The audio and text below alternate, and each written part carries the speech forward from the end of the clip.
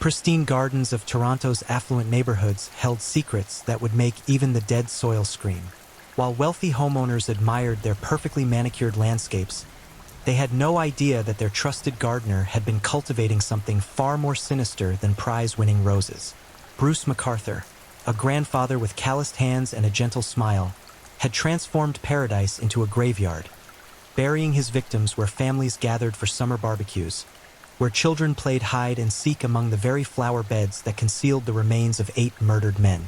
This is the chilling account of how a suburban landscaper became one of Canada's most prolific serial killers, turning the earth itself into his accomplice. Tonight, we delve into the darkest corners of human nature, where trust becomes betrayal and beauty masks the most horrific evil imaginable. Welcome to Crime Headquarters. I know many of you enjoy these stories to unwind and drift off to sleep, and tonight, you're in for something truly chilling and tragic. We'll be telling 5 different true crime stories in this video, each one more haunting than the last. So, get cozy, whether you're in bed or somewhere comfortable, and let go of the day. Before you let your mind drift off, take a moment to subscribe, like, share, and comment. We'd love to hear your thoughts. Also, feel free to tell us where you're watching from and what time it is in your corner of the world. Now, take a deep breath, relax, and get ready. This is the story of the landscaper's secret. Bruce MacArthur's story begins not with violence, but with an almost suffocating ordinariness that would later make his crimes all the more disturbing. Born in 1951 in rural Ontario, MacArthur grew up during an era when appearances mattered more than truth, when secrets festered behind white picket fences, and when deviation from the norm carried consequences that could destroy lives. The young Bruce exhibited none of the traditional warning signs that criminologists associate with future killers. There were no reports of animal cruelty, no bedwetting incidents documented well into adolescence, no fascination with fire that consumed his childhood days. Instead, he presented as an unremarkable boy from an unremarkable family, destined for an unremarkable life. This very ordinariness would later become his greatest weapon, a camouflage so perfect that it allowed him to operate undetected for decades. As a teenager, MacArthur struggled with internal conflicts that he dared not voice aloud. Growing up in conservative rural Ontario during the 1960s, homosexuality wasn't just frowned upon. It was criminalized, pathologized, and could result in social exile or worse. The young man who would later prey upon gay men found himself trapped by the very society that shaped his twisted worldview. This internal struggle between desire and societal expectation would ferment into something far more dangerous than anyone could have anticipated. MacArthur's early adult life followed a predictable script. He married Janice Campbell in 1975, a union that produced 2 children and maintained the facade of heterosexual normalcy that society demanded. For years, he played the role of devoted husband and father with practiced precision. His neighbors saw a man who mowed his lawn religiously, attended his children's school events, and exchanged pleasantries over backyard fences. Yet underneath this carefully constructed exterior, a pressure cooker of repressed desires and mounting frustrations was building toward an explosive release. The marriage eventually crumbled under the weight of MacArthur's hidden truth. By 1999, after nearly a quarter century of living a lie, he could no longer maintain the charade. The divorce wasn't particularly acrimonious. Janice later described their relationship as having simply run its course. What she couldn't have known was that her ex-husband's newfound freedom would unleash something monstrous upon the world. Following his divorce, MacArthur began exploring Toronto's gay village with the enthusiasm of a man making up for lost time. The Church Wellesley corridor became his hunting ground, though initially, it served as a place of liberation rather than predation. He frequented bars, attended community events, and began forming relationships within the LGBTQ+ community. To many who encountered him during this period, Bruce MacArthur seemed like a late bloomer finally living his authentic life. It was during this time that MacArthur discovered his talent for landscaping. What began as a hobby, tending to his own small garden, evolved into a legitimate business opportunity. He possessed a natural affinity for understanding soil composition, plant compatibility, and seasonal growing patterns. More importantly, he demonstrated an almost obsessive attention to detail that wealthy homeowners found invaluable. MacArthur's landscaping business, Bruce MacArthur Landscaping, quickly gained a reputation for excellence throughout Toronto's upscale neighborhoods. His clients praised his reliability, his artistic vision, and his ability to transform ordinary yards into botanical masterpieces. He specialized in creating elaborate garden designs that incorporated multiple levels, hidden alcoves, and secluded corners where homeowners could escape the chaos of urban life. What made MacArthur particularly appealing to his clientele was his unassuming manner. He never overstepped boundaries, rarely engaged in lengthy conversations unless invited to do so, and always cleaned up meticulously after completing his work. Homeowners felt comfortable leaving him unsupervised on their properties, often providing him with keys and alarm codes so he could work even when they were away on vacation. The seasonal nature of landscaping work suited MacArthur's psychological needs perfectly. During the spring and summer months, he maintained a grueling schedule, often working from dawn until dusk to meet his clients' demands. This left little time for socializing or pursuing personal relationships. However, when winter arrived and outdoor work became impossible, MacArthur found himself with abundant free time and a comfortable bank account from his busy season. These winter months became crucial to understanding MacArthur's psychological development. Without the structure and physical exhaustion that his work provided, he began spending increasing amounts of time in Toronto's gay village.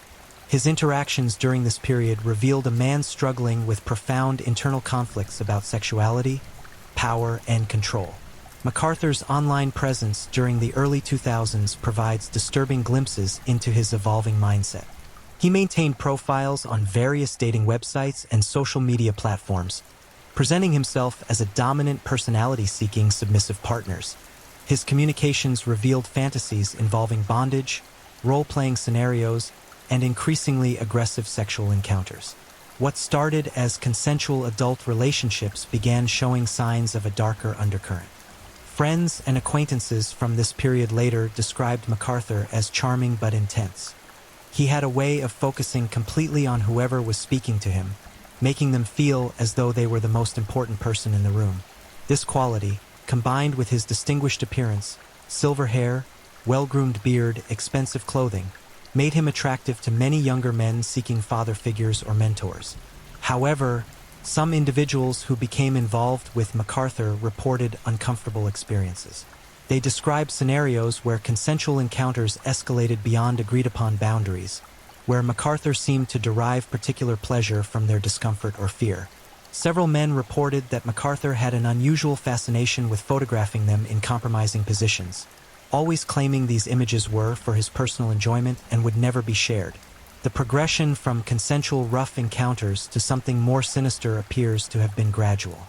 MacArthur seemed to be testing boundaries, pushing limits, and gauging reactions. He was particularly drawn to vulnerable individuals, men dealing with addiction, financial difficulties, or social isolation. These individuals were less likely to report concerning behavior to authorities and more likely to rationalize uncomfortable experiences as misunderstandings. During this period, MacArthur also began developing relationships with several elderly clients who lived alone. He presented himself as more than just their landscaper. He became their confidant, their connection to the outside world, and in some cases, their emergency contact. These relationships provided him with additional keys to properties, knowledge of their owners' schedules, and most importantly, access to secluded spaces where he could operate without detection. The convergence of these factors, unsupervised access to multiple properties, a client base that trusted him implicitly, connections within Toronto's gay community, and an escalating pattern of aggressive behavior created the perfect storm for what was to come. MacArthur had unknowingly constructed the infrastructure for his future crimes while maintaining the appearance of a respectable businessman and community member. As 2009 approached, Bruce MacArthur stood at a crossroads. He had successfully reinvented himself from a closeted suburban father into an openly gay entrepreneur with a thriving business and active social life. To outside observers, he appeared to have achieved the American dream delayed, personal authenticity combined with professional success. Yet underneath this carefully maintained exterior, something far more dangerous was taking shape. The man who would soon become known as the Gay Village Killer had assembled all the pieces necessary for his horrific campaign. He had the skills to dispose of evidence, the knowledge to avoid detection, the trust of his community, and most crucially, he had identified his preferred victim profile. All that remained was for the right catalyst to transform his escalating fantasies into deadly reality. That catalyst would come in the form of Sanjay Sharma, a 40-year-old man whose disappearance would mark the beginning of a killing spree that would terrorize Toronto's LGBTQ+ community for nearly a decade. September 6, 2010, marked the date when Bruce McArthur crossed the line from predator to killer, though the full horror of that transition wouldn't be understood for nearly 8 years. Sanjay Sharma, known to his friends as Skunda, became the first victim in what would eventually be recognized as one of Canada's most devastating serial murder cases. Sanjay Sharma represented everything that Bruce McArthur found both attractive and vulnerable. At 40 years old, Skunda struggled with personal demons that made him an easy target for someone with McArthur's manipulative skills. He lived a transient lifestyle, moving frequently between temporary accommodations, making it difficult for anyone to track his whereabouts consistently. His struggles with addiction meant that periods of absence weren't unusual to those who knew him, creating the perfect cover for his disappearance. The two men likely encountered each other in one of the gay village establishments that McArthur frequented during his winter downtime. Skunda, despite his personal challenges, was known for his warm personality and genuine kindness toward others. Friends described him as someone who would give his last dollar to help another person in need, a generosity of spirit that made him both beloved and vulnerable to exploitation. McArthur's approach to Skunda followed a pattern that would become his signature methodology. He presented himself as a stable, financially secure older man who could provide the comfort and security that Skunda desperately needed. Their initial interactions were likely characterized by McArthur's calculated charm, expensive dinners, small gifts, and promises of a better life.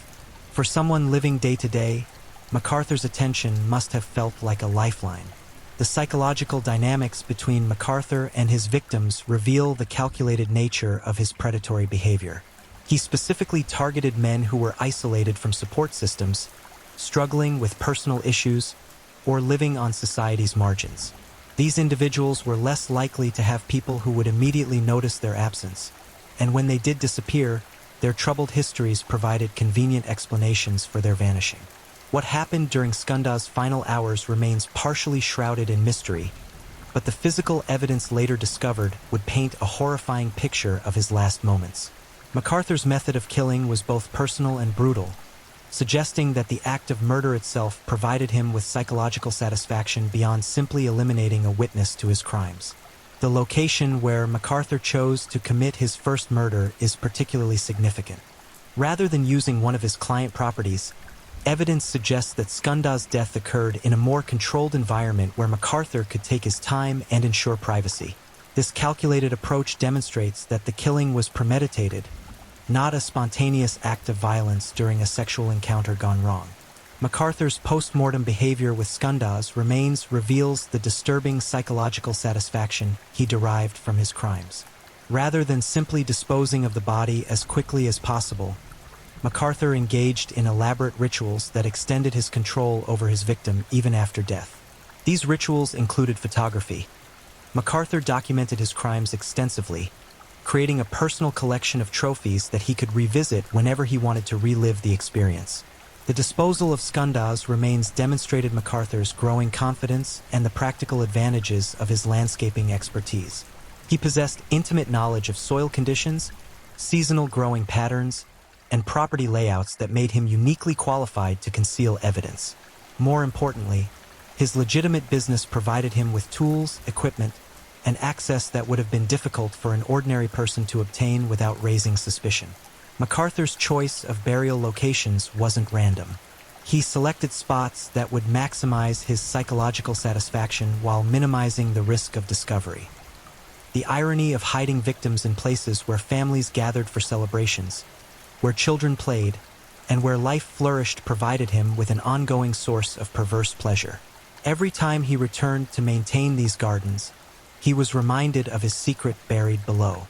The psychological aftermath of his first kill appears to have been transformative for MacArthur. Rather than experiencing remorse or fear about his actions, he seems to have found the experience deeply satisfying. The complete control he exercised over another human being, the successful concealment of evidence, and the ability to continue his normal routine without detection all contributed to a growing sense of invincibility. This psychological high wouldn't last forever, however. Like many serial killers, MacArthur would eventually require increasingly frequent kills to maintain the same level of satisfaction.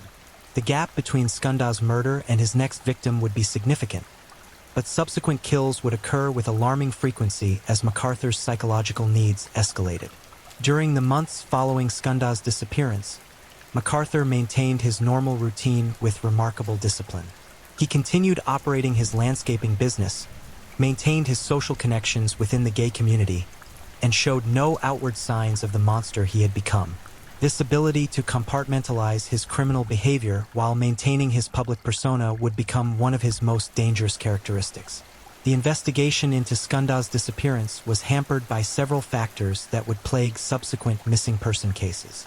His transient lifestyle, history of personal struggles, and the general reluctance of marginalized communities to engage with law enforcement all contributed to a lackadaisical response from authorities. When family members reported him missing, police treated it as a routine case of an adult choosing to disappear rather than potential evidence of foul play. This institutional failure to take missing person reports seriously within the LGBTQ+ community would have devastating consequences as MacArthur's killing spree continued. The lack of resources dedicated to investigating these disappearances, combined with underlying prejudices about the lifestyles of the victims, created an environment where a serial killer could operate with impunity for years. MacArthur's confidence grew as months passed without any serious investigation into Skunda's disappearance. He began refining his methodology, identifying weaknesses in his approach, and planning improvements for future crimes. This period of reflection and planning demonstrates the calculated nature of his criminal behavior. These weren't crimes of passion but carefully orchestrated predatory acts. The selection of his second victim would follow a similar pattern to his first, but with important modifications based on what he had learned from Skunda's murder.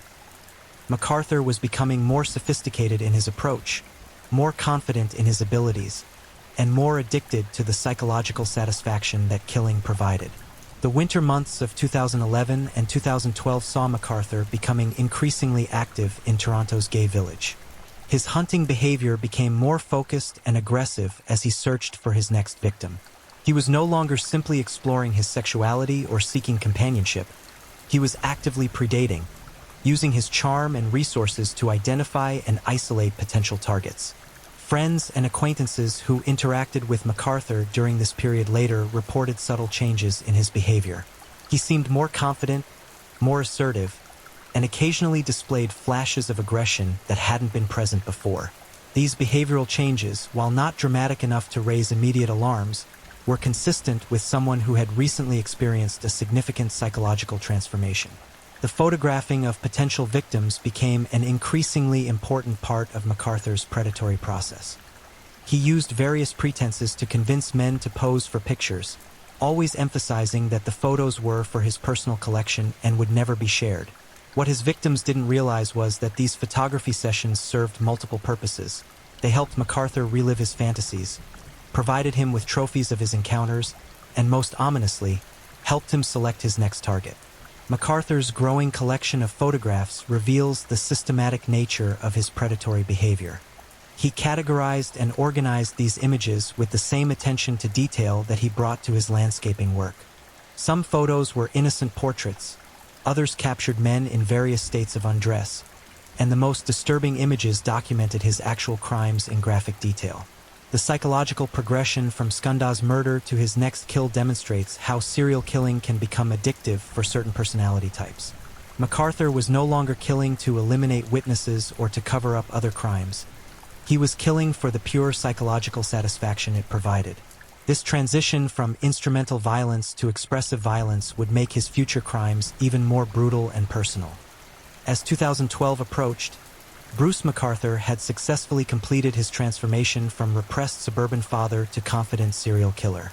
He had proven to himself that he could commit murder, successfully dispose of evidence, and continue living his normal life without detection. More importantly, he had discovered that killing provided him with a level of psychological satisfaction that no other activity could match.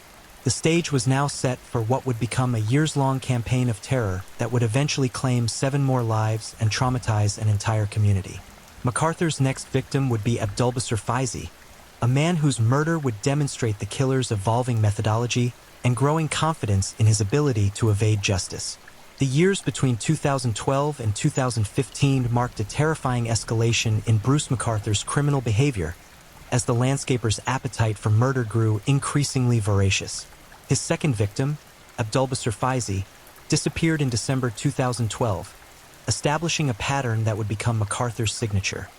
Targeting vulnerable men during Toronto's harsh winter months, when his seasonal business provided him with unlimited free time to hunt.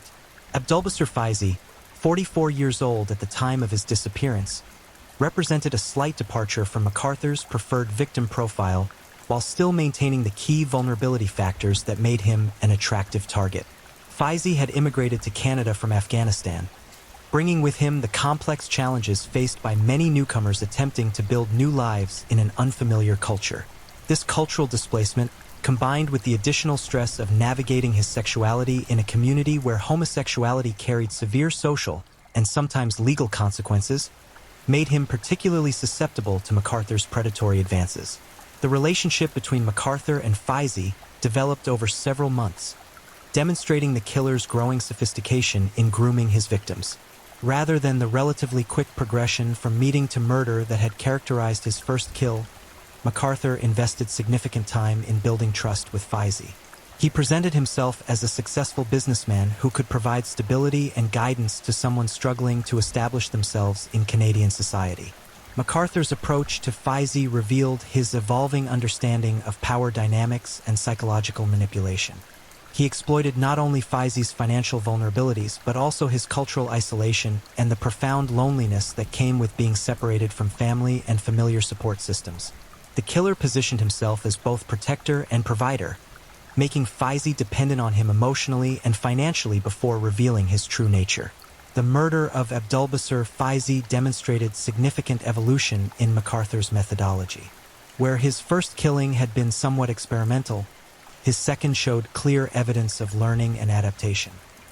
The location, timing, and disposal of remains all reflected a more confident and experienced killer who had refined his approach based on previous success. MacArthur's disposal of Faizi's remains followed the same general pattern as his first victim, but with important modifications that reduced his risk of detection. His growing familiarity with various client properties allowed him to select burial sites with even greater care, choosing locations that provided maximum concealment while satisfying his psychological need to maintain ongoing contact with his victims' remains. The photography documentation of Faizi's murder revealed MacArthur's increasing obsession with creating permanent records of his crimes. These images served multiple psychological functions. They allowed him to relive the experience whenever he chose, provided him with tangible proof of his power over life and death, and fed a growing narcissistic need to document his achievements. The gap between Faizi's murder and MacArthur's next kill was shorter than the interval between his first 2 victims, suggesting that the psychological satisfaction derived from killing was diminishing more quickly. This acceleration pattern is common among serial killers as they become more addicted to the act of murder and require increasingly frequent kills to maintain the same psychological high. Majid Kayhan became MacArthur's third victim when he disappeared in October 2012, though his murder was initially overshadowed by the more high-profile disappearance of Abdulbasir Faizi just 2 months later. Kayhan, 58 years old and originally from Afghanistan, shared several characteristics with previous victims that were becoming recognizable as part of MacArthur's preferred target profile. The murder of Majid Kayhan marked a particularly disturbing development in MacArthur's criminal evolution.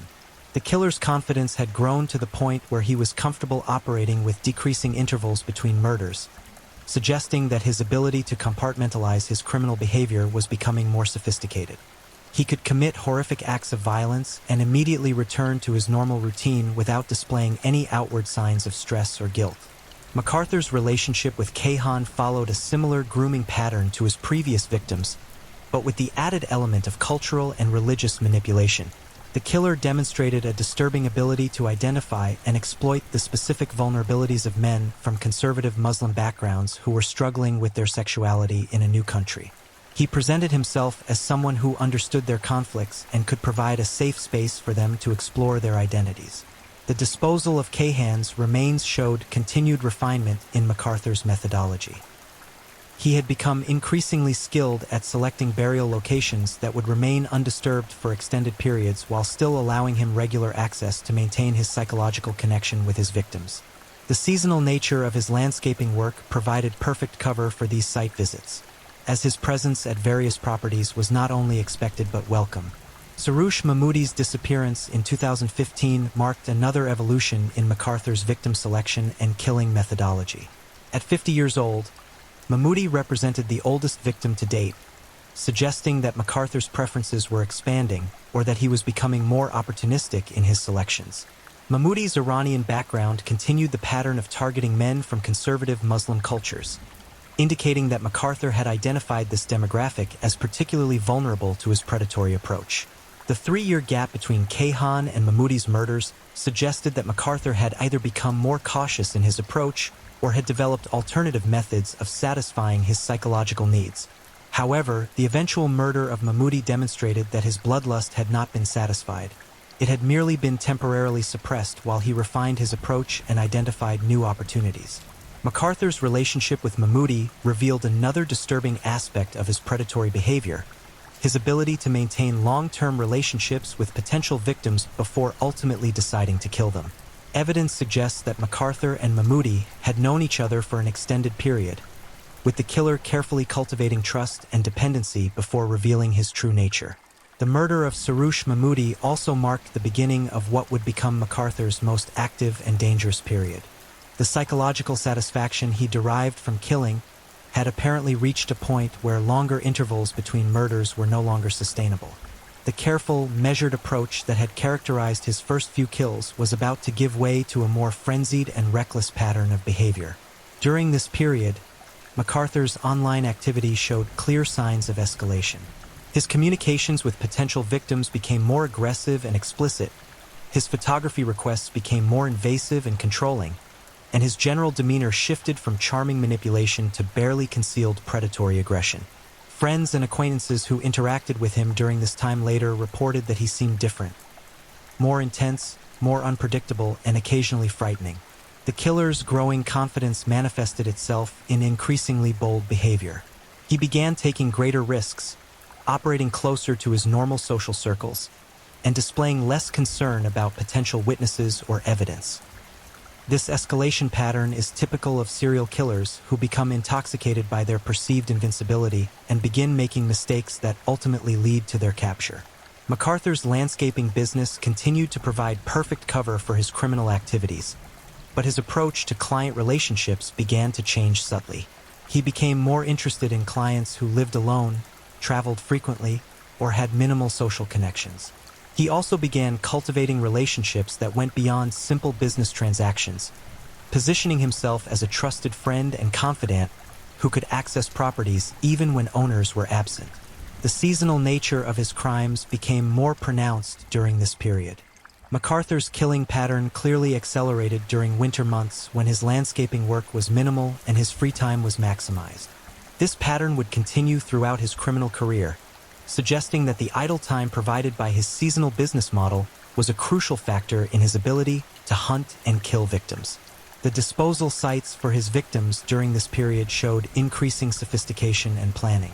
MacArthur had developed a thorough understanding of which properties provided the best concealment opportunities, which soil conditions would best preserve or destroy evidence, and which locations would allow him to return regularly without arousing suspicion. His expertise as a landscaper had become an integral part of his criminal methodology. The photography collection that MacArthur maintained during this period grew increasingly elaborate and disturbing. He had moved beyond simple documentation to creating staged scenes that reflected his fantasies and psychological needs. These images would later provide investigators with crucial evidence about his crimes, but they also revealed the depth of his psychological pathology and his complete dehumanization of his victims. As 2015 drew to a close, Bruce McArthur had successfully murdered at least 4 men and disposed of their remains without detection. His confidence was at an all-time high, his methodology was becoming increasingly refined, and his psychological need for killing was intensifying. The stage was set for what would become the most active and dangerous phase of his criminal career, a period that would see him claim 4 more victims before finally making the mistakes that would lead to his capture. The community that had unknowingly harbored this monster for years was about to experience an unprecedented wave of terror as McArthur's killing spree reached its horrifying climax. The years 2015 to 2017 marked Bruce McArthur's most prolific and reckless period as a serial killer, during which his carefully maintained facade began crumbling under the weight of his escalating bloodlust. The man who had once methodically selected victims with surgical precision was becoming increasingly careless, driven by an insatiable appetite for murder that would ultimately lead to his downfall. Dean Lisowick became McArthur's 5th victim sometime around 2016, representing a significant departure from the killer's established victim profile. Unlike previous victims who were primarily Middle Eastern immigrants struggling with cultural adaptation, Lisowick was a 47-year-old homeless man whose disappearance would be even less likely to trigger a serious police investigation. This shift in victim selection suggested that McArthur was becoming more opportunistic and less concerned with maintaining his carefully crafted patterns. The murder of Dean Lisowick revealed the cold calculation behind McArthur's apparent randomness. Homeless individuals represent the perfect victims for serial killers. They exist on society's margins. Their disappearances are rarely reported promptly, and their transient lifestyles provide convenient explanations for extended absences. McArthur's selection of Lisowick demonstrated his evolving understanding of victim vulnerability and law enforcement blind spots. The relationship between McArthur and Lisowick likely developed through the killer's increasingly frequent forays into Toronto's underground gay scene. During this period, McArthur was spending more time in establishments that catered to casual encounters, bathhouses, and venues where homeless individuals might seek temporary shelter or companionship. His approach to Lisowick probably involved offers of food, shelter, or money in exchange for sexual services, a transaction that would have seemed routine and harmless until it was too late. McArthur's disposal of Lisowick's remains followed his established pattern, but with even greater confidence and efficiency. By this point, the killer had refined his burial techniques to an art form, understanding exactly which tools to use, which soil conditions provided optimal concealment, and which seasonal factors would affect decomposition rates.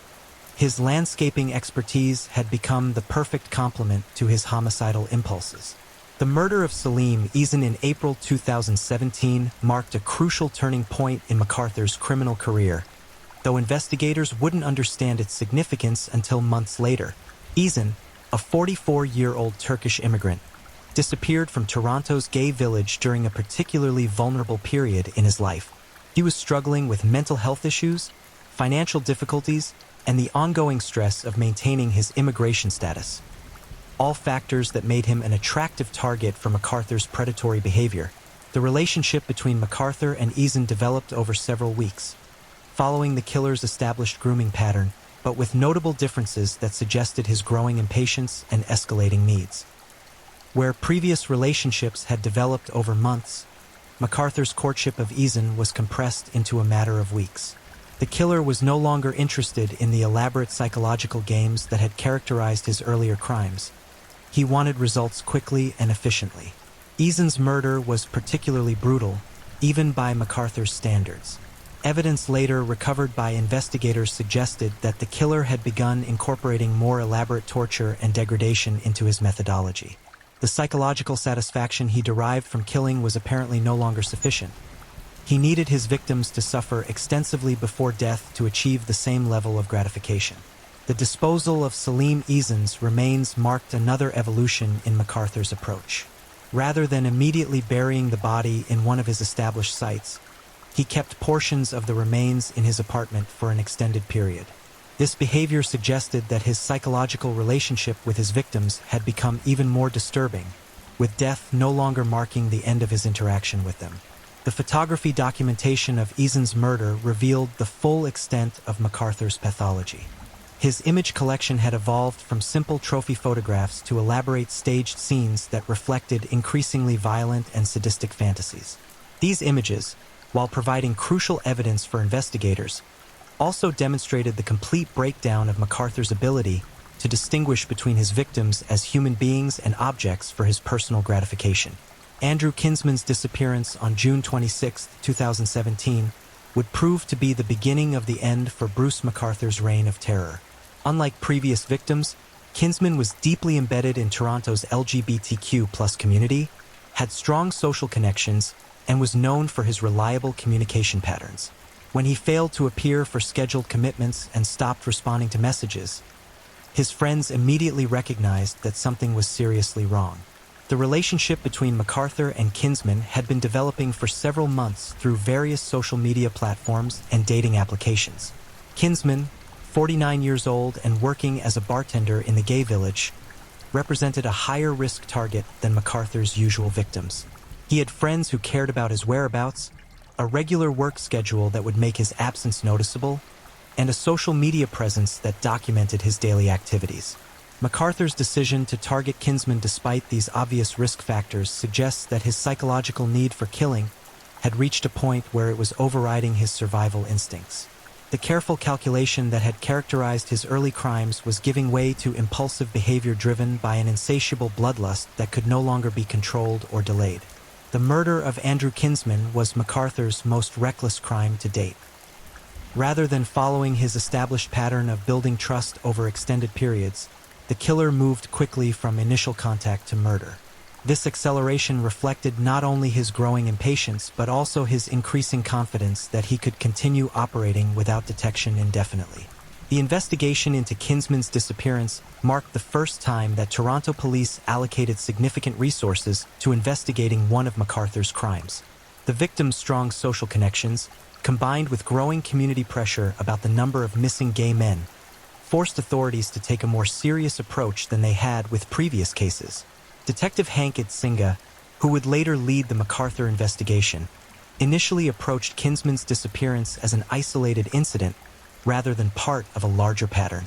However, the thoroughness of the investigation, combined with Kinsman's detailed digital footprint, provided investigators with more leads and evidence than they had ever possessed in previous missing person cases. The digital evidence recovered from Kinsman's devices revealed extensive communication with MacArthur in the weeks leading up to his disappearance. These messages provided investigators with their first concrete link between a missing person and a specific individual who had regular contact with them immediately before their disappearance. MacArthur's final victim, Majid Kayhan, disappeared in October 2017, just months before the killer's arrest. The short interval between Kinsman and Kayhan's murders demonstrated that MacArthur's psychological needs had reached a critical point where he could no longer maintain extended cooling-off periods between kills. His appetite for murder had become so consuming that he was willing to accept increasingly dangerous levels of risk to satisfy his urges. The investigation into multiple missing persons cases began converging during the fall of 2017 as investigators identified common factors among the disappeared men. The victims shared similar demographics, frequented the same establishments, and had all vanished under remarkably similar circumstances. These patterns, combined with growing community pressure and media attention, finally prompted police to consider the possibility that a serial killer was operating in Toronto's gay village. Bruce MacArthur's arrest on January 18, 2018, came as a shock to everyone who knew him. The 66-year-old grandfather and respected businessman seemed like the least likely person to be connected to the disappearances that had terrorized Toronto's LGBTQ+ community. His neighbors, clients, and social acquaintances struggled to reconcile the mild-mannered landscaper they knew with the monster described in police reports. The investigation that followed MacArthur's arrest revealed the true scope of his crimes and the sophisticated methodology he had developed over nearly a decade of killing. Search teams excavated multiple properties where MacArthur had worked, using ground-penetrating radar and cadaver dogs to locate burial sites. The remains of his 8 confirmed victims were recovered from planters, garden beds, and carefully concealed graves on properties throughout Toronto's affluent neighborhoods. The physical evidence recovered from MacArthur's apartment painted a horrifying picture of his psychological pathology. Investigators found thousands of photographs documenting his crimes, personal belongings taken from victims as trophies, and detailed records that suggested his victim count might have been even higher than the 8 confirmed murders. The forensic analysis of MacArthur's digital devices revealed the extent of his online hunting behavior. His communications with potential victims numbered in the thousands, suggesting that for every man he ultimately murdered, there were dozens of others who had narrowly escaped the same fate. The randomness of victim selection became clear. Survival often depended on nothing more than scheduling conflicts or last-minute changes of plans. Bruce MacArthur's guilty plea in January 2019 spared his victims' families the trauma of a lengthy trial, but it also denied them the opportunity to fully understand the motivations behind his horrific crimes. The killer accepted responsibility for 8 counts of first-degree murder, receiving a life sentence with no possibility of parole for 25 years, effectively ensuring he would die in prison. The sentencing hearing revealed additional disturbing details about MacArthur's crimes that had been withheld during the investigation. Crown prosecutors presented evidence of the killer's elaborate trophy collection, his systematic documentation of torture and murder, and his complete lack of remorse for the devastation he had caused. The man who had presented himself as a pillar of the community was revealed to be a calculating predator who had derived immense satisfaction from the suffering of others. The victim impact statements delivered during sentencing painted heartbreaking portraits of the lives MacArthur had stolen. Family members described their loved ones as caring fathers, devoted sons, and cherished friends whose disappearances had left permanent wounds in their communities.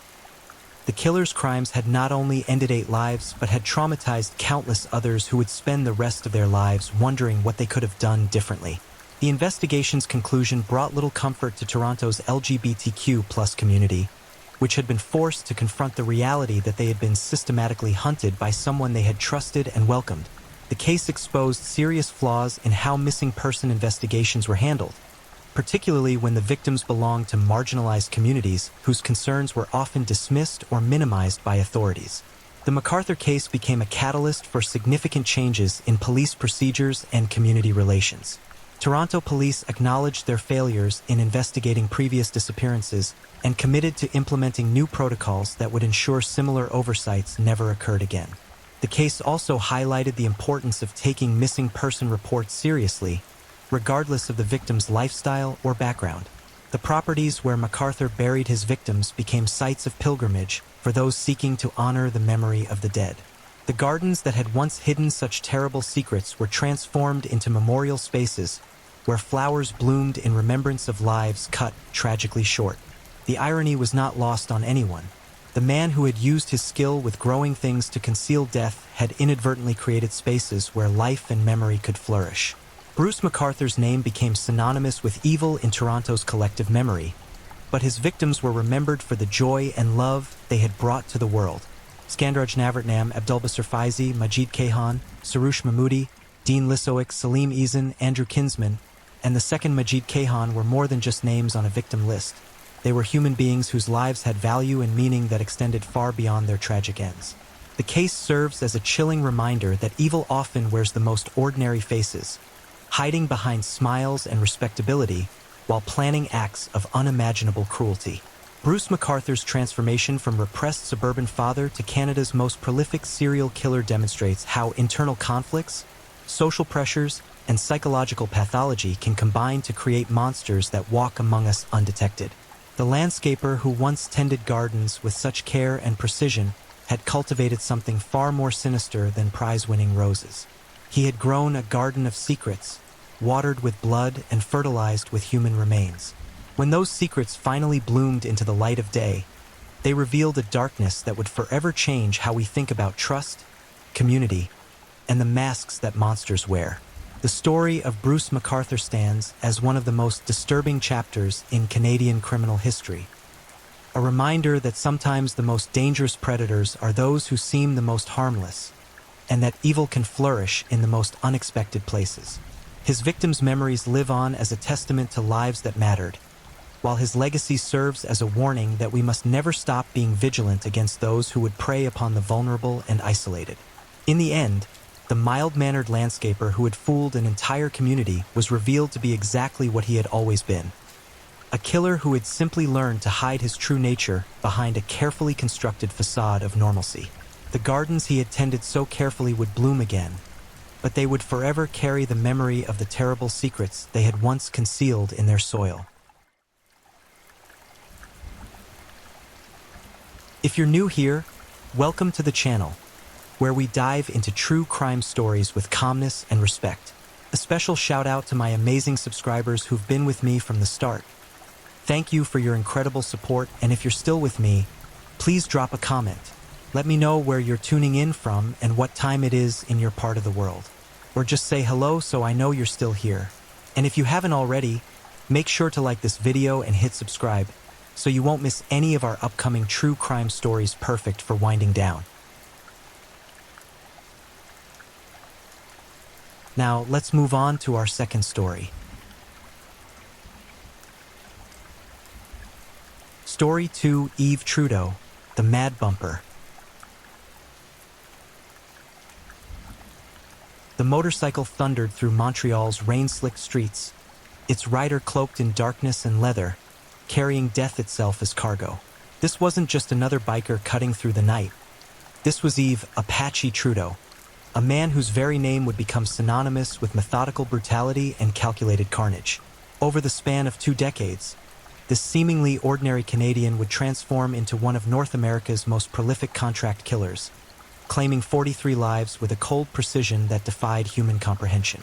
His story isn't merely one of violence. It's a descent into madness that reveals how a human being can systematically dismantle everything sacred about life itself. Tonight, we unravel the chilling chronicle of the Mad Bumper, a killer whose reign of terror stretched across 2 countries and left investigators grappling with crimes so methodically executed. They seemed orchestrated by something far more sinister than mere human evil. Eve Trudeau entered this world on September 4, 1946, in the working-class district of Pointe-aux-Trembles, Quebec, where industrial smokestacks pierced the sky like concrete tombstones marking the death of innocents. His childhood unfolded against a backdrop of poverty and neglect, where violence wasn't an aberration, it was the currency of survival. The eldest of 7 children, young Eve learned early that power came through intimidation, that respect was earned through fear, and that the weak existed solely to serve the strong. His father, a factory worker whose hands were permanently stained with machine oil and whose temper flared like struck matches, introduced Eve to brutality before the boy could properly tie his shoes. The elder Trudeau's discipline came in the form of leather belts and closed fists, each blow systematically teaching his son that violence was not just acceptable, it was necessary. His mother, overwhelmed by poverty and a household that felt more like a battlefield than a home, retreated into a shell of silent desperation, leaving her children to navigate their father's rage alone. By age 12, Eve had already begun his descent into darkness. School became a hunting ground where he stalked weaker children with predatory patience, cornering them in empty hallways and deserted schoolyards. Teachers would later describe him as unnaturally calculating for his age, possessing an almost supernatural ability to identify vulnerability in others. He didn't simply bully, he studied his victims, learning their routines, their fears, their breaking points with the methodical precision of a scientist dissecting specimens. The transformation accelerated when Trudeau discovered motorcycles at age 16. The roar of engines became his symphony, the vibration of powerful machines his meditation. But more importantly, he discovered the Hells Angels, a brotherhood that promised everything his fractured family had denied him: belonging, power, and most seductively, a license to unleash the violence that had been building inside him like pressure in a sealed chamber. His initiation into the motorcycle world began with the Popeyes, a smaller club that served as a stepping stone to greater darkness. Here, surrounded by men who wore their capacity for violence like badges of honor, Trudeau finally found his calling. The petty crimes started small: theft, assault, intimidation, but each act of violence seemed to awaken something deeper and more terrible within him. The first time he seriously hurt another human being, Trudeau was 19 years old. During a bar fight that erupted over a spilled drink and wounded pride, he grabbed a broken beer bottle and methodically carved a pattern across another man's face, working with the focused concentration of an artist creating a masterpiece. As his victim's blood pooled on the sawdust-covered floor, Trudeau felt something click into place, a missing piece of his psychological puzzle that finally made him feel complete. The other bikers watched this display of controlled savagery with a mixture of respect and unease. Violence was common in their world, but there was something different about Trudeau's approach. He didn't fight in rage or passion. He fought with clinical precision, as if he was following some internal manual that dictated exactly how much damage to inflict and precisely where to inflict it. By 1968, Trudeau had earned his place among the Hells Angels Montreal chapter, receiving his colors in a ceremony that felt less like an initiation and more like a coronation. The club's motto, "Death before dishonor," resonated with him on a level that transcended mere brotherhood. It became his personal philosophy, his reason for existing. His reputation within the organization grew with alarming speed. While other members engaged in the traditional criminal enterprises, drug dealing, prostitution, extortion, Trudeau gravitated toward what the club euphemistically called wet work, contract killings, the elimination of problems that couldn't be solved through conventional intimidation. The first official contract came in 1970. A rival drug dealer had been cutting into Hells Angels territory, refusing to pay the required tribute despite numerous warnings. The club's leadership decided an example needed to be made, and they turned to their newest specialist.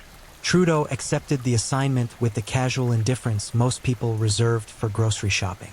He spent 3 weeks studying his target, learning the man's routines with obsessive thoroughness. He discovered that the dealer ate lunch every Tuesday at the same diner, always sitting in the same booth, always ordering the same meal. On a gray Tuesday afternoon, Trudeau walked into that diner wearing a maintenance worker's coveralls and carrying a toolbox. He sat 3 booths away, ordered coffee, and waited. When the target stood to leave, Trudeau rose simultaneously, intercepting him near the restaurant's rear exit. The conversation was brief, less than 30 seconds of quiet words that no other patron could hear. Then Trudeau's hand moved with practiced efficiency, and the drug dealer collapsed, a thin blade having found the precise spot between his ribs that would puncture his heart. Trudeau calmly returned to his booth, finished his coffee, paid his bill, and walked away.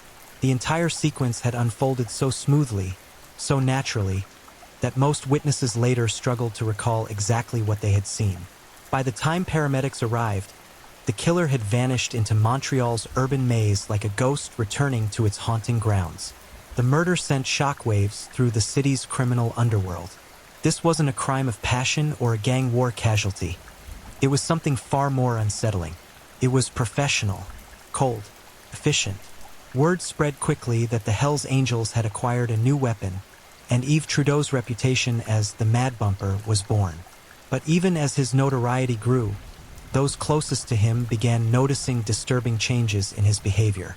The violence was no longer confined to business, it was becoming recreational. He started carrying weapons constantly, not for protection but for the simple pleasure of knowing he could end a life at any moment. His conversations increasingly revolved around death, pain, and the technical aspects of killing with maximum efficiency. His longtime girlfriend, Marie, would later tell investigators that Trudeau began treating their apartment like a laboratory for studying human anatomy. Medical textbooks appeared on their coffee table, their pages marked with annotations about vital organs, pressure points, and the most effective ways to cause both immediate death and prolonged suffering. He would spend hours cleaning and maintaining an ever-growing collection of knives, guns, and improvised weapons, handling each instrument with the reverent care of a surgeon preparing for a complex operation. The other club members started referring to him as Apache, a nickname that supposedly honored his stealth and tracking abilities but carried darker undertones. Like the legendary warriors of the American Southwest, Trudeau seemed to possess a supernatural ability to appear and disappear at will, to strike without warning, and to inflict maximum psychological damage on his enemies. As 1971 dawned, Yves Trudeau had fully embraced his role as the Hells Angels' premier executioner. His personal body count stood at 7 confirmed kills, with several more suspected but unproven. Each murder had been meticulously planned and flawlessly executed, leaving investigators with crime scenes so clean they seemed almost surgical in their precision. But this was only the beginning. The true horror of Trudeau's reign was yet to unfold, and the worst atrocities lay hidden in the shadows of years to come. The man who had entered adulthood as a troubled youth from a broken home was rapidly evolving into something far more terrifying. A killing machine whose appetite for death seemed to grow with each life he claimed. The decade of the 1970s transformed Yves Trudeau from a dangerous criminal into something approaching a force of nature, predictable only in his unpredictability, methodical only in his madness. His reputation as the Hells Angels' most reliable killer had spread throughout Montreal's underworld, and with that reputation came an endless stream of contracts that would feed his growing hunger for systematic destruction. Trudeau's methodology evolved with terrifying precision during these years.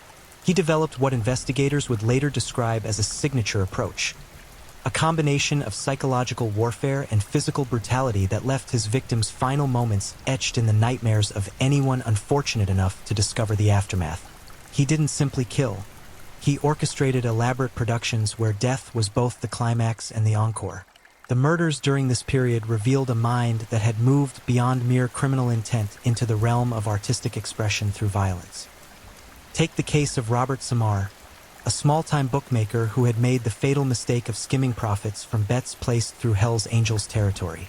Trudeau spent 6 weeks studying Samard's routine, noting every deviation, every habit, every relationship that might prove useful. On a fog-shrouded evening in March 1972, Samar received a phone call from a woman claiming to be a potential high-stakes client. She arranged to meet him at a warehouse in the industrial district, promising a betting opportunity that would net him thousands in commission. Samar arrived punctually at midnight, his greed overriding the survival instincts that might have saved his life. Trudeau was waiting in the darkness, having spent hours preparing the space like a theater director setting a stage. He had arranged the lighting to create deep shadows and harsh pools of illumination, positioning mirrors to create disorienting reflections, and carefully placed various instruments of torture where they would be visible but just out of reach. When Samar entered the warehouse, Trudeau didn't immediately reveal himself. Instead, he let the bookmaker wander through the maze of abandoned machinery and empty crates, building tension with footsteps that echoed from unseen locations and whispers that seemed to come from every direction simultaneously. Only after Samard's nerves had been stretched to their breaking point did Trudeau finally emerge from the shadows. "Robert," he said conversationally, as if greeting an old friend, "I hear you've been creative with other people's money." What followed wasn't a quick execution but an extended lesson in the consequences of betraying the Hells Angels. Trudeau had brought a toolkit that would have been impressive in its thoroughness if it hadn't been assembled for such horrific purposes. He worked with the patient precision of a craftsman, explaining each step of the process as if conducting an educational seminar. The torture lasted for 3 hours, during which Trudeau demonstrated techniques he had learned from military manuals, medical textbooks, and his own twisted imagination. He was careful to avoid causing immediate death, instead focusing on inflicting maximum psychological trauma while keeping his victim conscious and aware throughout the ordeal. When Samar finally died, it was almost an act of mercy, though Trudeau's motivations had nothing to do with compassion and everything to do with completing his work with artistic satisfaction. The body was discovered 2 days later by a security guard making his rounds, and the crime scene photographs would haunt homicide detectives for years to come. This pattern repeated throughout the decade with horrifying regularity. Trudeau's victims included rival gang members, uncooperative business partners, witnesses to other crimes, and occasionally, innocent people who had simply been in the wrong place at the wrong time. Each murder was unique in its execution but consistent in its underlying philosophy. Death should be earned through suffering, and suffering should be elevated to an art form. Detective Inspector Claude Morneau, who spent most of the 1970s hunting Trudeau, later described the killer's approach as methodically sadistic. According to Morneau's case files, Trudeau would often spend weeks or even months preparing for a single murder, studying not just his target's routine but their psychological profile, their deepest fears, and their most cherished relationships. He didn't just want to kill them, Morneau explained in a 1985 interview. He wanted to destroy everything they were, everything they loved, and everyone who loved them. The actual murder was just the final act in a much longer performance. The Quebec Biker War of 1975 provided Trudeau with opportunities to expand his skills on an unprecedented scale. As the Hells Angels battled the rival outlaws for control of drug trafficking routes, Trudeau found himself with almost unlimited license to kill. The conflict officially lasted 18 months, but its body count included victims who died years later from wounds inflicted during that period. Trudeau's role in the war went far beyond simple muscle work. He became the Hells Angels' strategic weapon, the man they deployed when conventional violence wasn't sufficient. His assignments during this period included eliminating enemy leaders, terrorizing neutral parties into choosing sides, and sending messages so brutal they would prevent future conflicts through sheer intimidation. The assassination of Outlaws President Marcus "Tank" Davidson stands as perhaps Trudeau's most audacious work during this period. Davidson was a former military special forces operative who had survived 3 previous assassination attempts, making him one of the most challenging targets Trudeau had ever pursued. The man lived in a fortress-like compound, traveled in armored vehicles, and surrounded himself with bodyguards who were themselves experienced killers. Trudeau spent 4 months planning Davidson's elimination, ultimately deciding that a direct assault would be impossible. Instead, he devised a plan that exploited the one weakness in Davidson's armor: his genuine love for his 8-year-old daughter. Trudeau began by studying the girls' school routine, her friends, her favorite activities, and her after-school schedule. The plan he conceived was diabolically simple. Using forged credentials, Trudeau posed as a children's photographer offering free school portraits. He spent several days at the elementary school, becoming a familiar and trusted presence among students and faculty. When Davidson's daughter posed for her free portrait, Trudeau gave her a small gift: a stuffed animal with a tracking device hidden inside. For 2 weeks, Trudeau monitored the girl's location, learning the exact times when Davidson would be alone with his daughter, and therefore most vulnerable to emotional manipulation. The final phase of the plan unfolded on a Saturday afternoon when Davidson took his daughter to their favorite ice cream shop, a weekly ritual that Trudeau had observed and documented. The murder itself was swift and public, designed more for psychological impact than stealth. As Davidson sat at a picnic table watching his daughter play on the shop's playground, Trudeau approached from behind and fired a single shot into the base of his skull. The killing was witnessed by dozens of people, including several children, but that was precisely the point. Trudeau wanted the outlaws to understand that no one was safe, that even their most protected leaders could be eliminated in broad daylight surrounded by innocent witnesses. The message was received with crystal clarity, and within 6 months, the surviving outlaws' leadership had either fled Quebec or negotiated surrender terms with the Hells Angels. But victory in the Biker War only intensified Trudeau's appetite for violence. With fewer legitimate targets available, he began accepting contracts from outside the motorcycle club world. His services became available to anyone with sufficient money and a problem that couldn't be solved through legal means. The clientele during this period was disturbingly diverse. Wealthy businessmen hired him to eliminate competitors or partners who threatened profitable arrangements. Politicians sought his services to silence troublesome journalists or activists who possessed damaging information. Even law enforcement officials occasionally found themselves on his client list, though these contracts were always arranged through intermediaries who maintained plausible deniability. Trudeau's fees reflected his growing reputation and skills. What had started as $1,000 contracts in the early 1970s escalated to $10,000 assignments by the decade's end. For particularly challenging or high-profile targets, his price could reach $50,000 or more, enormous sums for that era, but apparently worth every penny to clients who needed problems permanently eliminated. His personal life during this period became increasingly isolated and paranoid. The girlfriend who had once tolerated his obsession with violence finally left him, unable to continue living with a man who discussed murder techniques over breakfast and practiced torture methods on mannequins in their bedroom.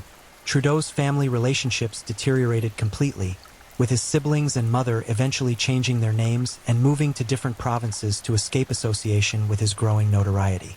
The isolation seemed to further accelerate his psychological deterioration. With no normal human connections to anchor him to conventional morality, Trudeau drifted deeper into a world where violence was the only meaningful form of communication and death the only currency that mattered. By 1979, conservative estimates placed his personal body count at 27 confirmed kills, with investigators suspecting his involvement in at least 15 additional murders that couldn't be proven due to lack of evidence or witnesses. He had evolved from a troubled youth into something that defied easy classification. Part serial killer, part contract assassin, part terrorist, and entirely without conscience or remorse. The stage was set for the most horrific chapter of his career, a period when his killing would reach industrial levels of efficiency and his methods would achieve new heights of calculated cruelty. The 1980s marked the apex of Yves Trudeau's reign of terror, a decade when his killing evolved from brutal craft to systematic industry. By this time, he had transcended his original role as the Hells Angels enforcer to become something far more dangerous, an independent contractor whose services were sought by criminal organizations across North America. His reputation had... Trudeau spent 2 weeks preparing the location, installing hidden weapons caches, blocking escape routes, and even constructing a soundproof room where the executions could be carried out without alerting neighbors.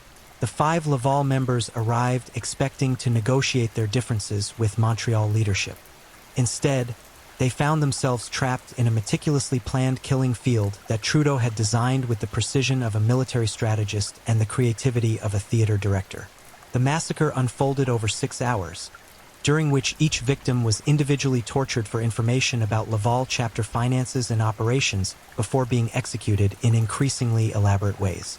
Trudeau's role went beyond mere muscle work. He served as interrogator, torturer, executioner, and cleanup crew. Witnesses who survived the night described him as operating in a state of controlled ecstasy, moving between victims with the focused concentration of a surgeon and the evident pleasure of an artist unveiling his masterpiece. He had prepared specific torture implements for each target, having researched their individual fears and weaknesses during the weeks leading up to the massacre.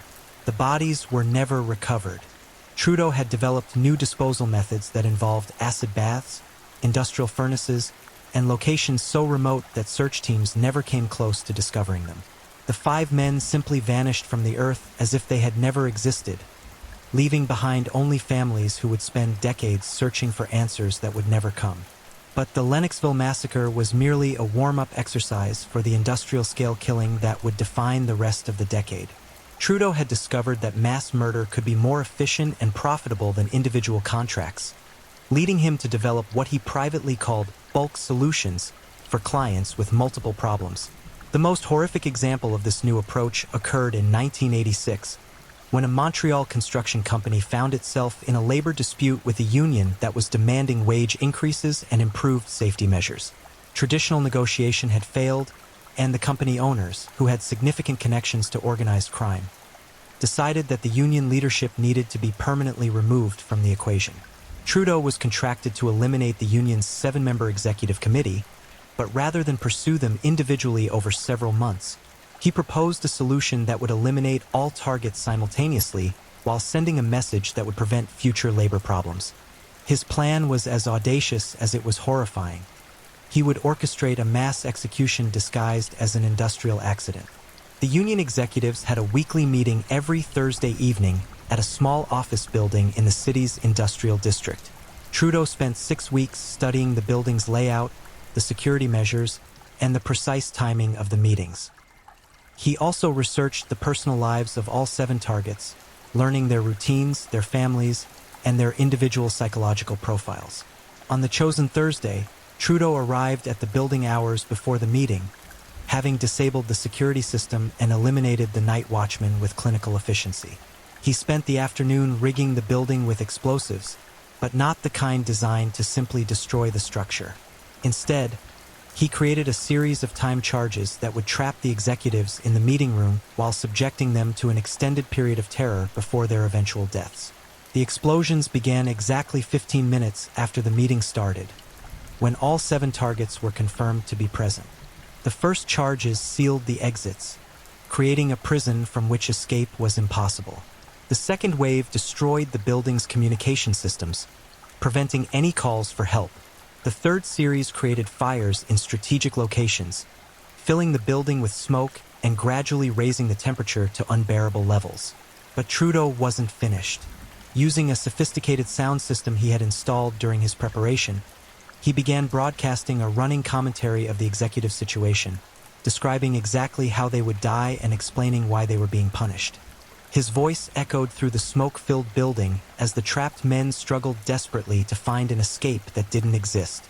The final explosions occurred 3 hours later, when Trudeau calculated that his victims had experienced maximum psychological trauma. The building collapsed in a carefully controlled manner that made the deaths appear to be the result of faulty construction rather than deliberate murder. By the time fire departments and police arrived, there was nothing left but rubble and 7 bodies that appeared to be victims of a tragic industrial accident. The construction company's labor problems ended immediately. Word spread through Montreal's unions that challenging certain employers could result in consequences far worse than job loss. And worker demands became notably more modest in the months following the accident. Trudeau's fee for this contract exceeded $200,000, making it one of the most profitable jobs of his career. His success with bulk elimination led to increased demand for similar services. Criminal organizations began approaching him with problems that required multiple deaths, and Trudeau developed an increasingly sophisticated infrastructure to handle the logistics of mass murder. He established safe houses throughout Quebec and Ontario, each equipped with specialized tools and disposal facilities. He recruited a network of subordinates who could handle surveillance, transportation, and cleanup tasks without knowing the full scope of their involvement.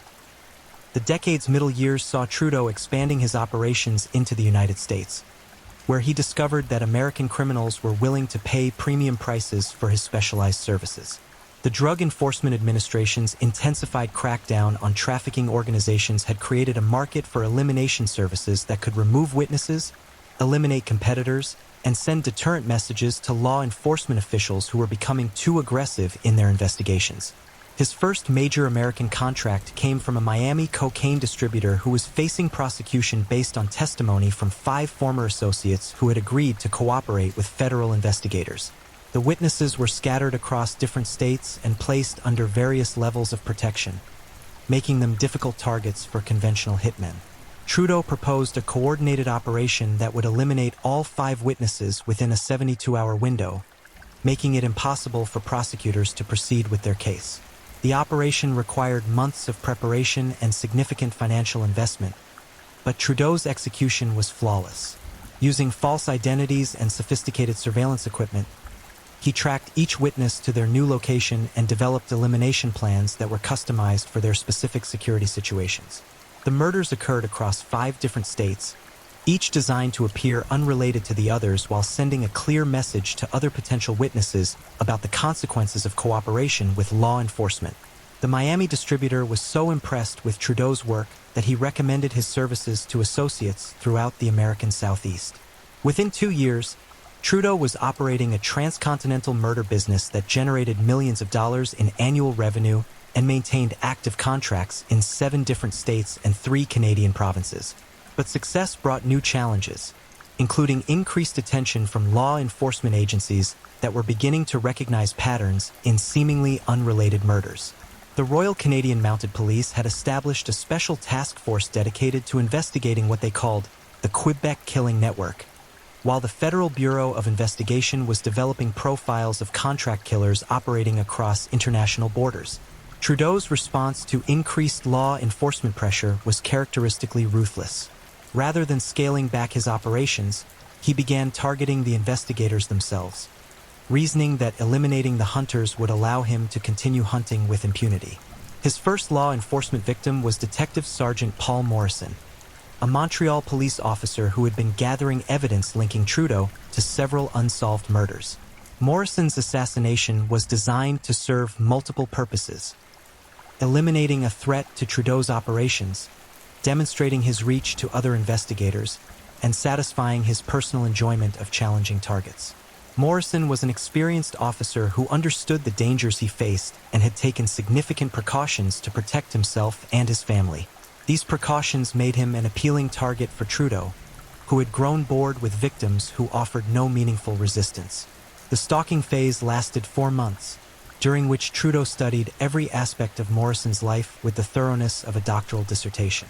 He learned the officer's daily routines, his security measures, his family relationships, and even his psychological profile, which Trudeau developed through careful observation and research into Morrison's background and personality traits. The final plan involved exploiting Morrison's dedication to his job and his protective instincts toward his family. Trudeau arranged for Morrison to receive what appeared to be credible intelligence about a planned attack on his wife and children. The information was designed to draw Morrison to a specific location at a predetermined time, where Trudeau would be waiting with a setup that would allow him to demonstrate his superiority over law enforcement while eliminating a persistent threat. Morrison's death sent shockwaves through the Canadian law enforcement community and marked a turning point in Trudeau's criminal career. By targeting police officers, he had crossed a line that would ultimately lead to unprecedented resources being devoted to his capture. But in 1987, that reckoning still lay in the future, and Trudeau continued to operate with the confidence of a man who believed himself to be untouchable. His personal body count by the decade's end had reached 41 confirmed kills, with investigators suspecting his involvement in at least 20 additional murders that couldn't be definitively proven. He had evolved from a motorcycle club enforcer into something resembling a one-man army, capable of eliminating any target regardless of their wealth, security measures, or law enforcement protection. The stage was set for the final chapter of his story, when his reign of terror would finally encounter forces capable of bringing it to an end. The beginning of the end for Yves Trudeau's reign of terror came not from the tireless efforts of law enforcement, but from the very nature of the beast he had become. By 1987, his appetite for killing had grown so indiscriminate that he began making the kind of mistakes that even the most skilled predator cannot survive. His transformation from calculated assassin to uncontrolled killing machine would ultimately provide investigators with the openings they needed to dismantle his operation and bring him to justice. The first crack in his armor appeared when Trudeau made the fatal error of believing his own legend. Years of successful murders had convinced him that he was invincible, that no law enforcement agency possessed the capability or resources to challenge his supremacy. This arrogance led him to abandon the careful planning and meticulous execution that had previously made him untouchable, replacing systematic preparation with impulsive violence that left evidence trails even he couldn't eliminate. The case that would ultimately destroy him began with what should have been a routine contract. A Toronto businessman named David Kellerman had defaulted on debts to a loan shark with connections to the Hells Angels, and traditional collection methods had proven ineffective. The debt was relatively small, $40,000, but the creditor wanted to send a message that would prevent other clients from attempting similar defaults. Under normal circumstances, Trudeau would have spent weeks studying Kellerman's routine, identifying the optimal time and location for elimination, and developing a plan that would leave investigators with no meaningful leads.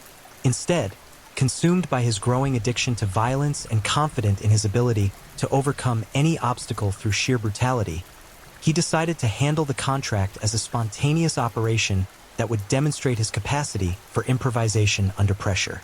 On a rain-soaked evening in November 1987, Trudeau drove to Kellerman's suburban home without conducting preliminary surveillance or developing contingency plans. He found the businessman in his driveway, struggling to carry groceries from his car while managing an umbrella in the gusty wind. The domestic scene seemed to trigger something primal in Trudeau's psychology, a recognition that he was about to destroy not just a life, but an entire family's sense of security and normalcy. Rather than executing a quick, professional killing that would minimize evidence and witness exposure, Trudeau decided to make the murder a showcase of his skills. He forced Kellerman into the garage at gunpoint, then spent over an hour tormenting his victim while the man's wife and 2 young children waited inside the house, unaware that their husband and father was being systematically destroyed just yards away from their dinner table. The torture session was vintage Trudeau, methodical, creative, and designed to extract maximum psychological trauma from minimum physical damage. He used techniques perfected over decades of professional killing, but applied them with a theatrical flair that suggested he was performing for an audience rather than conducting business. The garage became a stage where Trudeau could demonstrate the full range of his sadistic capabilities without the time constraints that normally governed his work. Kellerman's death, when it finally came, was almost anticlimactic after the extended prelude of suffering. But Trudeau's satisfaction with his performance led to the first serious mistake of his professional career. He lingered at the crime scene, apparently savoring the afterglow of his artistic achievement. This delay cost him the buffer of time that had always allowed him to disappear before investigators arrived. When Kellerman failed to return from his car, his wife eventually ventured into the garage to check on him. Her screams upon discovering the butchered corpse alerted neighbors, who called police while Trudeau was still in the vicinity. For the first time in his career, witnesses were able to provide investigators with a detailed description of a vehicle leaving the scene, complete with partial license plate information that would prove crucial to his eventual identification. The Toronto Police Service's investigation of Kellerman's murder was assigned to Detective Inspector Margaret Hayes, a 20-year veteran who had built her reputation on solving seemingly impossible cases through relentless attention to detail and psychological insight into criminal behavior. Hayes immediately recognized that Kellerman's murder bore the hallmarks of a professional killer, but she also noticed elements of theatrical excess that suggested the perpetrator had been operating outside his normal parameters. Hayes spent 3 months analyzing every aspect of the crime scene, interviewing hundreds of potential witnesses, and developing a psychological profile of the killer that proved remarkably accurate. She concluded that the murder had been committed by an experienced assassin who was beginning to lose control of his impulses, making him both more dangerous and more vulnerable than he had previously been. Her investigation eventually connected the Kellerman murder to similar cases in Montreal and other Canadian cities, leading to the formation of a joint task force that included representatives from the Royal Canadian Mounted Police, the Quebec Provincial Police, and municipal departments from several major cities. This unprecedented level of coordination provided investigators with resources and information-sharing capabilities that no single killer, regardless of his skills, could hope to overcome. The task force's work was further enhanced by advances in forensic technology that made it possible to analyze evidence in ways that hadn't existed during the early years of Trudeau's career. DNA analysis, computerized fingerprint matching, and sophisticated ballistics testing allowed investigators to connect murders that had previously appeared unrelated, gradually building a comprehensive picture of Trudeau's activities across 2 decades. But technology alone wouldn't have been sufficient to capture Trudeau if he hadn't continued making increasingly reckless decisions that provided investigators with fresh evidence and new leads. His next major mistake came in early 1988, when he accepted a contract that required him to operate in unfamiliar territory without adequate preparation time. A Vancouver drug dealer named Tommy Ng had stolen a significant quantity of cocaine from suppliers with connections to the Hells Angels, then fled to Seattle in hopes of avoiding retaliation. The theft had been discovered quickly enough to prevent Ng from selling the stolen drugs, but he had managed to escape before the Angels could respond. Traditional investigation methods had failed to locate him, and the organization's American contacts lacked the specialized skills needed to track a target who understood how to avoid conventional surveillance. Trudeau was contracted to locate and eliminate Ng, with a bonus payment offered if the job could be completed within 2 weeks.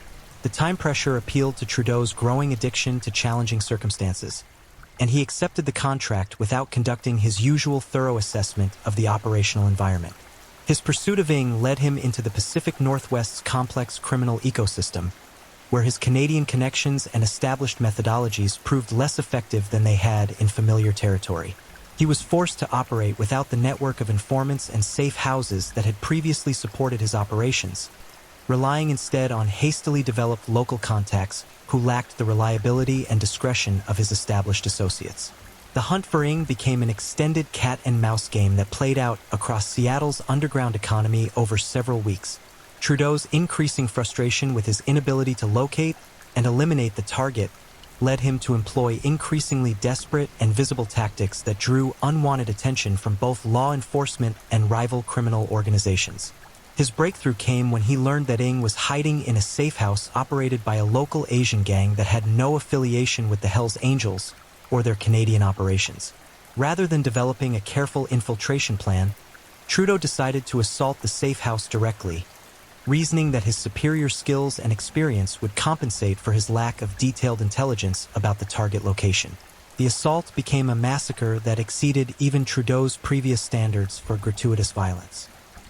He eliminated not only Ng but also 5 other people who happened to be in the safe house at the time, including 2 women who had no connection to the drug trade and a teenager who was simply visiting friends. The carnage was discovered within hours, triggering a massive law enforcement response that included federal agencies from both the United States and Canada. The Seattle Police Department's investigation quickly identified the murders as the work of a professional killer, and ballistics evidence linked the weapons used to previous crimes in Canada. For the first time in his career, Trudeau found himself being hunted by an international coalition of law enforcement agencies with virtually unlimited resources. The pressure began to show in his subsequent operations. His 42nd confirmed kill came just 3 weeks after the Seattle massacre, when he murdered a Montreal journalist who had been investigating connections between the Hells Angels and several unsolved murders. But instead of his usual meticulous execution, the killing was sloppy and rushed, leaving behind forensic evidence that provided investigators with their first DNA sample linking Trudeau directly to a crime scene. The journalist's murder also marked a crucial turning point in public perception of Trudeau's activities. Previous victims had largely been criminals, corrupt businessmen, or others whose deaths generated limited public sympathy. But the killing of Michel Auger, a respected investigative reporter with a wife and 3 children, transformed Trudeau from a criminal problem into a public enemy that demanded immediate action from the highest levels of government. Quebec Premier Robert Bourassa personally ordered the formation of a special prosecution unit dedicated exclusively to Trudeau's capture and conviction. The unit was given unprecedented authority to coordinate with international law enforcement agencies, offer immunity to potential witnesses, and utilize investigative techniques that had previously been reserved for national security cases. The net began closing around Trudeau with inexorable efficiency. His network of safe houses was systematically identified and placed under surveillance. His financial resources were frozen through court orders that targeted accounts and properties connected to his criminal operations. Most critically, several of his longtime associates began cooperating with investigators in exchange for reduced sentences or immunity from prosecution. The breakthrough came from an unexpected source. Marie LeBlanc, Trudeau's former girlfriend who had fled their relationship years earlier but had maintained contact with mutual acquaintances who provided her with information about his activities. LeBlanc had been living in constant fear since their separation, knowing that Trudeau's capacity for revenge was limitless and that her intimate knowledge of his methods made her both a valuable witness and a prime target for elimination. When investigators finally located LeBlanc in British Columbia, where she had been living under an assumed identity, they found a woman who had spent years documenting Trudeau's crimes in meticulous detail. Her journals contained dates, locations, victim names, and descriptions of methods that correlated perfectly with unsolved murders across multiple jurisdictions. More importantly, she possessed physical evidence that Trudeau had kept as trophies from various killings. Evidence that provided irrefutable links between him and crimes that had previously been attributed to other perpetrators or classified as unsolved. LeBlanc's cooperation with investigators was motivated by more than civic duty or desire for justice.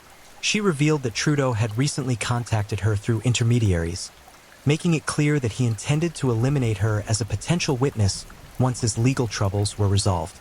The death sentence implicit in this contact gave her powerful motivation to ensure that Trudeau would never be in a position to carry out his threats. Armed with LeBlanc's evidence and testimony, investigators were able to obtain search warrants for properties connected to Trudeau's operations. The searches yielded a horrifying collection of documentation that revealed the true scope of his activities over 2 decades. Hidden compartments in his various safe houses contained detailed records of contracts, payment schedules, victim profiles, and operational notes that read like instruction manuals for systematic murder. Perhaps most disturbing was Trudeau's personal journal, a leather-bound volume in which he had recorded his thoughts and feelings about each killing with the detached analytical tone of a scientist documenting laboratory experiments. The entries revealed a mind that had progressed far beyond conventional criminal psychology into realms of pathology that challenged investigators' understanding of human behavior. Subject displayed unexpected resistance to psychological pressure, read one typical entry. Required additional motivation through family photographs before achieving desired cooperation. Note, younger children more effective as leverage than teenagers. Consider refining approach for future applications. The journal entries also revealed that Trudeau had been planning to expand his operations into Europe, having made preliminary contacts with criminal organizations in France and Italy that were interested in his specialized services. The international scope of his ambitions demonstrated that his capture had prevented what might have become a global network of contract killing that could have claimed hundreds of additional lives. The final phase of Trudeau's criminal career began on March 15, 1989, when he was arrested during a raid on a Montreal safe house where he had been planning his next series of murders. The arrest was the culmination of a year-long investigation that involved over 200 law enforcement officers from multiple agencies and cost an estimated $12 million in operational expenses. Trudeau's response to capture was characteristically defiant. Rather than attempting to negotiate a plea agreement or expressing remorse for his crimes, he seemed to view his arrest as a temporary inconvenience that would eventually be resolved through the same violent methods he had always employed. His conversations with jailers and attorneys were peppered with threats against investigators, prosecutors, and potential witnesses, demonstrating that imprisonment had done nothing to diminish his appetite for violence. The trial that followed was one of the most closely watched criminal proceedings in Canadian history. Prosecutors presented evidence linking Trudeau to 43 confirmed murders and suspected his involvement in at least 20 additional deaths. The testimony included horrific details about his methods, his victims' final moments, and the psychological torture he had inflicted on countless individuals over his two-decade career. Trudeau's defense strategy was as unconventional as his criminal methodology. Rather than denying the charges or claiming diminished capacity, his attorneys attempted to argue that their client was a product of society's failures, a damaged individual who had been shaped by childhood abuse, institutional neglect, and systemic violence within the criminal justice system. The argument failed to resonate with jurors who had listened to weeks of testimony about Trudeau's calculated cruelty and evident enjoyment of his victims' suffering. The verdict was unanimous. Guilty on all counts, with the judge describing Trudeau as a predator whose continued existence poses an unacceptable threat to civilized society. The sentencing phase revealed the full scope of Trudeau's impact on his victims' families and communities. Dozens of relatives testified about the devastating effects of his crimes, describing years of grief, fear, and psychological trauma that continued long after their loved ones' deaths. The cumulative impact of their testimony painted a picture of destruction that extended far beyond the immediate victims to encompass hundreds of family members, friends, and community members who had been touched by Trudeau's violence. On November 18, 1989, Yves Apache Trudeau was sentenced to life imprisonment without possibility of parole, a sentence that would ensure he would never again have the opportunity to inflict his particular brand of suffering on innocent people. The judge's final words to Trudeau were both condemnation and epitaph. "You have forfeited any claim to human compassion through your systematic destruction of human life. Society's only protection from your continued predation is your permanent removal from it." Trudeau's incarceration at the maximum security Archambault institution marked the end of one of the most prolific killing sprees in North American criminal history. His cell became his final stage, a place where the man who had terrorized two countries for over 20 years would spend his remaining days contemplating the legacy of destruction he had created. The monster story concluded not with dramatic violence or elaborate escape attempts, but with the mundane reality of prison routine and the gradual decay of a mind that had sustained itself on the power to destroy life.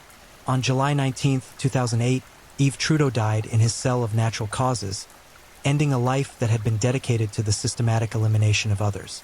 His death passed largely unnoticed by the general public, but for the families of his 43 confirmed victims, it represented the final chapter in a story that had dominated their lives for decades. The Mad Bumper was finally silent, his engine of destruction permanently stilled, leaving behind only memories of terror and the hard-won knowledge that even the most efficient predators eventually face their own reckoning.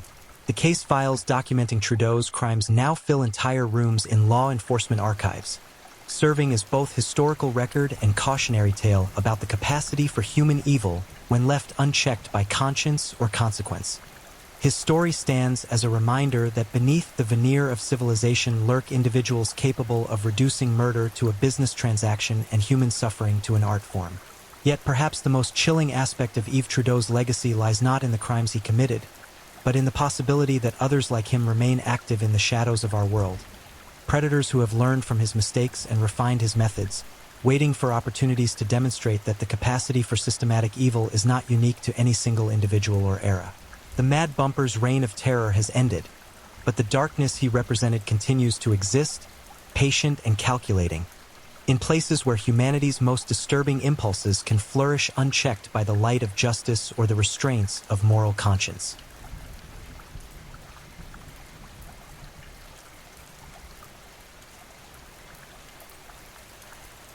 If you're enjoying these stories, don't forget to leave a comment. I'd love to hear where you're tuning in from and what time it is in your part of the world. And if you haven't already, be sure to like this video and subscribe so you don't miss the next true crime story to help you drift off to sleep. Now, let's move on to our third story. Story 3. The Cypress Predator, Nikos Metaxas. When darkness masquerades as duty, when the very hands sworn to protect become instruments of unthinkable horror, society faces its most chilling nightmare. On the sun-drenched Mediterranean island of Cyprus, where ancient olive groves whisper secrets and crystalline waters mask hidden depths, a uniformed predator stalked his prey with military precision. Captain Nikos Metaxas, a decorated officer of the Cypriot National Guard, transformed quiet mining shafts into graveyards of the innocent, turning his knowledge of terrain into a blueprint for brutality. This is not merely the story of a serial killer. This is the terrifying account of how absolute trust became absolute betrayal, how a badge of honor became a license to kill, and how 7 souls vanished into the abyss of one man's twisted psyche. What you're about to discover will shatter your faith in those who wear uniforms, challenge your understanding of evil itself, and reveal how the most dangerous predators often hide behind the most respectable facades.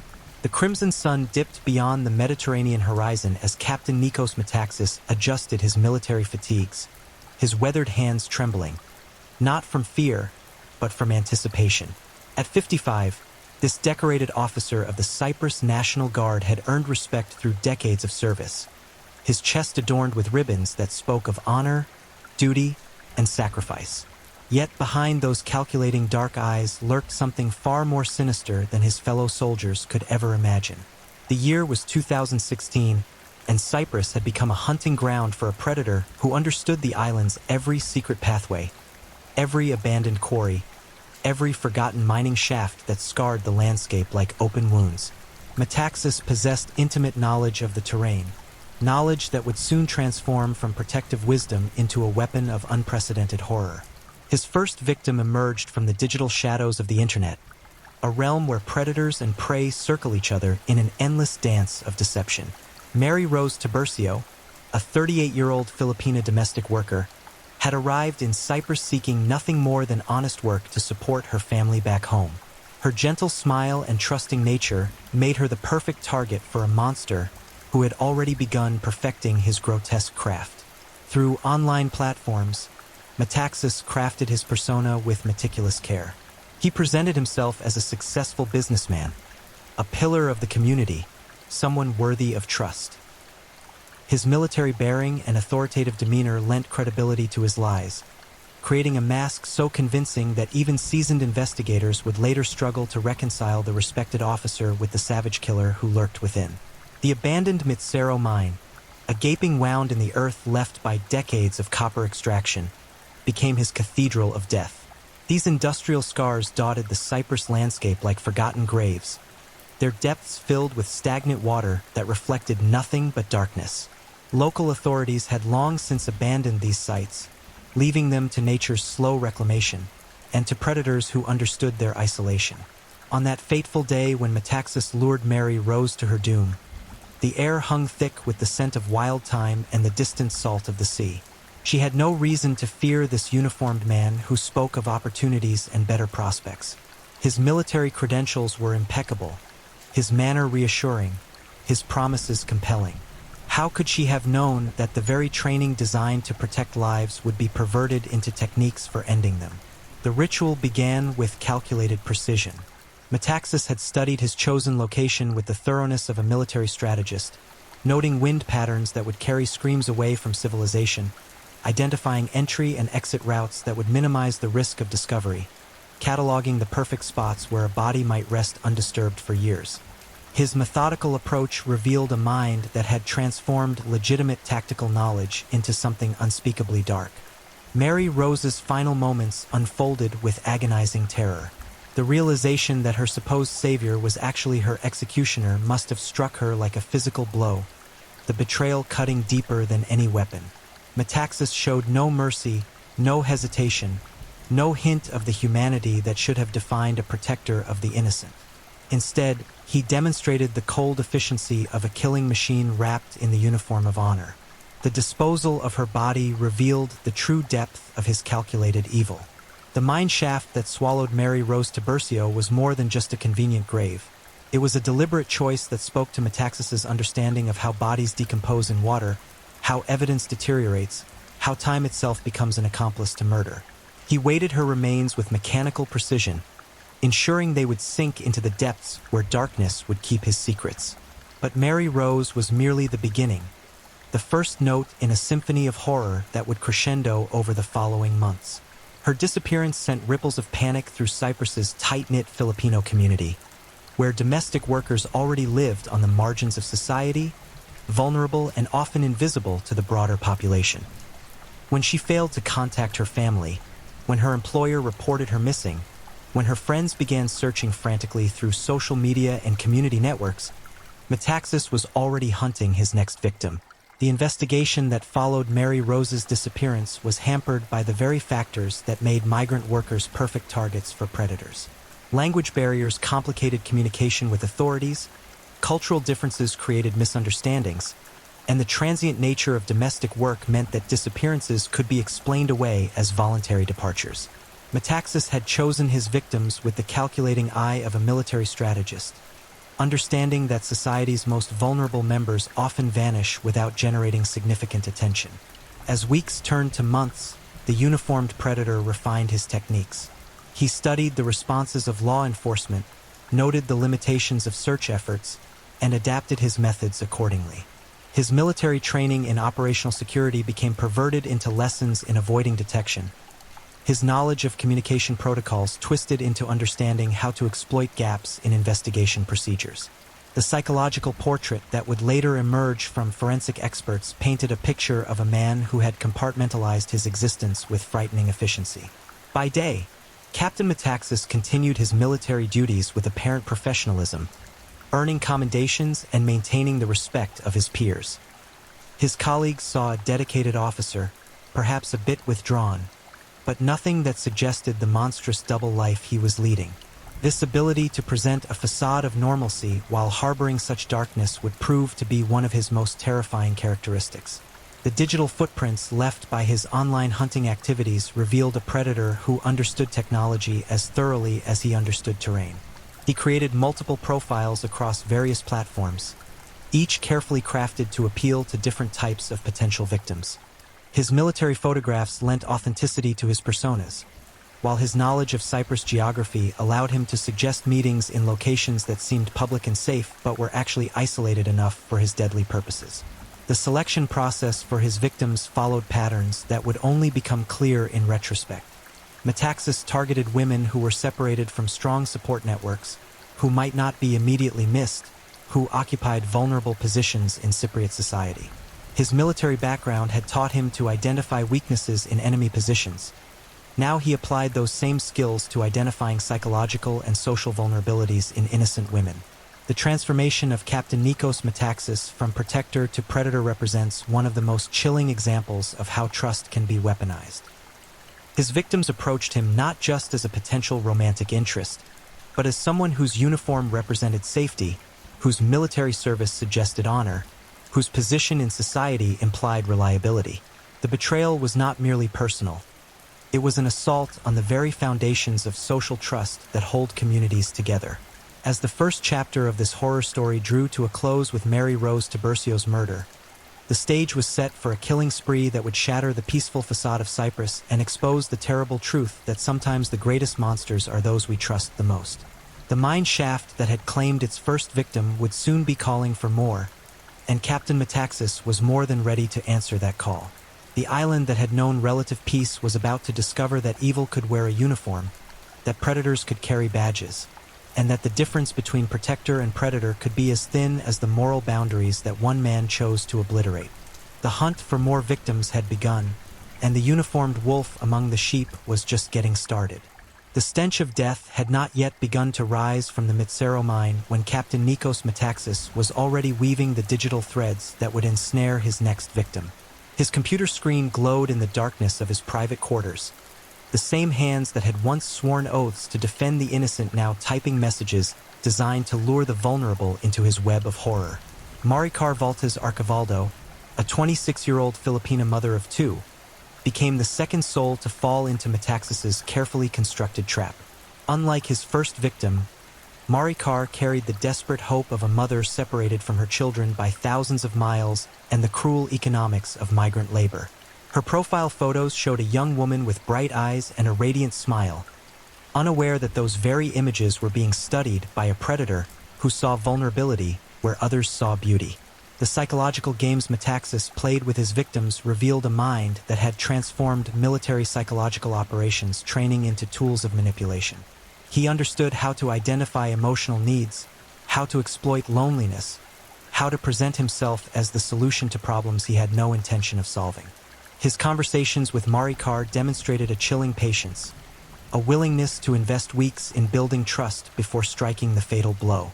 The correspondence between predator and prey, later recovered by investigators, read like a masterclass in psychological manipulation. Metaxas crafted messages that spoke to Maricar's deepest hopes: financial security, a better future for her children, escape from the grinding poverty of domestic work. He painted himself as a successful businessman with connections, someone who could transform her life with a single opportunity. Every word was calculated, every promise designed to overcome her natural caution. When Maricar disappeared in September 2016, just months after Mary Rose Tiburcio, the pattern had not yet been recognized. Two missing Filipino women might have been explained by any number of factors: voluntary departure, return to the Philippines, movement to another country for work. The scattered nature of the migrant community and the informal networks through which domestic workers found employment created an environment where disappearances could be rationalized away. But Metaxas was far from finished with his harvest of horror.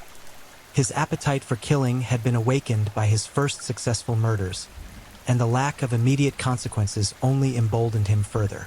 The abandoned mining areas of Cyprus had proven to be perfect disposal sites, and his military knowledge of the terrain gave him confidence that his secrets would remain buried in their watery depths.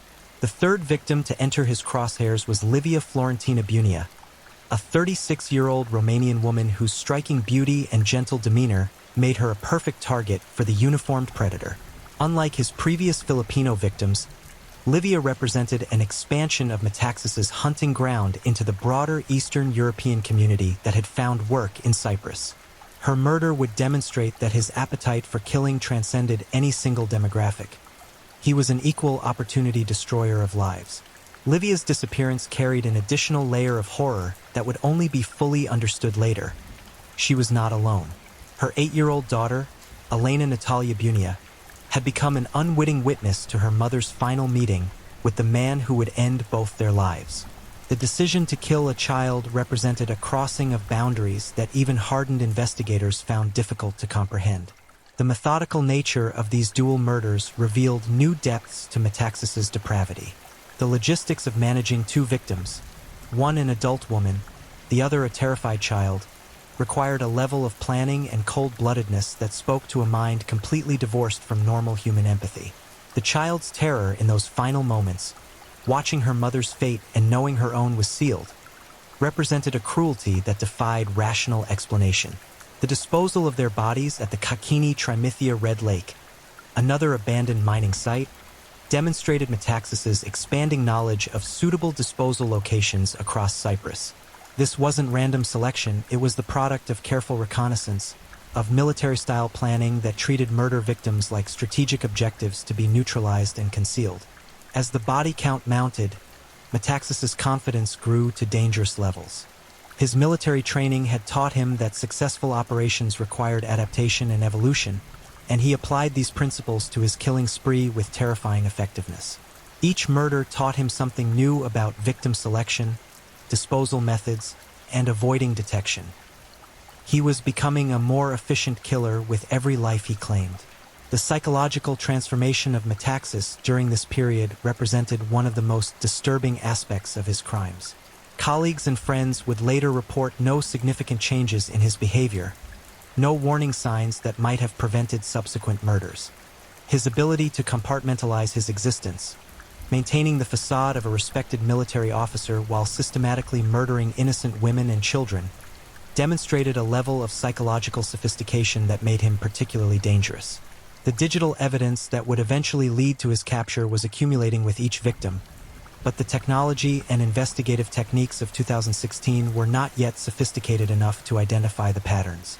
Metaxas's use of multiple online identities, his careful approach to victim selection, and his methodical disposal of evidence created a killing spree that flew beneath the radar of traditional law enforcement methods. The impact on Cyprus's migrant communities was devastating, though not yet fully understood. Fear spread like wildfire through networks of domestic workers and caregivers who suddenly found themselves questioning every online interaction, every meeting with potential employers or romantic interests. The very platforms that had connected them with opportunities and relationships had been weaponized by a predator who understood their vulnerabilities better than they understood his capabilities. Metaxas's fourth victim, Arian Palanas Lozano, a 28-year-old Filipina, fell into his trap in late 2016. Her murder demonstrated that the killer had not been satisfied with his previous successes. If anything, the lack of consequences had only fed his appetite for more violence. The patterns were becoming established. Online contact, careful grooming, isolation, murder, and disposal in the island's abandoned mining sites. The technique had been refined through repetition. Metaxas had learned to identify the most isolated disposal sites, to understand the seasonal patterns of local traffic that might increase discovery risks, to time his activities for maximum concealment. His military background provided him with operational security knowledge that kept him ahead of any investigation that might have been developing. The psychological profile of his victim selection process revealed a predator who had studied his prey with scientific precision. He targeted women who were isolated from strong support networks, who might be explained away as voluntary departures, who occupied vulnerable positions in Cypriot society.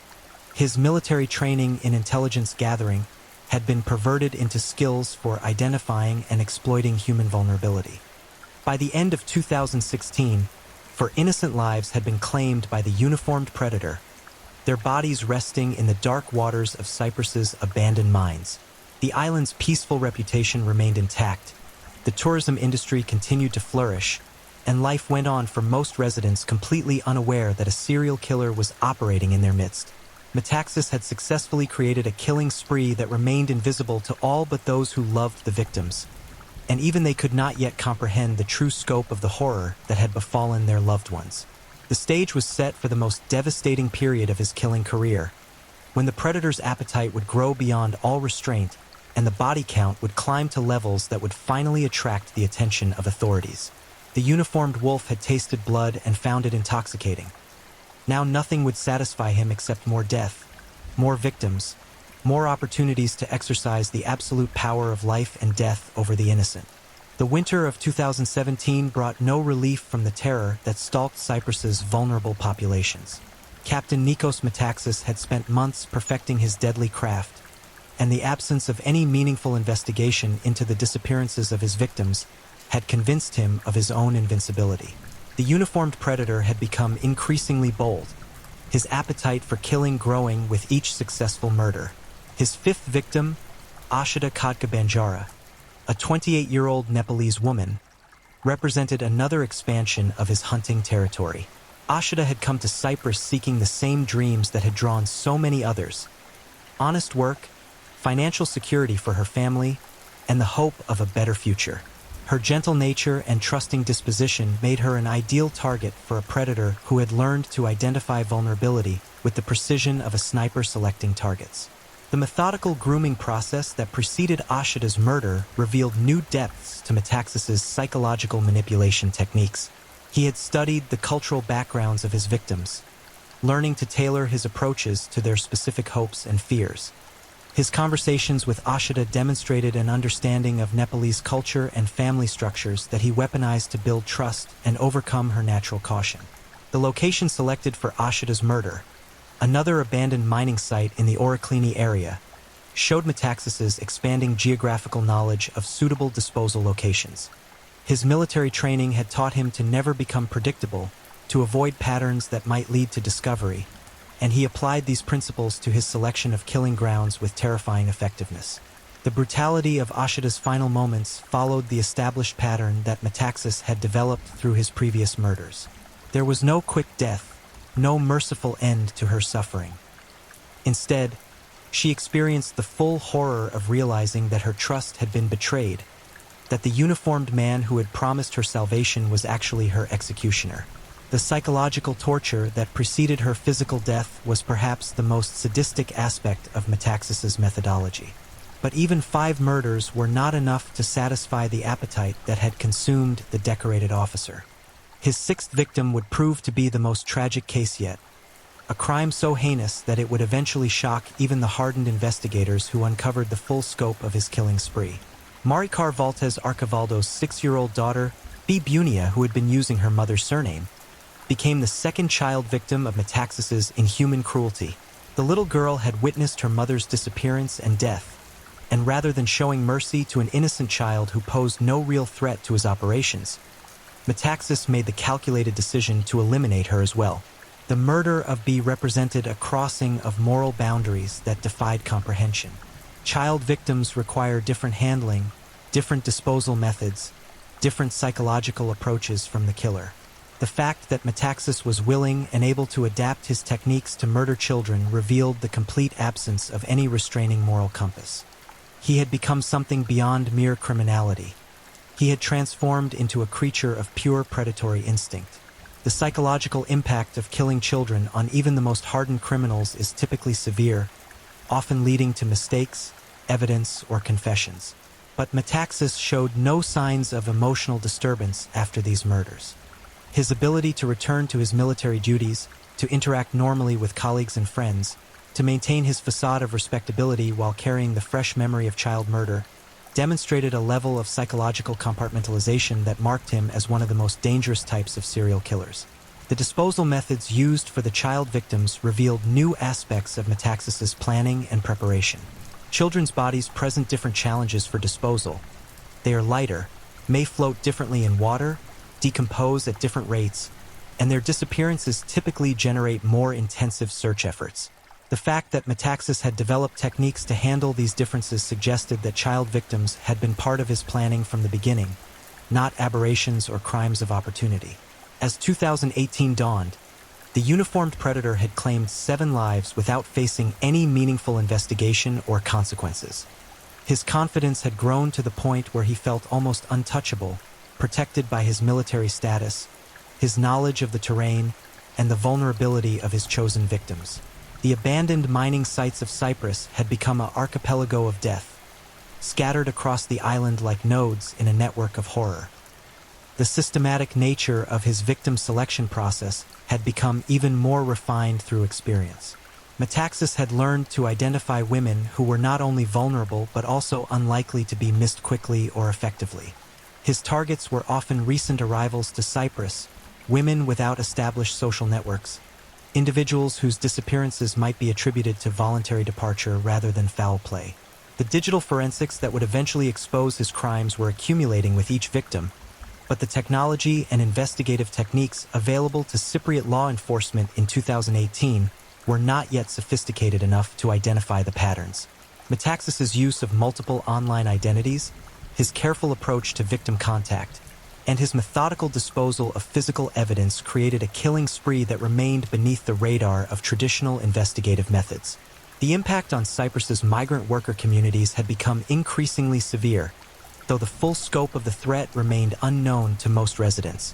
Whispered conversations in domestic worker networks carried warnings about online dangers, about being careful with strangers, about the mysterious disappearances that seemed to be claiming too many of their sisters.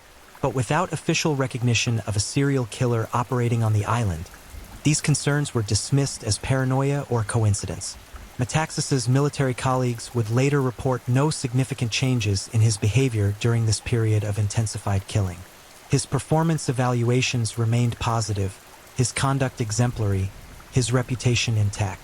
The psychological skills that allowed him to compartmentalize his existence had reached levels that impressed even forensic psychiatrists who would later study his case. The operational security measures he employed became increasingly sophisticated as his body count grew.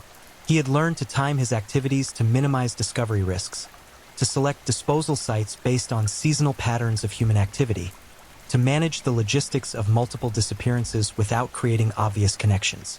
His military training in planning and execution had been perverted into a systematic approach to mass murder. The weapons and tools used in his crimes remained consistent with his military background. He favored techniques that were quiet, efficient, and left minimal forensic evidence.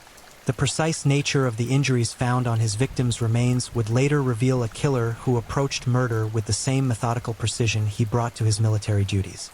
By the spring of 2018, 7 innocent souls lay scattered across the abandoned mining sites of Cyprus, their families thousands of miles away still hoping for phone calls that would never come, still believing their loved ones were building better lives in a peaceful Mediterranean paradise.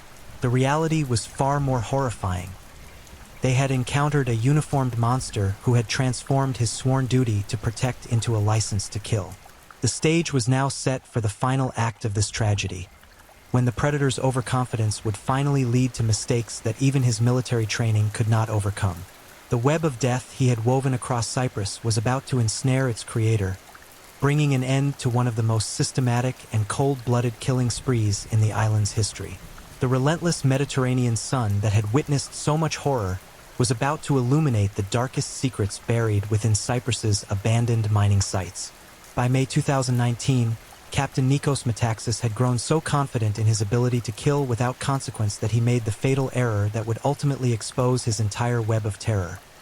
He became careless with evidence, sloppy with his disposal methods, and overconfident in his invincibility.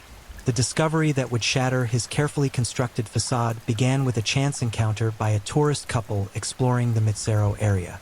The seasonal drought had lowered water levels in the abandoned mine shaft, exposing something that would haunt investigators for years to come. Floating near the surface, caught in the twisted remains of mining equipment, was what remained of Mary Rose Tiburcio, the first victim in Metaxas's reign of terror.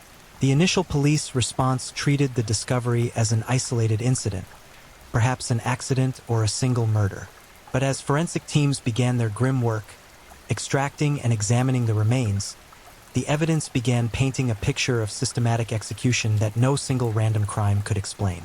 The condition of the body, the manner of disposal, and the professional thoroughness of the concealment suggested something far more sinister than a crime of passion. Detective Inspector Andreas Constantinou, the lead investigator assigned to the case, possessed the rare combination of intuitive insight and methodical thoroughness that makes exceptional homicide detectives. His first examination of the crime scene triggered alarm bells that would prove prophetic. The positioning of the remains, the weights used to sink the body, and the selection of the disposal site all suggested someone with intimate knowledge of the terrain and sophisticated understanding of decomposition processes. The breakthrough came when digital forensic specialists began examining Mary Rose's online communications. The trail of messages, dating profiles, and electronic breadcrumbs led them to a web of false identities that had been used to contact multiple women across Cyprus's migrant communities. The systematic nature of these online hunting activities revealed a predator who had been operating far longer and more extensively than anyone had imagined. Captain Nikos Metaxas's world began collapsing when investigators identified patterns in the digital communications that linked him to not just Mary Rose, but to several other missing women whose disappearances had never been connected. His military training had taught him operational security, but it had not prepared him for the advanced digital forensics techniques that could reconstruct deleted messages, trace IP addresses, and correlate online activities with physical movements. The arrest came swiftly once the evidence reached critical mass. On April 18, 2019, Metaxas was taken into custody at his military base. His colleagues watching in shock as their respected captain was led away in handcuffs. The man who had sworn to protect Cyprus was revealed as the predator who had terrorized its most vulnerable residents for nearly 3 years. The interrogation process revealed the full scope of Metaxas's psychological sophistication and tactical knowledge. Initially, he attempted to maintain his innocence, relying on his military bearing and reputation to cast doubt on the allegations. But as investigators presented the mounting digital evidence, the forensic connections, and the physical proof of his crimes, his facade began to crumble. The confession, when it finally came, was delivered with the same methodical precision that had characterized his murders. Metaxas showed no emotion, no remorse, no acknowledgement of the human cost of his actions. Instead, he treated the interview like a military debriefing, providing tactical details about his operations while remaining completely detached from the emotional reality of his victim's suffering. His description of the murder process was perhaps the most chilling aspect of his confession. He spoke of victim selection like a military strategist discussing target acquisition, of disposal methods like an engineer explaining waste management systems, of concealment techniques like a commando describing infiltration tactics. The complete absence of human empathy in his account revealed the true depth of his psychological transformation. The recovery operation that followed his confession became one of the largest forensic undertakings in Cyprus's history. Multiple diving teams were deployed to search the island's abandoned mining sites, while forensic specialists worked to identify remains that had been submerged for years. The process was complicated by the advanced state of decomposition, the mixing of remains in the water-filled sites, and the psychological toll on investigators who had to confront the scale of Metaxas's crimes. Each body recovery brought fresh horror and new revelations about the systematic nature of his killing spree. The remains of Maricar Valtes Archivaldo were found in the same mine shaft as Mary Rose Tiburcio, their bodies discovered in close proximity, a testament to Metaxas's efficiency in using established disposal sites. The discovery of adult and child remains together at the Kakini Trimithia site revealed the true depravity of crimes that had claimed entire families. The forensic analysis of the remains provided crucial evidence about Metaxas's methods and psychological state. The injuries found on the victims were consistent with systematic torture rather than quick execution, suggesting that the uniformed predator had derived psychological satisfaction from prolonging his victim's suffering. The positioning of bodies and evidence of restraints indicated careful planning and preparation for each murder. The community impact of these revelations was devastating. Cyprus's migrant worker populations, who had lived with whispered fears and unexplained disappearances, finally understood the scope of the threat they had faced. The realization that a uniformed military officer, someone whose position commanded automatic respect and trust, had been hunting them systematically shattered their faith in the institutions meant to protect them. The legal proceedings that followed were complicated by the unprecedented nature of the crimes and the challenges of prosecuting a serial killer in a jurisdiction with limited experience in such cases. The evidence was overwhelming, but the legal system had to adapt to handle the complexity of multiple murders committed over several years with sophisticated concealment methods. Metaxas's trial became a national obsession as details of his crimes were revealed to a shocked public. The systematic nature of his victim selection, the military precision of his execution methods, and the cold calculation of his disposal techniques painted a picture of evil that few could comprehend. His ability to maintain a facade of respectability while committing such atrocities challenged fundamental assumptions about trust and authority. The psychological evaluation conducted during his trial provided insight into a mind that had compartmentalized morality in ways that experts found both fascinating and terrifying. Metaxas showed no signs of traditional mental illness, no delusions or psychotic breaks that might explain his behavior. Instead, he appeared to be a functional psychopath who had learned to use his military skills and social position to satisfy homicidal impulses without detection. The sentencing phase brought some measure of justice to the families of his victims. though no legal consequence could truly balance the scales against 7 innocent lives. Metaxas received multiple life sentences, ensuring he would never again pose a threat to society. But for the families who had lost mothers, daughters, and children to his calculated evil, no punishment could restore what had been taken from them. The final body count, 7 confirmed victims including 2 children, represented one of the most systematic serial killing sprees in Mediterranean history. The case forced law enforcement agencies across the region to reevaluate their approaches to missing person investigations, particularly when the victims were members of vulnerable migrant communities whose disappearances might not receive immediate attention. The abandoned mining sites of Cyprus, once symbols of industrial progress and economic development, had been transformed into monuments to human evil. The Mitsero mine, the Kakini Trimithia Lake, and the other locations where Metaxas disposed of his victims would forever be associated with his crimes, their dark waters having served as graves for the innocent. The legacy of Captain Nikos Metaxas serves as a chilling reminder that evil can wear any uniform, that predators can hide behind any badge, and that the most dangerous killers are often those who occupy positions of trust and authority.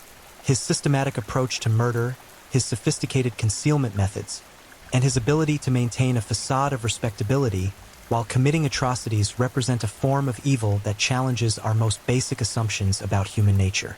The case closed with Metaxas behind bars for life, but the scars he left on Cyprus's communities, particularly its migrant populations, will take generations to heal. The families of his victims continue to mourn losses that no justice can truly address, while the island itself struggles to reconcile its peaceful reputation with the reality that it harbored one of the most calculating and cold-blooded serial killers in recent memory. The story of the Cyprus predator stands as a testament to the importance of vigilance, the need for protecting society's most vulnerable members, and the terrible truth that sometimes the greatest monsters are those we trust the most. In the end, Nikos Metaxas's military training, which should have been dedicated to protecting life, was perverted into the most efficient killing machine Cyprus had ever seen, until justice finally caught up with him and ended his reign of terror forever. If you're enjoying these stories, don't forget to leave a comment. I'd love to know where you're tuning in from and what time it is in your part of the world. And if you haven't already, make sure to like this video and subscribe, so you never miss the next true crime story to help you unwind.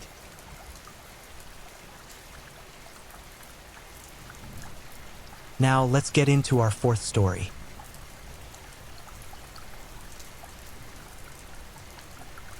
Story 4. The Sanjay Sharma Chronicles. A Tale of Terror.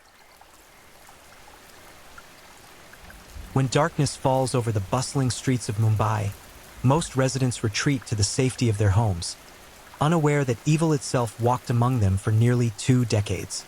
His name was Sanjay Sharma, a man whose very existence defied comprehension, whose actions would forever stain the pages of criminal history with blood so thick it could never be washed away. This is not merely a story of murder. This is the chronicle of a predator so methodical, so utterly devoid of humanity, that seasoned investigators would wake screaming from nightmares months after encountering his handiwork. Sharma didn't just kill. He orchestrated symphonies of suffering that left entire communities paralyzed with fear. What you are about to witness will challenge everything you believe about human nature. The crimes of Sanjay Sharma represent a descent into an abyss so profound that even experienced criminologists struggle to find adequate words to describe the horror he unleashed upon innocent souls. His victims didn't simply die. They were consumed by a malevolence so pure, so calculating, that their final moments became monuments to mankind's darkest capabilities. Prepare yourself for a journey into the mind of a monster who wore the mask of an ordinary man, who smiled at neighbors while planning their destruction, who turned the sacred act of human connection into an elaborate trap for the unsuspecting. This is the story of India's most terrifying serial killer, a man whose legacy of terror continues to haunt the survivors and the investigators brave enough to peer into the void he created. The monsoon rains of 1987 hammered against the corrugated metal roofs of Mumbai's sprawling slums with relentless fury, creating a symphony of dread that seemed to echo the darkness brewing within one particular tenement building. Inside flat number 402B, 23-year-old Sanjay Sharma sat motionless at a wooden table, his fingers methodically tracing patterns on newspaper clippings.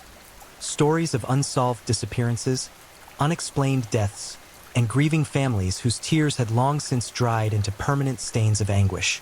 The transformation had begun years earlier, but it was on this rain-soaked evening that the monster within him finally shed its last vestige of humanity. Sharma's childhood had been a breeding ground for the evil that would eventually consume him entirely. Born into a middle-class family in the crowded lanes of Dadar, he had displayed troubling behaviors from an early age that should have served as warning signals to a world too busy to notice. His mother, Kamala Sharma, would later tell investigators through trembling lips and tear-stained cheeks that her son had always been different. As a child, he would capture stray cats and dogs, keeping them locked in makeshift cages for days without food or water, watching with fascination as life slowly drained from their eyes. The family dismissed these incidents as childhood curiosity, a grave miscalculation that would cost countless innocent lives in the years to come. By age 12, Sanjay had escalated to torturing smaller children in the neighborhood.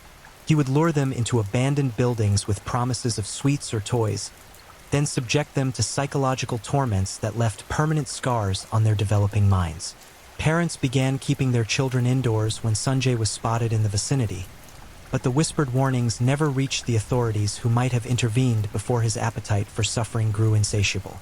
The teenage years brought new levels of depravity. Sanjay's academic performance was unremarkable, but his ability to manipulate and deceive reached masterful heights. Teachers praised his politeness and apparent dedication to his studies, completely oblivious to the fact that he was using school time to meticulously plan increasingly elaborate scenarios of torment. He would befriend vulnerable classmates, gaining their trust over weeks or months, only to betray them in ways that left lasting psychological damage. His first taste of ultimate power came at age 19 when he encountered Meera Kapoor, a 16-year-old girl from his neighborhood who had made the fatal mistake of trusting his seemingly genuine offer of tutoring help. Meera's parents, desperate to improve their daughter's academic prospects, welcomed Sanjay into their home with gratitude and respect. They had no way of knowing they had invited a predator to feast upon their most precious possession. The grooming process lasted 3 months. Sanjay displayed patience that was almost supernatural in its calculated precision. He studied Meera's habits, her fears, her dreams, and her vulnerabilities with the thoroughness of a scientist dissecting a specimen. He learned that she was terrified of darkness, so he gradually introduced her to increasingly dimly lit study sessions. He discovered her trust in authority figures, so he positioned himself as a mentor and protector. Most importantly, he identified her desire for acceptance and belonging, then systematically isolated her from friends and family members who might have recognized the danger. The evening of October 15, 1983, marked the first time Sanjay Sharma would experience the intoxicating rush of holding absolute power over another human being's life and death.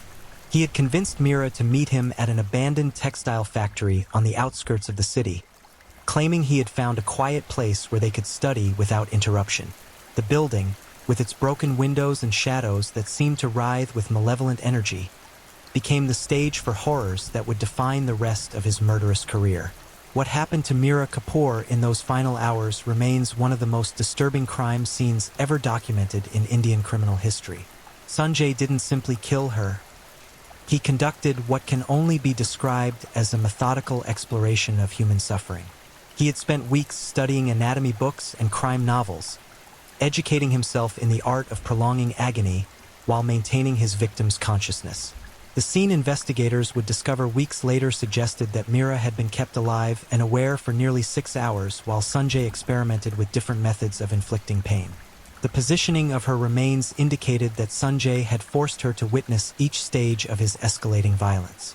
Forensic evidence suggested that he had used a variety of improvised instruments, broken glass, rusty metal fragments, and tools stolen from construction sites, to create wounds that would cause maximum suffering without immediately resulting in death.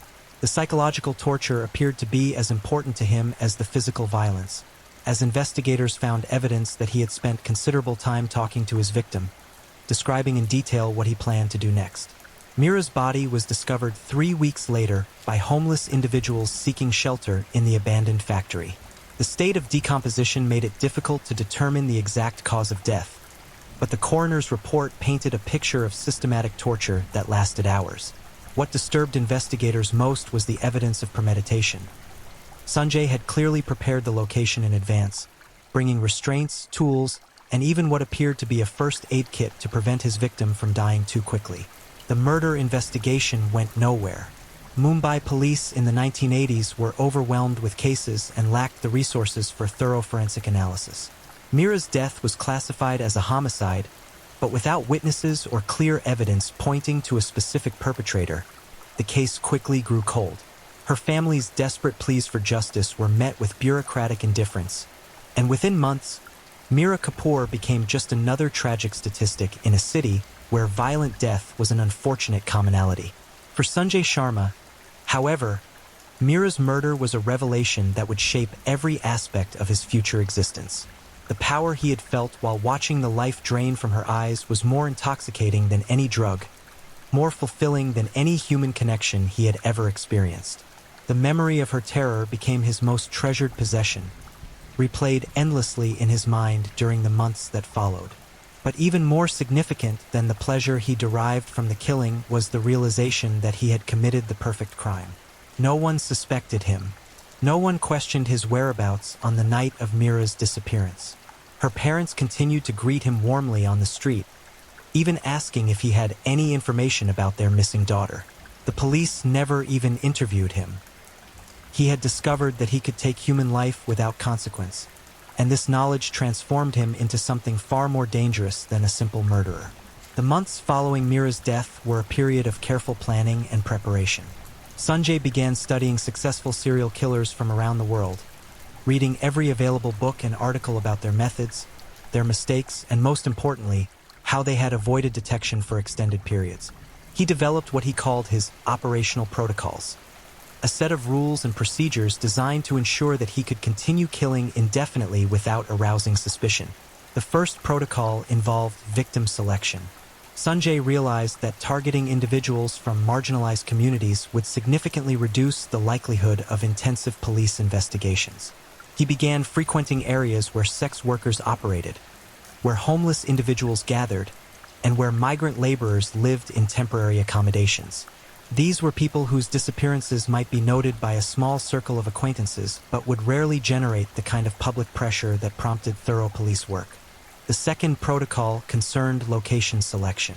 The abandoned textile factory where he had killed Mira was too close to populated areas and had ultimately resulted in the discovery of her remains. Sanjay began exploring the vast network of industrial wastelands that surrounded Mumbai, identifying dozens of locations where he could work undisturbed and where bodies might never be found. He paid particular attention to areas near water sources where evidence could be easily disposed of and natural decomposition would be accelerated. The third protocol involved what he termed identity management. Sanjay realized that maintaining multiple false identities would allow him to interact with potential victims without creating traceable connections to his real name and address. He began collecting discarded identification documents, learning to forge signatures and official stamps, and even stealing the identities of deceased individuals whose deaths had not been properly reported to authorities. By early 1984, Sanjay Sharma had transformed from an impulsive killer into a methodical predator with the knowledge and resources necessary to operate on a scale that would eventually terrorize an entire region. His apartment became a workshop where he crafted false documents, modified stolen tools into instruments of torture, and maintained detailed records of potential victims and promising locations.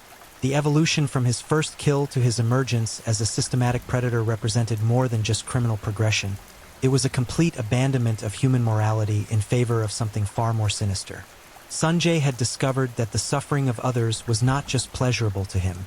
It was essential to his sense of identity and purpose. He began to view himself as an artist whose medium was human agony, and he was determined to create masterpieces that would be remembered long after his death. As 1984 progressed, Sanjay began actively scouting for his second victim.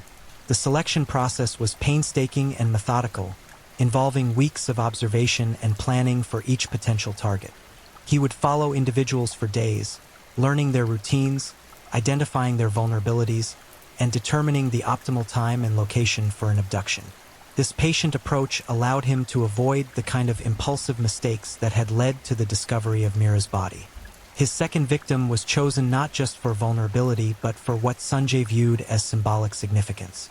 Priya Mehta was a 24-year-old social worker who dedicated her life to helping street children find shelter and education opportunities.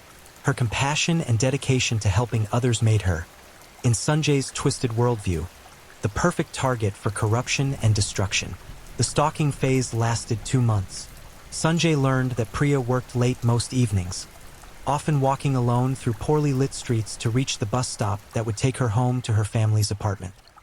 He discovered that she carried mace for protection but was trusting enough to accept help from strangers who appeared to be in distress. Most importantly, he identified her greatest weakness, her inability to ignore someone who seemed to be suffering. The trap Sanjay set for Priya was a masterclass in psychological manipulation. On the evening of March 12, 1984, he positioned himself along her usual route home, dressed in tattered clothing and displaying what appeared to be a serious leg injury.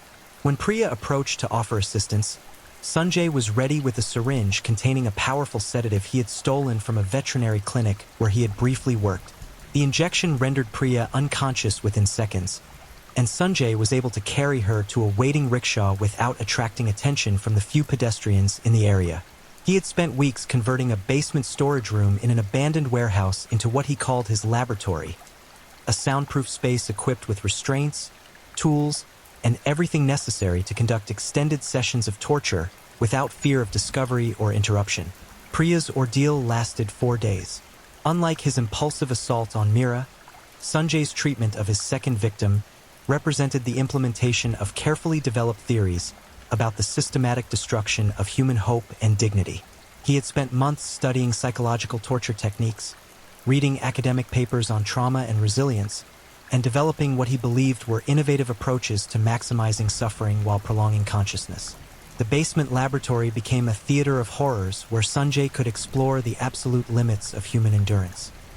He documented everything with stolen medical equipment, taking detailed notes about Priya's responses to different types of physical and psychological stimuli. His goal was not simply to cause pain, but to map the complete process of human psychological breakdown under extreme duress. When investigators eventually discovered Priya's remains months later, the crime scene revealed evidence of systematic torture that surpassed anything previously encountered in Indian criminal history. The methodical nature of the violence, combined with clear indicators of premeditation and psychological sophistication, marked the emergence of a predator unlike any previously seen in the region. But perhaps most chilling was the realization that Sanjay had documented his work with scientific precision. Hidden notebooks found at the scene contained detailed observations about his victims' responses, theoretical discussions about pain tolerance and psychological resilience, and planning notes for future experiments. The man who had killed Priya Mehta was not driven by passion or temporary insanity. He was conducting research in human suffering with the dedication of a scholar and the resources of a well-funded laboratory. The discovery of Priya's remains marked the moment when Mumbai police realized they were dealing with something unprecedented. The level of premeditation, the sophistication of the torture methods, and the clear evidence of future planning indicated that the killer was just beginning what could become a career of systematic murder. For the first time, investigators began using the term serial killer in connection with the case, though they had no idea that Sanjay Sharma was already planning his third victim. The stench of death that permeated the abandoned warehouse district of Kurla had become so overwhelming by the summer of 1985 that even the rats had begun avoiding certain buildings. What residents dismissed as industrial waste and poor sanitation was actually the rotting evidence of Sanjay Sharma's accelerating campaign of terror. A systematic slaughter that had claimed 12 lives in 18 months and showed no signs of slowing. Detective Inspector Rajesh Malhotra stood at the entrance of what locals had begun calling the cursed warehouse. His weathered face pale with the kind of horror that even 20 years of police work had not prepared him for. The crime scene before him defied every category of violence he had encountered in his career. This was not the work of a desperate criminal or even a deranged madman. It was evidence of something far more terrifying. a methodical predator who had perfected his craft through repetitive practice on human subjects. The basement chamber where they had found the remains of 6 victims represented the evolution of Sanjay's laboratory into something approaching a medieval dungeon designed by a modern mind with access to contemporary tools and techniques. The walls were lined with shelving units containing instruments of torture that showed clear signs of modification and improvement based on previous use. Each tool had been labeled with handwritten tags describing optimal applications and effectiveness ratings based on empirical observation. The restraint system he had developed was particularly disturbing in its sophistication.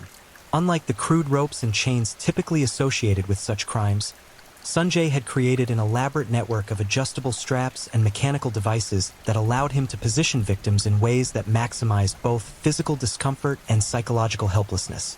The engineering precision evident in these contraptions suggested hundreds of hours of planning and testing, treating human suffering as a technical challenge to be solved through innovative design. But even more chilling than the physical evidence was the documentary record Sanjay had maintained of his work. Investigators discovered detailed journals containing observations about each victim's response to different stimuli, theoretical discussions about optimal torture sequences, and comparative analyses of pain tolerance across different demographic groups. The writing style was clinical and detached, reading more like medical research notes than the ravings of a madman. Dr. Anjali Patel, the forensic psychiatrist assigned to analyze Sanjay's journals, would later describe them as the most systematic documentation of deliberate cruelty ever encountered in criminal psychology. The entries revealed a mind that approached human suffering not as an emotional outlet, but as a field of scientific inquiry worthy of rigorous investigation and continuous improvement. The victim selection process had become increasingly sophisticated as Sanjay gained experience and confidence.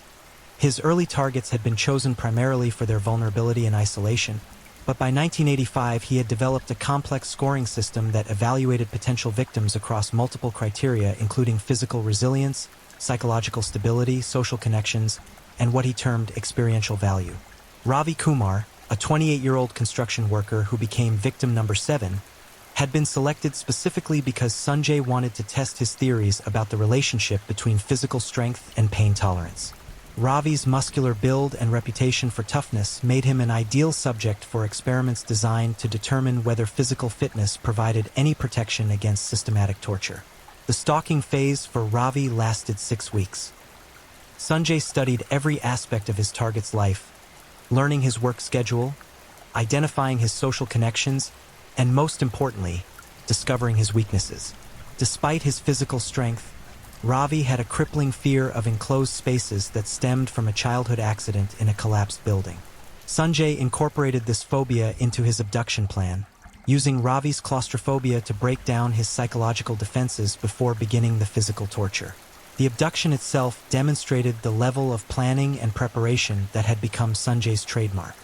He waited until Ravi was working alone on a construction site during the late evening shift, then triggered a carefully orchestrated accident that trapped his victim in a confined space. While Ravi panicked in the artificial cave-in, Sanjay administered a sedative that left him conscious but unable to resist when he was transported to the warehouse laboratory. Ravi's ordeal lasted 6 days, longer than any previous victim had survived in Sanjay's custody. The extended timeline allowed for what Sanjay described in his notes as comprehensive baseline establishment and systematic variable testing. The documentation reveals that he spent the first day simply observing Ravi's responses to various forms of restraint and confinement, establishing what he called psychological parameters before introducing physical torture. The torture methods employed on Ravi represented significant innovations in Sanjay's techniques. He had developed what he termed cascade protocols, sequences of increasing intensity designed to maintain victim consciousness while systematically destroying hope and resistance. The process began with psychological manipulation intended to convince victims that escape was impossible and that cooperation might reduce their suffering, then progressed through carefully calibrated levels of physical pain designed to avoid unconsciousness or shock. Medical examination of Ravi's remains revealed evidence of torture techniques that required sophisticated understanding of human anatomy and physiology. The patterns of injury suggested that Sanjay had studied medical textbooks and possibly observed surgical procedures to learn how to inflict maximum pain while avoiding damage to vital organs that might result in premature death. Every wound appeared to have been placed with precision calculated to achieve specific effects. The psychological torture was equally systematic and arguably more devastating than the physical violence. Sanjay had developed techniques for destroying his victim's sense of identity and self-worth through carefully scripted verbal abuse, combined with false hope scenarios designed to maximize despair when hope was inevitably shattered. Ravi's journal entries describe a victim who had been reduced to begging for death within 3 days of his capture. But perhaps most disturbing was the evidence that Sanjay was not working entirely alone.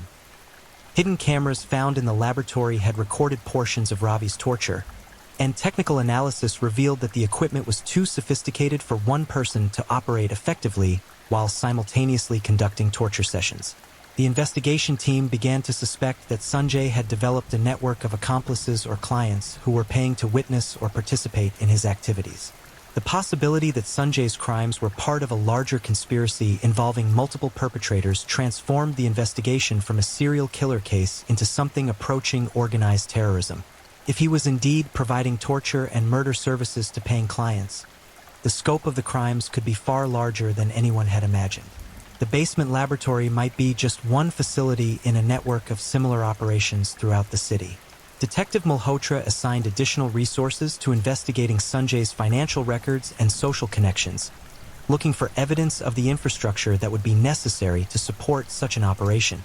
Bank records revealed unexplained income that could not be accounted for by Sanjay's legitimate employment, and surveillance footage from ATMs showed him making regular deposits of cash in amounts consistent with payment for illegal services. The breakthrough in identifying Sanjay's network came from an unexpected source: a former victim who had managed to escape during the early stages of captivity. Kavya Reddy, a 19-year-old nursing student, had been abducted using Sanjay's standard techniques, but had managed to break free from her restraints during what appeared to be a brief period when her captor was distracted by the arrival of visitors to the laboratory. Kavya's testimony provided the first detailed account of Sanjay's operation from a victim's perspective. She described being held in the basement laboratory for 18 hours, during which she could hear multiple voices coming from other areas of the building. The conversations she overheard suggested that Sanjay was demonstrating his techniques to others who were paying for the privilege of observing or participating in torture sessions. The most chilling aspect of Kavya's testimony was her description of what she termed the viewing area, a separate section of the laboratory where observers could watch torture sessions while remaining safely separated from the immediate scene of violence. The setup suggested that Sanjay had transformed murder into a form of entertainment for individuals wealthy enough to pay for access to real human suffering. Investigation of the warehouse revealed architectural modifications that supported Kavya's account. Hidden passages and observation rooms had been constructed with professional skill, indicating significant financial investment in creating a permanent facility for systematic torture and murder. The construction quality suggested involvement by experienced contractors who had been paid well enough to ignore questions about the unusual nature of their work.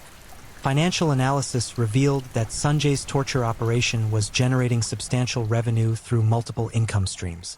In addition to charging admission for observation of torture sessions, he was apparently selling recordings of particularly brutal murders to collectors of extreme materials. Some clients were paying premium fees for the privilege of suggesting specific torture methods or even participating directly in the violence. The discovery that Sanjay's crimes were commercially motivated rather than purely psychological added new dimensions to the investigation. The victims were not random targets chosen to satisfy personal compulsions. They were products selected and processed for consumption by paying customers.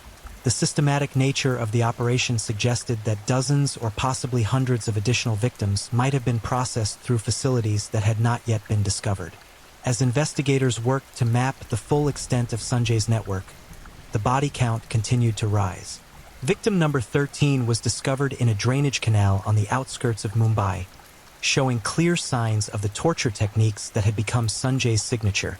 The location of the disposal site suggested that he had developed multiple laboratory facilities and was using different locations to reduce the risk of detection. Asha Gupta, the 13th victim, was a 26-year-old teacher whose disappearance had generated significant media attention due to her prominent family connections. Unlike previous victims who had been selected primarily for their vulnerability and isolation, Asha represented a new category of target, individuals whose murders would generate publicity and potentially attract additional clients to Sanjay's operation. The torture methods employed on Asha showed further refinements in Sanjay's techniques. Forensic analysis revealed evidence of experimental procedures that appeared to be designed to test new approaches to prolonging consciousness during extreme physical trauma. The precision of the wounds and the sophistication of the torture sequence suggested that Sanjay was continuing to develop his methods based on feedback from clients and analysis of previous sessions. Dr. Patel's analysis of the evolving torture techniques revealed a pattern of continuous improvement and innovation that was unlike anything previously documented in criminal psychology. Rather than repeating successful methods, Sanjay appeared to be driven by a desire to constantly refine and enhance his approach to inflicting suffering. Each victim had been subjected to experimental procedures designed to test new theories about human pain tolerance and psychological breakdown. The commercial aspect of Sanjay's operation had also become more sophisticated. Financial records revealed the existence of a complex payment system that allowed clients to purchase different levels of access to torture sessions, from simple observation to direct participation in violence. Premium clients could apparently request specific torture methods or even commission the abduction of particular individuals they wanted to see subjected to Sanjay's techniques. The investigation team realized that they were dealing with more than a serial killer. They were confronting an entrepreneur who had identified a market for extreme violence and had developed a business model to serve that market efficiently and profitably. The systematic nature of the operation and the evidence of continuous improvement suggested that Sanjay viewed murder as his profession and was dedicated to achieving excellence in his chosen field. By the end of 1985, investigators had confirmed at least 15 murders directly attributable to Sanjay Sharma, but the commercial nature of his operation suggested that the true body count could be significantly higher. The discovery of multiple laboratory facilities and evidence of a client network meant that the investigation would need to expand beyond Mumbai to encompass a regional or possibly national operation. The psychological profile developed by Dr. Patel painted a picture of a perpetrator who combined the methodical planning of an organized serial killer with the commercial instincts of a successful businessman. Sanjay had recognized that there was a market for extreme violence and had systematically developed the skills and resources necessary to serve that market profitably while minimizing the risk of detection. The transformation from an impulsive killer motivated by personal compulsion to a systematic predator operating a commercial torture enterprise represented an evolution in criminal behavior that challenged traditional understanding of serial murder. Sanjay Sharma had become something unprecedented, a serial killer who had industrialized murder and transformed it into a sustainable business model. As 1986 began, the investigation team knew that they were racing against time to prevent additional murders while simultaneously working to understand the full scope of an operation that appeared to have tentacles reaching throughout Indian society. The victims were no longer just individuals who had encountered a dangerous predator. They were products being harvested to satisfy the appetites of clients whose identities remained hidden but whose willingness to pay for access to human suffering suggested that Sanjay's network extended into respectable society. The monsoon of 1986 brought with it a revelation that would shatter every assumption investigators had made about the scope and nature of Sanjay Sharma's operation. What they had initially believed to be the work of a single predator had metastasized into something far more sinister. A network of interconnected facilities spread across 3 states, servicing clients whose appetites for human suffering had created a black market economy built on systematic torture and murder. Inspector Malhotra stood in the rain outside what appeared to be an ordinary apartment building in the Andheri district, but the intelligence gathered over the past 6 months suggested that behind its unremarkable facade lay another of Sanjay's laboratories. This one specifically designed for what internal communications referred to as premium experiences.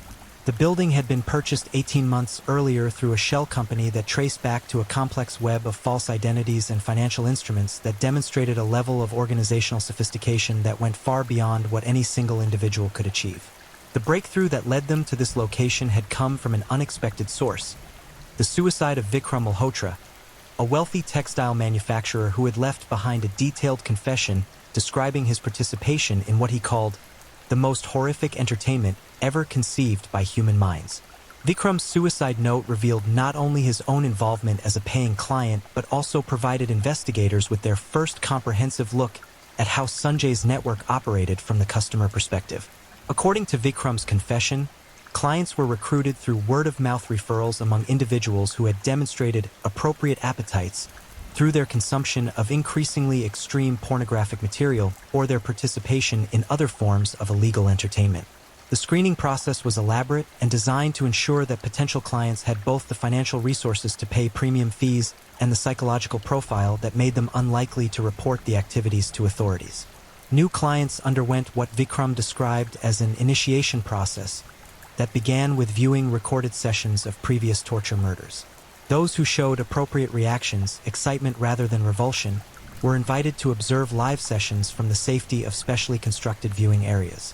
Clients who demonstrated particular enthusiasm and financial capacity could eventually purchase the right to participate directly in torture sessions under Sanjay's supervision and guidance. The fee structure revealed the commercial sophistication of the operation.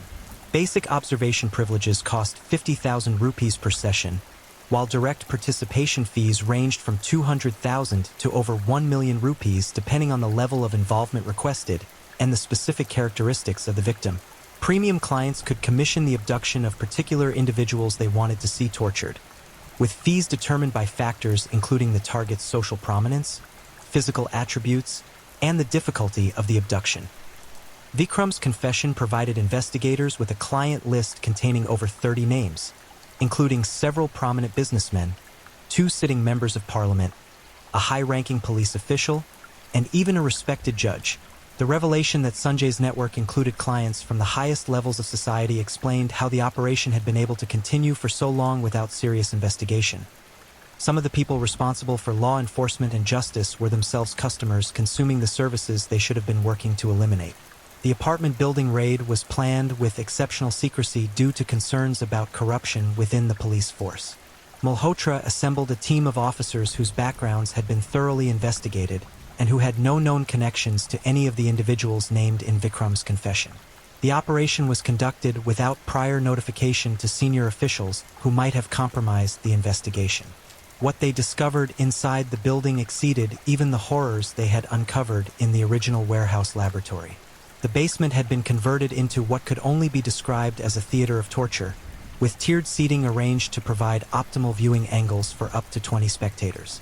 The staging area included sophisticated lighting systems, professional quality recording equipment, and an array of torture devices that represented significant technological advancement over the crude instruments found at previous locations. The most disturbing discovery was a medical station equipped with advanced life support equipment designed to prevent victims from dying too quickly during extended torture sessions. The setup included heart monitors, oxygen supplies, stimulant medications, and even blood transfusion equipment. Everything necessary to maintain victim consciousness during procedures that would normally result in shock or death. The investment in medical equipment suggested that Sanjay had achieved a level of technical sophistication that allowed him to extend torture sessions for days or even weeks. In addition to the torture theater, investigators found extensive living quarters that had apparently housed multiple victims simultaneously. The holding cells were designed with the same attention to psychological manipulation that characterized all of Sanjay's work. Each room was equipped with speakers that played carefully selected sounds designed to maximize anxiety and despair, lighting systems that could be manipulated to disorient captives, and monitoring equipment that allowed continuous observation of prisoner behavior. The victim processing area revealed the industrial scale of the operation. Multiple preparation rooms were equipped with medical examination tables, restraint systems, and grooming equipment used to prepare victims for specific client preferences. The systematic layout and professional quality equipment suggested that the facility was designed to process multiple victims simultaneously while maintaining the quality standards that clients had come to expect. Document analysis revealed that Sanjay had developed detailed protocols for every aspect of victim management, from initial capture through final disposal. The procedural manuals read like business operations guides, complete with quality control measures, customer service standards, and performance metrics used to evaluate the effectiveness of different torture techniques. The level of organizational sophistication was unprecedented in criminal history. The financial records found at the facility painted a picture of an operation that was generating millions of rupees annually. In addition to direct service fees, Sanjay was apparently selling recorded sessions, photographs of victims, and even souvenirs taken from torture sessions to collectors around the world. The international scope of his customer base suggested that the network extended far beyond India's borders. Perhaps most chilling was the discovery of what appeared to be a training facility where new operators were being taught Sanjay's techniques. The classroom setup included anatomical charts, instructional videos, and practice equipment used to develop skills in systematic torture without killing victims prematurely. The existence of a training program suggested that Sanjay was not only operating multiple facilities, but was also working to expand his network by recruiting and educating additional perpetrators. The investigation of Sanjay's financial network revealed connections to legitimate businesses that were apparently being used to launder money generated by the torture operation. Several restaurants, construction companies, and import-export businesses showed financial patterns consistent with money laundering activities, suggesting that Sanjay had successfully integrated his criminal enterprise with legitimate economic activities. As investigators worked to map the full extent of the network, victim identifications continued to mount. The apartment building facility alone yielded evidence of at least 20 murders, with victim profiles suggesting that Sanjay had developed specialized services for different client preferences. Some customers apparently preferred to torture young men, others focused on women, and a few had requested elderly victims or even children. The discovery of children among Sanjay's victims represented a new level of horror that challenged even experienced investigators' ability to process what they were uncovering. The evidence suggested that Sanjay had identified a market for the torture of minors and had developed specialized techniques designed to maximize the suffering of young victims while prolonging their survival during extended torture sessions. Dr. Patel's psychological analysis of the expanded evidence revealed that Sanjay had evolved far beyond the traditional serial killer profile. Rather than being driven by personal compulsion or psychological disorder, he had become what she termed a criminal entrepreneur who had identified an underserved market and had systematically developed the skills and infrastructure necessary to dominate that market through superior service quality and innovative techniques. The client interviews that followed the apartment building raid provided disturbing insights into the demand side of Sanjay's market. Many clients described the experience of participating in torture sessions as the ultimate expression of power, and claimed that conventional forms of entertainment had become boring after experiencing the thrill of having complete control over another human being's life and death. Several clients had apparently become addicted to the experience and were spending enormous sums to fund increasingly elaborate torture scenarios. One businessman had reportedly spent over 5 million rupees commissioning specific types of victims and requesting particular torture methods designed to satisfy fantasies that had become increasingly extreme over time. The psychological profiles of Sanjay's clients revealed a pattern of individuals who had achieved significant success in legitimate careers but were apparently unsatisfied by conventional forms of power and achievement. Many were described as feeling empty or unfulfilled despite their professional success, and they had found in Sanjay's services a form of stimulation that they claimed was unavailable through any legal means. The revelation that demand for Sanjay's services was driven not by sadistic psychopaths but by successful, apparently normal individuals who had developed appetites for extreme experiences challenged conventional understanding of who might be susceptible to participating in systematic murder. The client base included respected members of society who maintained their public personas while secretly funding and participating in atrocities that defied human comprehension. The interrogation of Dr. Suresh Agarwal, a prominent cardiac surgeon who had been identified as one of Sanjay's most frequent clients, revealed the psychological progression that led seemingly normal individuals to become consumers of torture and murder. Dr. Agarwal described beginning with what he called mild transgressions, viewing illegal pornography and visiting underground fighting matches, before gradually escalating to more extreme forms of entertainment as his tolerance for violence increased. According to Dr. Agarwal's testimony, Sanjay had recognized that many wealthy individuals were suffering from what modern psychology might identify as chronic boredom and emotional emptiness despite their material success. He had positioned his services not as criminal activities but as exclusive experiences available only to those sophisticated enough to appreciate their artistic and psychological value.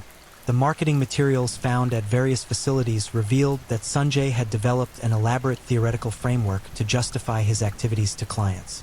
He presented torture and murder as forms of philosophical exploration, claiming that witnessing or participating in the complete destruction of another human being provided insights into the nature of existence that could be obtained through no other means. Client testimonials found in Sanjay's files described the experience of participating in torture sessions in language typically associated with religious or spiritual experiences. Many spoke of achieving states of consciousness that they claimed had transformed their understanding of power, mortality, and human nature. The psychological manipulation involved in converting customers from observers to participants revealed Sanjay's sophisticated understanding of human psychology and his ability to exploit the darkest aspects of human nature for commercial gain. As the investigation expanded to encompass facilities in other cities, the true scope of Sanjay's network became apparent. Coordinated raids in Delhi, Pune, and Kolkata uncovered additional laboratories, holding facilities, and disposal sites that collectively represented the infrastructure for what amounted to a wholesale murder operation.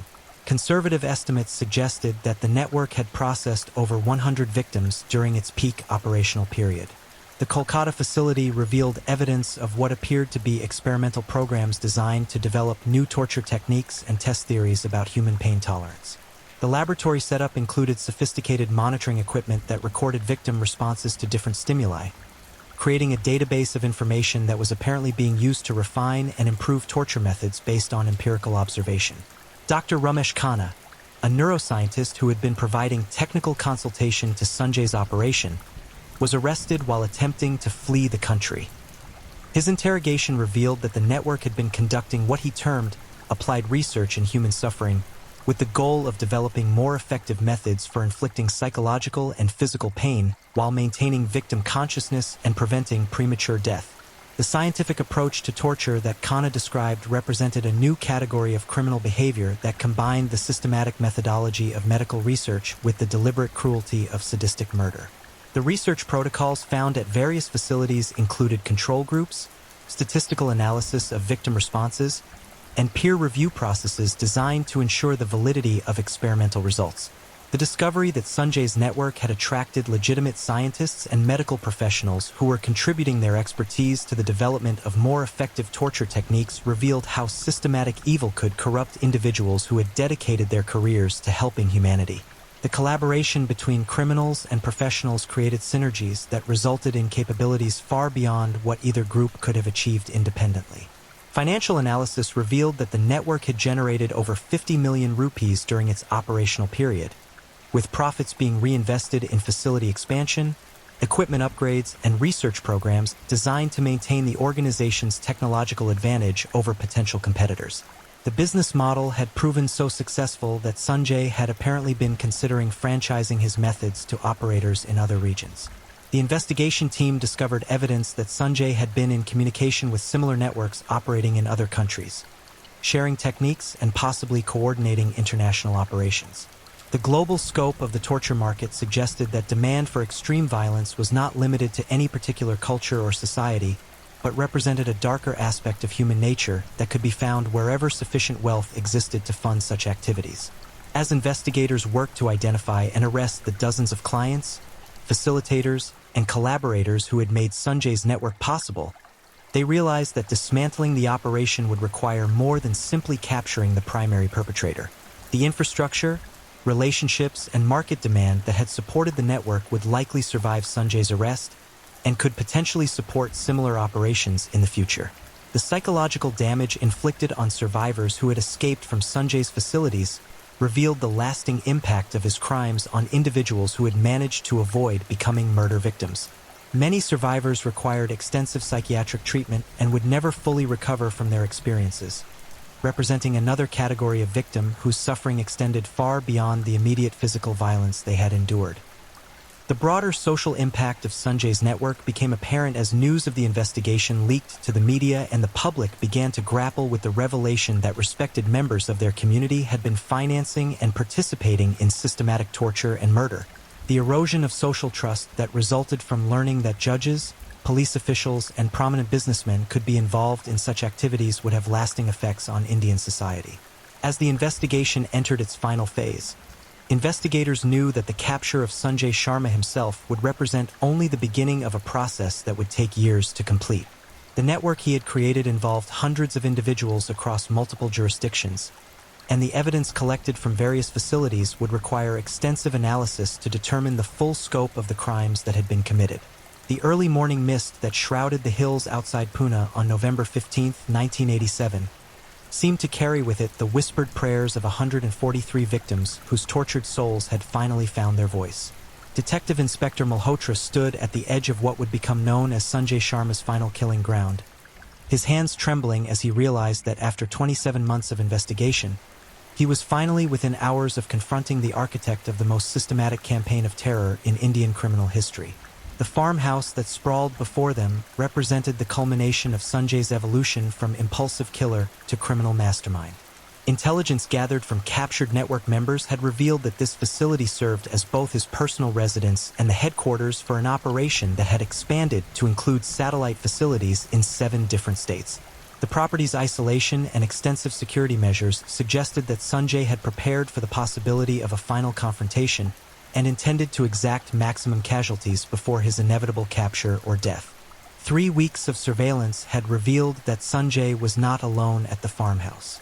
Thermal imaging detected at least 12 individuals on the property, including what appeared to be several captives being held in underground facilities that had been constructed with the same meticulous attention to suffering that characterized all of his installations. The rescue operation would need to be coordinated with military precision to prevent Sanjay from executing his remaining victims before he could be neutralized. The psychological profile developed by Dr. Patel suggested that Sanjay's mental state had deteriorated significantly as law enforcement pressure increased and his network began to collapse. Intercepted communications indicated that he had become obsessed with creating what he called his masterpiece, a final torture session that would surpass all of his previous work and serve as his ultimate artistic statement before death or capture ended his career.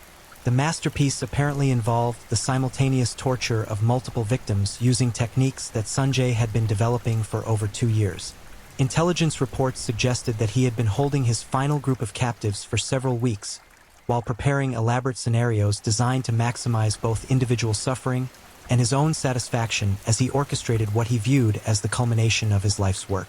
Colonel Ashok Varma, the military specialist assigned to coordinate the assault, had reviewed the intelligence reports with growing concern about the tactical challenges posed by Sanjay's preparation and the psychological state that had driven him to view mass murder as artistic expression.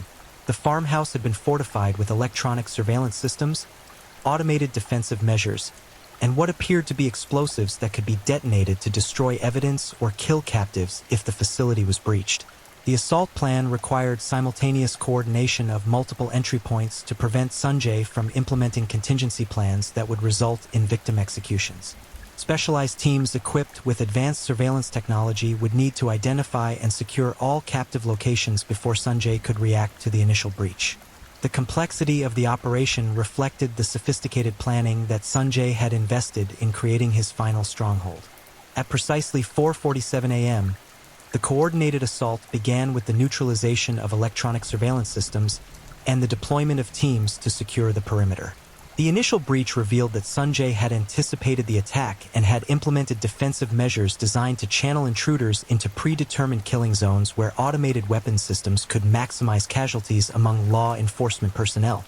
The underground facility access through the main house exceeded even the horrors investigators had encountered at previous locations. The basement complex included multiple torture chambers, holding cells, and what appeared to be a surgical suite where Sanjay had been conducting medical experiments on living subjects. The systematic layout and professional quality equipment suggested that he had been planning to continue his operations indefinitely and had invested enormous resources in creating the ultimate facility for conducting systematic torture. The rescue of 7 surviving captives from the underground complex provided investigators with their first opportunity to witness the current state of Sanjay's experimental programs. The survivors had been subjected to torture techniques that represented significant advances over methods documented at earlier facilities, suggesting that Sanjay had continued to refine and improve his approaches based on feedback from his most recent victims. Dr. Meera Sharma, a 28-year-old pediatrician who had been held captive for 6 weeks, provided investigators with detailed accounts of Sanjay's current mental state and the nature of the experiments she had witnessed during her captivity. According to her testimony, Sanjay had become obsessed with developing what he called transcendent pain experiences that would allow him to explore what he believed were previously unknown dimensions of human suffering. The techniques he had been testing on Dr. Sharma and other recent captives involved combinations of psychological manipulation, pharmaceutical interventions, and precisely calibrated physical torture designed to maintain victim consciousness while inducing levels of pain that would normally result in unconsciousness or death. The scientific sophistication of his approach had reached levels that challenged medical understanding of human pain tolerance and psychological resilience. Dr. Sharma's account revealed that Sanjay had been documenting his latest experiments with obsessive detail, creating what he intended to be a comprehensive manual of advanced torture techniques that could be used by future practitioners. The manual, discovered in his personal study, represented over 300 pages of detailed instructions, theoretical discussions, and case studies based on his treatment of specific victims. The discovery of Sanjay himself came during the search of a hidden chamber that had been constructed behind a false wall in the farmhouse basement. He was found seated at a desk, calmly writing in a journal while surrounded by the preserved remains of his most recent victims. The scene suggested that he had been documenting his final thoughts and reflections while waiting for investigators to discover his location. The confrontation between Malhotra and Sanjay provided the first opportunity for investigators to interact directly with the perpetrator whose crimes had consumed nearly 3 years of intensive investigation. Rather than displaying the remorse or psychological breakdown that might have been expected, Sanjay appeared calm and articulate, speaking about his victims and his methods with the detached professionalism of a researcher discussing laboratory specimens. Sanjay's demeanor during questioning suggested that he viewed his capture not as a failure but as a natural conclusion to a successful career that had achieved everything he had set out to accomplish. He spoke proudly of the technical innovations he had developed, the client satisfaction he had maintained, and the artistic vision he had realized through his systematic destruction of human lives. The interrogation sessions that followed Sanjay's arrest provided investigators with comprehensive insights into the psychology and methodology of systematic torture and murder. His willingness to discuss his techniques and motivations in detail appeared to stem from a desire to ensure that his innovations would be preserved and potentially studied by future researchers, even if his operational career had ended. During one particularly disturbing session, Sanjay provided detailed explanations of the theoretical framework he had developed to justify his activities. He claimed that conventional morality represented an artificial constraint on human potential, and that his work had demonstrated the possibility of transcending traditional ethical limitations through the systematic exploration of ultimate power over other human beings. His description of the psychological progression that had led him from his first impulsive murder to the creation of a systematic torture network revealed a mind that had rationalized extreme violence as a form of philosophical inquiry. He spoke of each victim as contributing to a larger understanding of human nature and claimed that their suffering had served a purpose that justified the methods he had employed. The trial of Sanjay Sharma became one of the most closely watched legal proceedings in Indian history, drawing international attention from criminologists, psychologists, and legal experts who were fascinated by the systematic nature of his crimes and the commercial network he had created to support them. The evidence presented during the trial painted a comprehensive picture of criminal behavior that challenged traditional understanding of serial murder and organized crime. The testimony of surviving victims provided the court with detailed accounts of Sanjay's techniques and the systematic nature of his approach to torture and murder. Their descriptions of the psychological manipulation, physical torture, and degradation they had experienced during captivity revealed the true scope of suffering that Sanjay had inflicted on his victims and their families.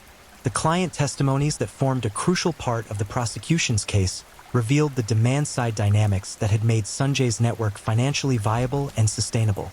The revelation that respected members of society had been willing to pay substantial sums to participate in or observe torture and murder sparked widespread public discussion about the darker aspects of human nature and the potential for evil to exist within apparently normal individuals.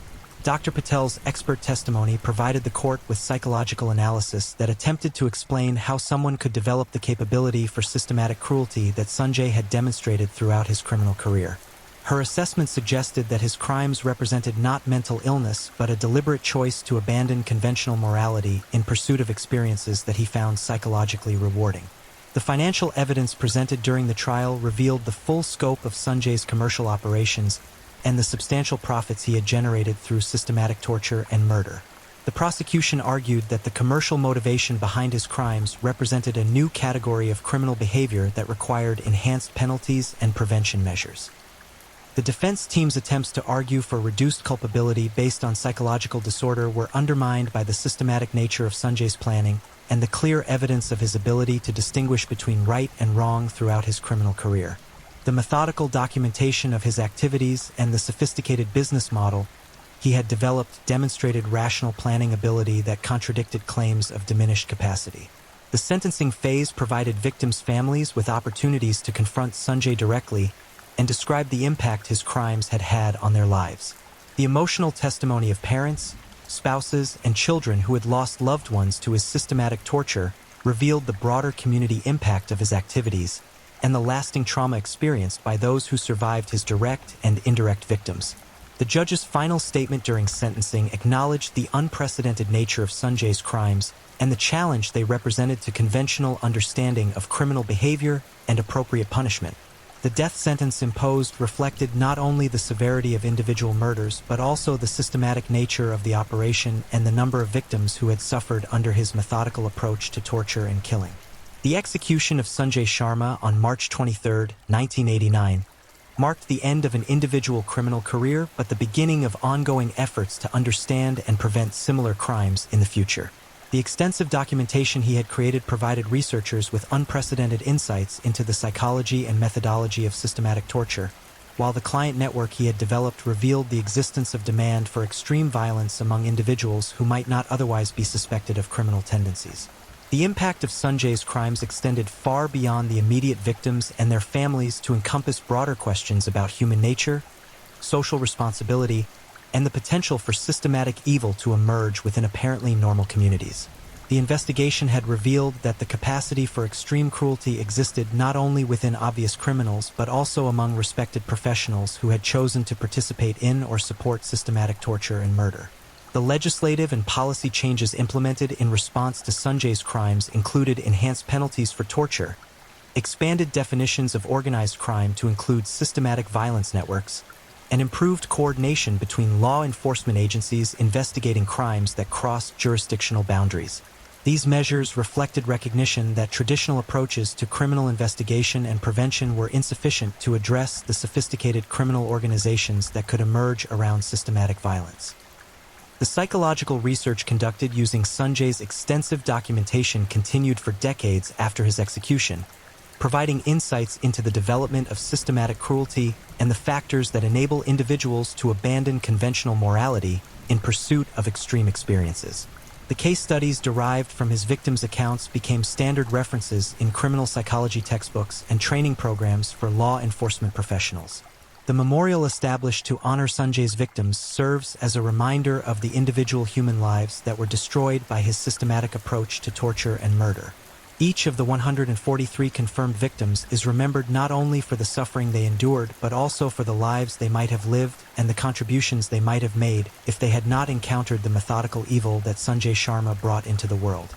The legacy of Sanjay Sharma represents both a cautionary tale about the potential for systematic evil to emerge within human society and a testament to the dedication of law enforcement professionals who risked their own safety and psychological well-being to bring his reign of terror to an end. The investigation that led to his capture required unprecedented cooperation between agencies and demonstrated the importance of persistent, methodical police work in confronting sophisticated criminal organizations. As investigators reflected on the case in later years, many acknowledged that the true horror of Sanjay's crimes lay not in their individual brutality, but in their systematic nature and the revelation that demand for such services existed within respectable society. The network he had created revealed the potential for organized evil to flourish when sufficient resources and demand align with individuals willing to abandon conventional morality in pursuit of extreme experiences. The story of Sanjay Sharma serves as a permanent reminder that the capacity for systematic cruelty exists within human nature, and that the preservation of civilized society requires constant vigilance against those who would exploit the darkest aspects of human psychology for personal gratification or commercial gain. His crimes represent not an aberration but a manifestation of possibilities that exist within every human community and must be actively prevented through appropriate social, legal, and moral safeguards.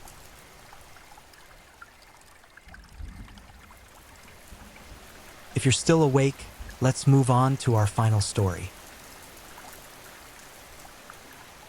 Story 5. The Shadow of Port Harkort. The Gracious David West Chronicles. When darkness falls over the oil-rich streets of Port Harkort, evil awakens. For 3 terrorizing years, a predator stalked the unsuspecting, leaving behind a trail of blood that would forever stain Nigeria's Garden City. This is not just another crime story. This is the chilling account of Gracious David West, a name that still sends shivers down the spines of those who remember. A monster who masqueraded as a neighbor, a friend, a trusted face in the crowd. His weapon of choice, not a gun, not a knife, but something far more sinister. A heavy pestle that would become the instrument of unimaginable horror. 22 innocent souls would fall victim to his insatiable bloodlust. 22 families would be shattered forever. This is their story. This is his story. This is the story of how evil can hide behind the most ordinary of faces, and how one man's descent into madness would terrorize an entire city. Welcome to the darkest chapter in Port Harkort's history. The humid air of Port Harkort hung heavy with the scent of crude oil and impending doom on that fateful evening of August 15, 2019.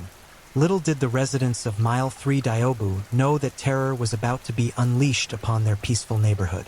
The man walking among them, Gracious David West, appeared utterly unremarkable. Average height, unassuming demeanor, the kind of face that blended seamlessly into any crowd. Yet behind those seemingly innocent eyes lurked something far more sinister than anyone could have imagined. At 27 years old, David West had already begun his transformation into what would become Port Harkort's most feared serial killer. The warning signs had been there, scattered like breadcrumbs leading to hell itself. Neighbors would later recall his strange behaviors, the way he would stare too long, his inappropriate laughter at others' misfortune, and most chilling of all, his obsession with violence that he tried desperately to mask behind a veneer of normalcy. The first whispers of his dark intentions emerged from his own family. His relatives spoke of disturbing incidents that should have served as red flags blazing bright as the flames of hell. There were the unexplained disappearances of small animals in their compound, found days later in states too gruesome to describe. There were his midnight wanderings, his collection of weapons that he claimed were for protection, and his increasingly volatile temper that erupted without warning. But it was on that August evening that the beast within David West finally broke free from its human cage. The target was carefully chosen, a vulnerable young woman walking alone through the dimly lit streets of Diobu. She was returning from her evening prayers, clutching her Bible close to her chest, completely unaware that death was stalking her every step. The irony was not lost on those who would later piece together the horrific details. A woman of faith becoming the first sacrifice to David West's unholy obsession. The attack came without warning. David West had been following her for several blocks, his footsteps masked by the ambient noise of generators humming their mechanical lullabies throughout the neighborhood. When he struck, it was with a ferocity that defied human comprehension. The weapon he chose for this inaugural act of terror was a wooden pestle, the same implement used in kitchens across Nigeria to prepare meals for families. In David West's hands, it became an instrument of unspeakable horror. The first blow landed with a sickening crack that echoed through the night air like thunder announcing a storm of blood. His victim never had a chance to scream, to call for help, to beg for mercy. The pestle descended again and again, each impact more brutal than the last. The sound of bone crushing, of life being systematically extinguished, created a macabre symphony that would haunt the killer's dreams, if monsters like David West even dreamed at all. What made this crime particularly chilling was not just the brutality, but the calculated nature of the attack. David West had planned this moment meticulously. He had studied his victim's routines, mapped out the perfect location for his ambush, and chosen his weapon with deliberate care. The pestle was not a weapon of opportunity. It was a deliberate choice, one that spoke to the twisted psychology of a mind that had completely severed its connection to human empathy.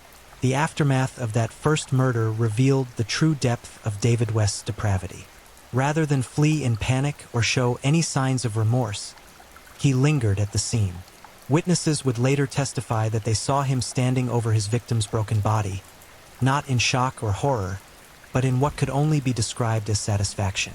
He had found his calling, his purpose, his reason for existence. The taking of human life had awakened something primal and evil within him, a hunger that could only be satisfied through more killing. The victim's body told a story of unimaginable suffering. The coroner's report, when it finally reached the public, painted a picture so disturbing that even seasoned crime reporters struggled to find words adequate to convey the horror. Her skull had been completely shattered, fragments of bone driven deep into brain tissue. The facial features were so completely destroyed that identification was only possible through dental records. The pestle had done its work with mechanical precision, turning a human being into something barely recognizable as having once been alive. But perhaps most disturbing of all was what David West did after the killing. Rather than disposing of the weapon, he took it home. He cleaned it carefully, methodically, as if it were a treasured possession. And indeed, that's exactly what it had become. His tool, his companion, his key to unlocking the darkest chambers of human experience. The pestle would become as synonymous with his name as any signature or calling card. It was his trademark, his brand of terror. The investigation into that first murder moved at a frustratingly slow pace. The Port Harkort Police Command, overwhelmed by the city's numerous daily crimes, initially treated it as an isolated incident of robbery gone wrong. They couldn't have been more mistaken.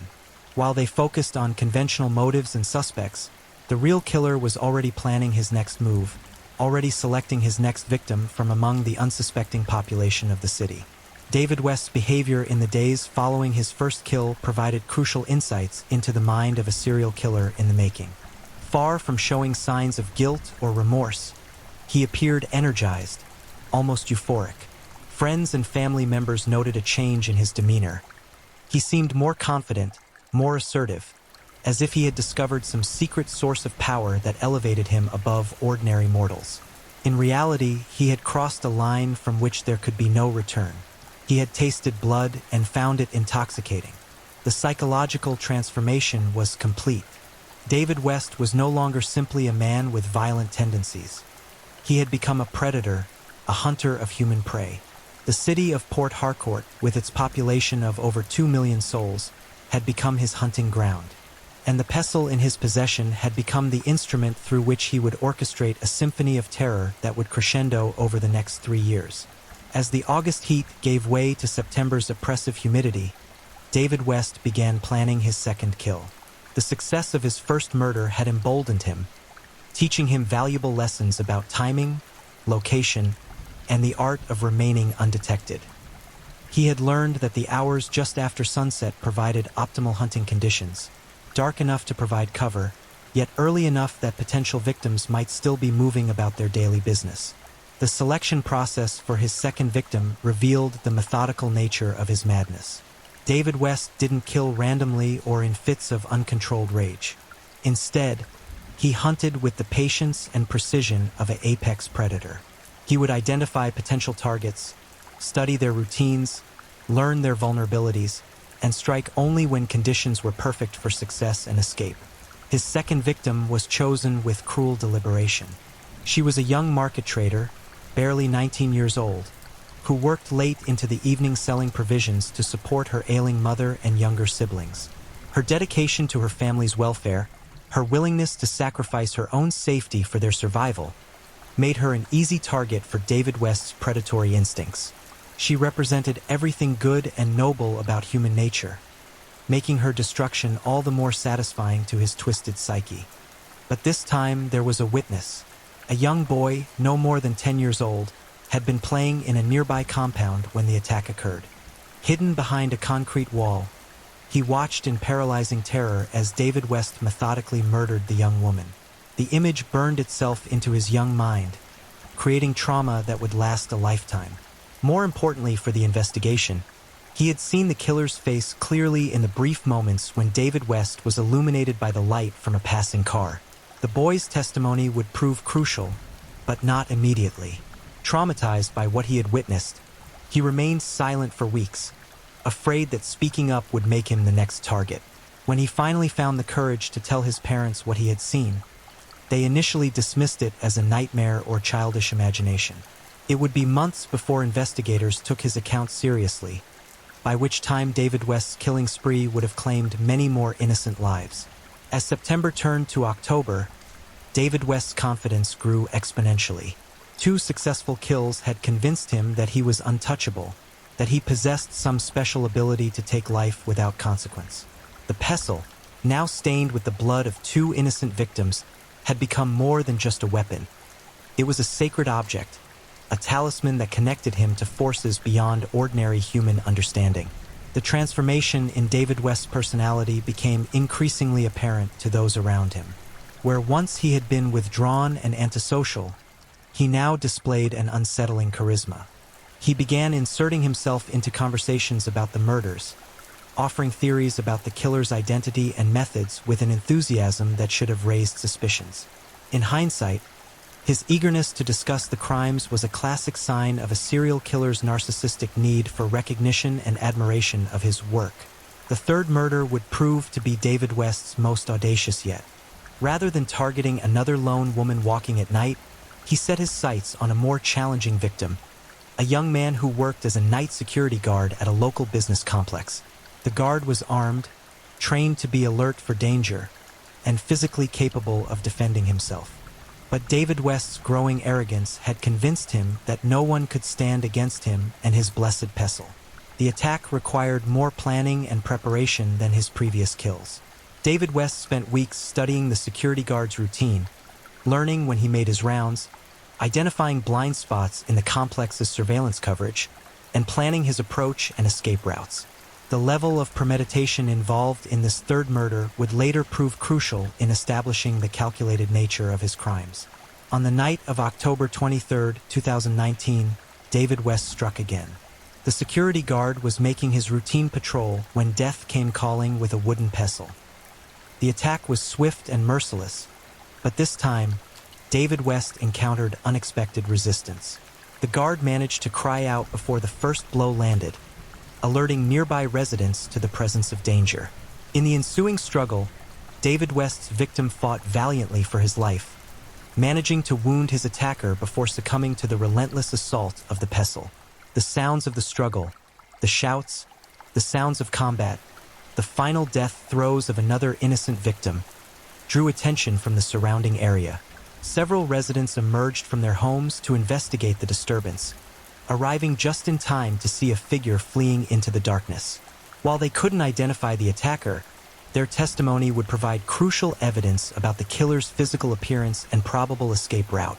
More importantly, the security guard's desperate fight for survival had left physical evidence on his killer. David West returned home that night bearing scratches and bruises that would be difficult to explain away. For the first time since his killing spree began, he had been marked by one of his victims, carrying physical proof of his crimes on his own body. The 3rd murder marked a turning point in both David West's methodology and the police investigation. The increased violence of the attack, combined with the witness testimonies and physical evidence, finally convinced authorities that they were dealing with a serial killer rather than a series of unrelated crimes. A special task force was formed, bringing together the most experienced homicide detectives in Rivers State to hunt down the monster terrorizing Port Harkort. But even as the net began to slowly tighten around him, David West's appetite for killing continued to grow. The 3rd murder had provided him with new insights into the art of taking human life.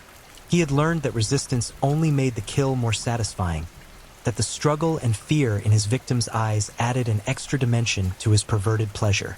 The security guard's valiant but doomed fight for survival had awakened new depths of cruelty within the killer's black soul. As October gave way to November, David West began planning his next series of attacks. No longer content with single murders spaced weeks apart, He started fantasizing about multiple kills, about creating scenes of carnage that would terrorize the entire city. The pestle in his possession seemed to whisper encouragement, urging him to greater acts of violence and depravity. The boy who had witnessed the second murder finally found the courage to speak. His testimony, when it was finally taken seriously by investigators, provided the first real breakthrough in the case. His description of the killer matched reports from other witnesses, and his detailed account of David West's methods gave police crucial insights into the mind they were hunting. But it was too late to prevent the escalation that was about to unfold. David West had moved beyond simple murder. He was now planning massacres. The wooden pestle that had claimed 3 lives was about to become the instrument of unimaginable horror, as the killer prepared to unleash hell upon the unsuspecting streets of Port Harkort. November 2019 brought with it a creeping dread that settled over Port Harkort like a toxic fog. The murders that had begun as isolated incidents were now recognized for what they truly were: the opening movements of a symphony of terror orchestrated by a killer whose appetite for blood seemed insatiable. David West had tasted power, and like a vampire awakening to his true nature, he hungered for more. The 4th victim never saw death coming. Margaret Okafor, a 34-year-old seamstress and mother of 3, was closing her small tailoring shop on ABA Road when David West emerged from the shadows like a demon materialized from the deepest pits of hell. Her crime was nothing more than being in the wrong place at the wrong time, a lamb separated from the flock and delivered directly into the jaws of a rabid wolf. The attack unfolded with the now familiar brutality that had become David West's signature, but with a new level of sadistic creativity that spoke to his evolving methodology. The pestle, now darkened with the dried blood of previous victims, descended upon Margaret's skull with mechanical precision. But this time, David West didn't simply kill. He savored the act, drawing out his victims' suffering like a connoisseur sampling fine wine. Witnesses hiding in nearby buildings reported hearing sounds that would haunt their dreams for years to come. The wet, crushing impacts of wood against bone created a rhythmic percussion that seemed to mock the very concept of human dignity. Margaret's desperate pleas for mercy, her cries for her children, her promises to give David West anything he wanted, all fell on ears that had been deafened by bloodlust. But what made this murder particularly horrifying was its duration. Where previous attacks had been swift and decisive, this one stretched on for what seemed like an eternity. David West had learned to pace himself, to make the killing last longer, to extract maximum psychological satisfaction from each moment of his victim's terror. The seamstress who had spent her life creating beautiful clothing for others was systematically destroyed, her body becoming a canvas for David West's artistic expression of violence. When Margaret finally succumbed to her injuries, David West didn't flee immediately as he had in previous attacks. Instead, he lingered at the scene, admiring his handiwork like an artist studying a completed masterpiece. The pestle in his hands was no longer just a weapon. It had become an extension of his will, a conductor's baton directing an orchestra of death.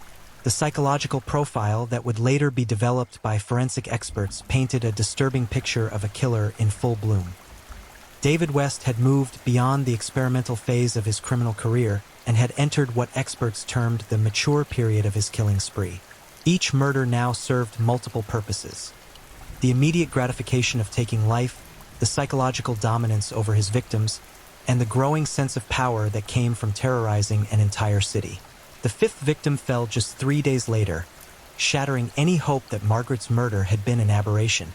Samuel Nwachukwu, a 25-year-old mechanic, was walking home from a late-night shift when David West struck again. This time, the killer demonstrated his growing confidence by attacking in a more populated area, seemingly unconcerned about potential witnesses or intervention. The mechanic's murder revealed new aspects of David West's evolving methodology. Rather than relying solely on surprise, he had begun engaging his victims in conversation before attacking. Samuel would later be found clutching fragments of torn fabric, evidence that he had fought desperately for his life before the pestle claimed another soul. The killer was no longer satisfied with simple ambush tactics. He wanted his victims to see death coming, to understand their fate before the final blow fell. The brutality of Samuel's murder surpassed even David West's previous crimes. The mechanic's body was found in a condition so horrific that several responding police officers required psychological counseling. The killer had not only murdered his victim, but had continued attacking long after death had occurred, turning the corpse into an unrecognizable mass of blood and bone. It was as if David West was trying to erase Samuel's very existence, to obliterate any trace that he had ever been human. The investigation team, now expanded to include federal agents and forensic specialists from Abuja, began piecing together a profile of the killer that defied conventional understanding. Traditional motives, robbery, sexual assault, personal vendetta, were absent from the crime scenes. The killer took nothing from his victims except their lives, left no evidence of sexual interference, and appeared to select targets randomly from the general population. What emerged was a picture of a killer driven by pure malice, a human being who had somehow severed all connection to empathy and conscience. The pestle was always left at the scene, carefully cleaned of fingerprints but positioned in a way that seemed deliberately symbolic. It was as if David West was signing his work, claiming ownership of each atrocity while simultaneously taunting law enforcement with their inability to stop him. The sixth murder occurred during the first week of December, and it marked a significant escalation in David West's campaign of terror. This time, the victim was a teenage girl, barely 17 years old, who was returning from church youth service. The selection of such a young victim, one who represented innocence and hope for the future, demonstrated that David West's capacity for evil knew no bounds. Blessing Okoro had her whole life ahead of her. Dreams of attending university, plans to become a teacher, hopes of raising a family of her own. All of these aspirations were brutally extinguished in a matter of minutes as David West's pestle transformed her from a vibrant young woman into another statistic in Port Harkort's growing catalog of horror. The attack occurred just meters from her family's compound, close enough for her mother to hear the commotion but too far away to intervene. The psychological impact of Blessing's murder extended far beyond her immediate family. The entire church community was traumatized, forced to confront the reality that even their most innocent and faithful members were not safe from the monster stalking their city. Parents began keeping their children indoors after dark, church services were moved to earlier hours, and a pall of fear descended over neighborhoods that had once been considered safe.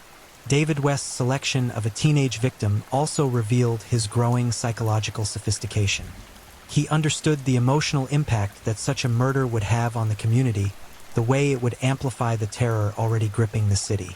The killing of Blessing Okoro was not just murder, it was psychological warfare, designed to break the spirit of an entire population. The seventh murder followed just days later, as David West's killing spree entered a new phase of frenzied activity. The victim was an elderly man, a grandfather who was beloved in his community for his wisdom and kindness. Chief Moses Eek, 72 years old and barely able to walk without assistance, posed no physical threat to anyone. His murder was an act of pure sadism, the killing of a man who represented everything good about traditional Igbo culture. The brutality inflicted upon Chief Eek exceeded even David West's previous standards of cruelty. The elderly man's frail body was no match for the pestle's devastating impact, but rather than ending his victim's suffering quickly, the killer drew out the attack with deliberate malice. Neighbors reported hearing the old man's cries for help, his pleas for mercy, his final prayers as death approached on wooden feet. The murder of Chief Eek marked a turning point in public perception of the killer. No longer could anyone dismiss the murders as crimes of opportunity or acts of desperation. The systematic targeting of victims across all age groups, genders, and social classes revealed a killer whose only motivation was the infliction of maximum suffering and terror. David West had become something beyond human comprehension, a force of pure malevolence unleashed upon the world. As December progressed, the killer's pace accelerated even further. The eighth victim was claimed just 48 hours after Chief Eek's murder, followed by the ninth and 10th within the same week.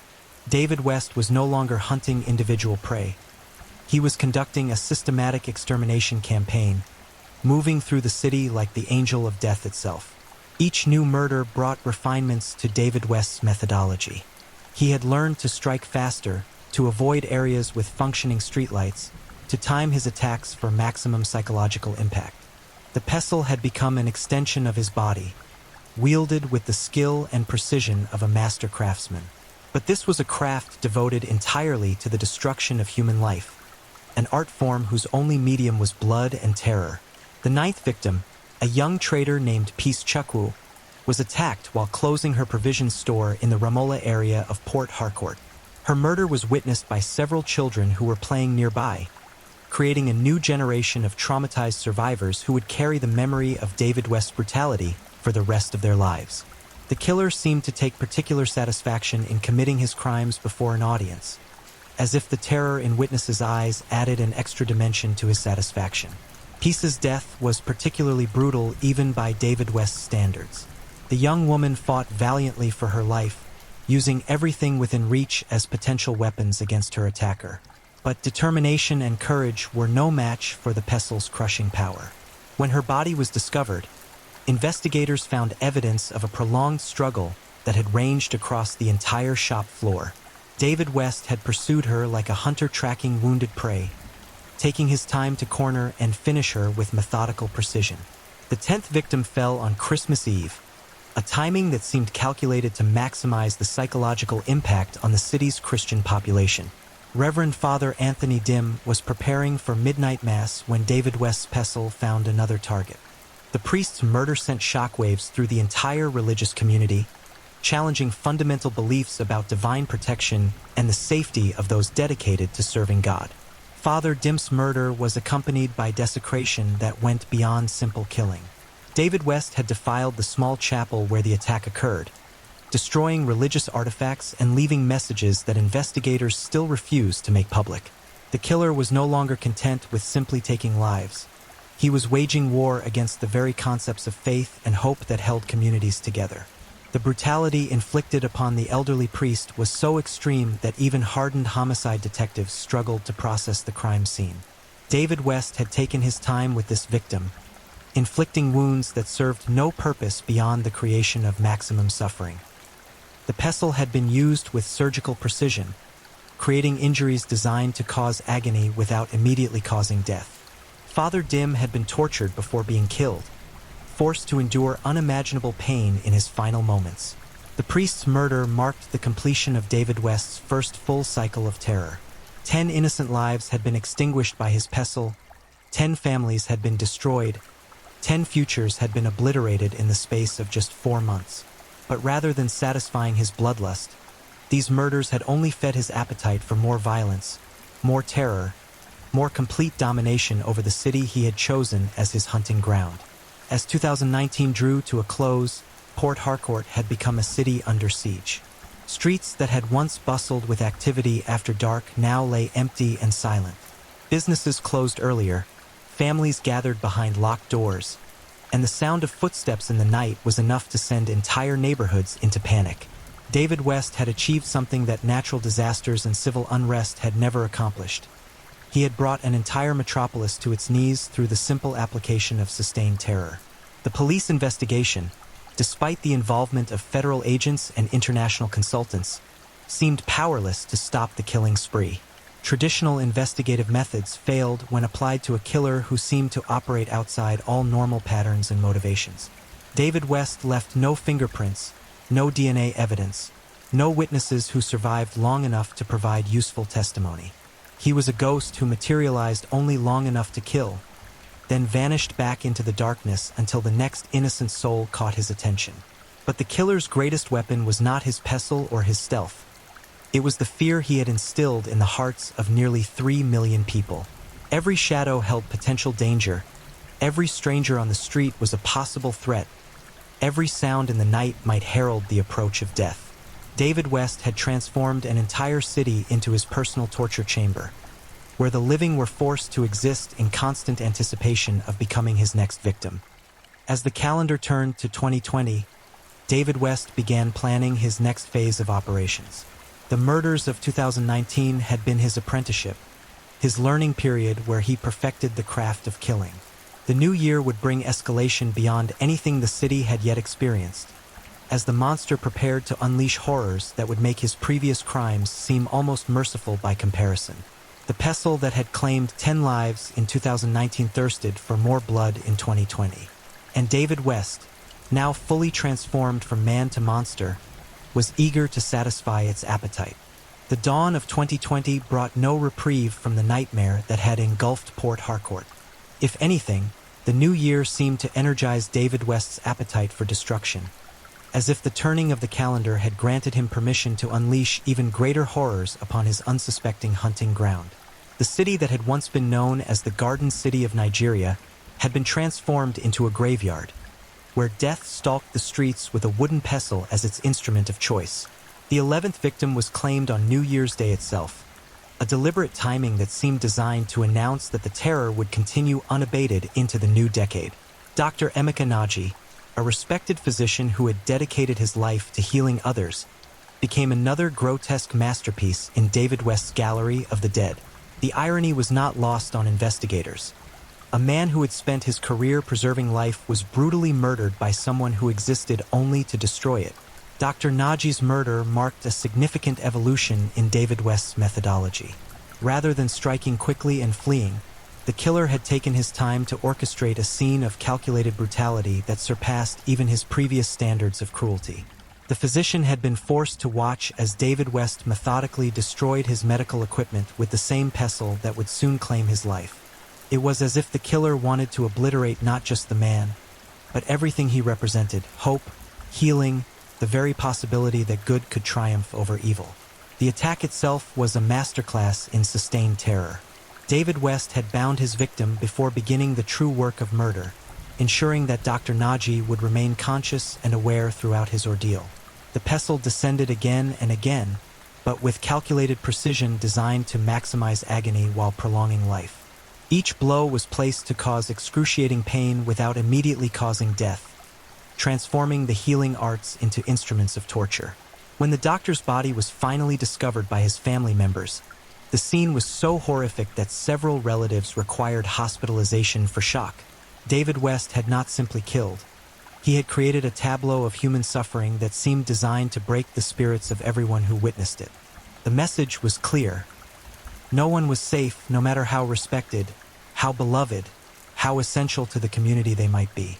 The psychological impact of Dr. Naji's murder rippled through Port Harcourt's medical community like a seismic shock. If a respected physician could be targeted and brutally murdered in his own clinic, then nowhere could be considered truly safe. Several doctors began refusing to work night shifts, medical facilities increased their security measures, and the entire healthcare system found itself operating under a cloud of fear that affected both providers and patients. But David West was far from finished with his New Year's announcement. The 12th victim was claimed just days later, as if the killer was making up for lost time during the brief holiday period. This time, the target was a young mother, Grace Akwu, who was returning from visiting her elderly parents with her infant son strapped to her back. The selection of a victim carrying a baby demonstrated that David West's capacity for evil had transcended even the most basic human instincts for protecting the innocent. The attack on Grace and her baby represented a new low in David West's descent into absolute moral darkness. The young mother had attempted to shield her infant from the killer's assault, using her own body as protection while begging for her child's life. But her maternal sacrifice only seemed to fuel David West's sadistic pleasure. He forced her to watch as he threatened the baby with his blood-stained pestle, savoring her terror before turning his full attention to the woman herself. Grace's murder was prolonged and systematic, a methodical destruction of a human being that lasted nearly an hour. Witnesses hiding in nearby buildings reported hearing her screams, her pleas for mercy, her promises to do anything if only her baby would be spared. But David West was beyond negotiation, beyond reason, beyond any human emotion except the pure ecstasy he derived from causing suffering. Miraculously, the infant survived the attack unharmed, found hours later still strapped to his mother's lifeless body. The child's survival was seen by some as divine intervention, but others wondered if David West had deliberately spared the baby as part of some twisted psychological game. Perhaps he wanted the child to grow up knowing that his mother had died protecting him, carrying that burden of survivor's guilt for the rest of his life.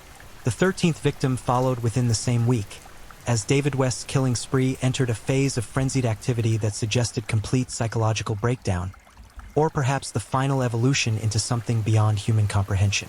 The victim was a security guard at a local bank, a man named Johnson Amati who had served his community faithfully for over a decade. His murder would prove to be one of David West's most audacious yet, carried out in broad daylight in a busy commercial district. Johnson's killing demonstrated David West's growing confidence and contempt for law enforcement. Rather than striking under cover of darkness as had been his previous pattern, he attacked during the afternoon shift change, when the area was populated with potential witnesses. But far from being deterred by the presence of observers, David West seemed to be performing for an audience, turning murder into a public spectacle designed to maximize terror. The security guard fought valiantly for his life, drawing his service weapon and managing to fire several shots before David West's pestle found its target. But even armed resistance proved futile against the killer's supernatural determination and the devastating power of his chosen weapon. Johnson's bullets went wide as the pestle crushed his shooting hand, leaving him defenseless against the final assault that would claim his life. The public nature of Johnson's murder marked a turning point in the city's response to David West's terror campaign. No longer could residents cling to the illusion that they might be safe in public places, in daylight hours, or even when armed and prepared for danger. The killer had demonstrated his ability to strike anywhere, anytime, against any target he chose. The psychological effect was devastating. An entire city paralyzed by the knowledge that death could come calling without warning or mercy. The 14th and 15th victims were claimed in a single night, as David West embarked on what investigators would later term a killing spree within a killing spree. The victims were 2 university students, best friends who had been studying together for their final examinations. Their names were Chioma Okafor and Blessing Neka, both just 20 years old, both with bright futures ahead of them before they encountered the monster with the wooden pestle. The double murder took place in the students' shared apartment, indicating that David West had either followed them home or had been stalking them for some time before striking. The attack began while the young women were reviewing their notes for an upcoming economics examination. Their textbooks later found splattered with blood and brain matter. The killer had turned their place of learning into a charnel house, their dreams of graduation and success into another entry in his ledger of terror. What made this double murder particularly horrifying was the evidence that David West had forced one student to watch while he tortured and killed the other. Chioma had been bound and positioned so that she could see every moment of Blessing's agony, every blow of the pestle that systematically destroyed her best friend's life. Only after Blessing was dead did David West turn his attention to Chioma, who by then was catatonic with terror and trauma. The killer's method of dispatching the second student revealed new depths of psychological sophistication in his approach to murder. Rather than simply killing Chioma quickly, he engaged her in conversation, asking about her studies, her family, her dreams for the future. All the while, he held the blood-soaked pestle inches from her face, letting her smell the metallic scent of her friend's blood, forcing her to confront the reality of her impending death. When David West finally struck the killing blow, it was with a deliberate slowness that maximized Chioma's final moments of terror. The pestle descended like a judge's gavel, delivering a verdict of death with ceremonial gravity. The young woman who had dreamed of becoming an economist, of lifting her family out of poverty through education, was reduced to another grotesque sculpture in David West's expanding gallery of human suffering. The discovery of the double murder sent shockwaves through Nigeria's educational community. Universities across the country implemented new security measures, students began traveling in larger groups, and many parents withdrew their children from schools in Port Harkort.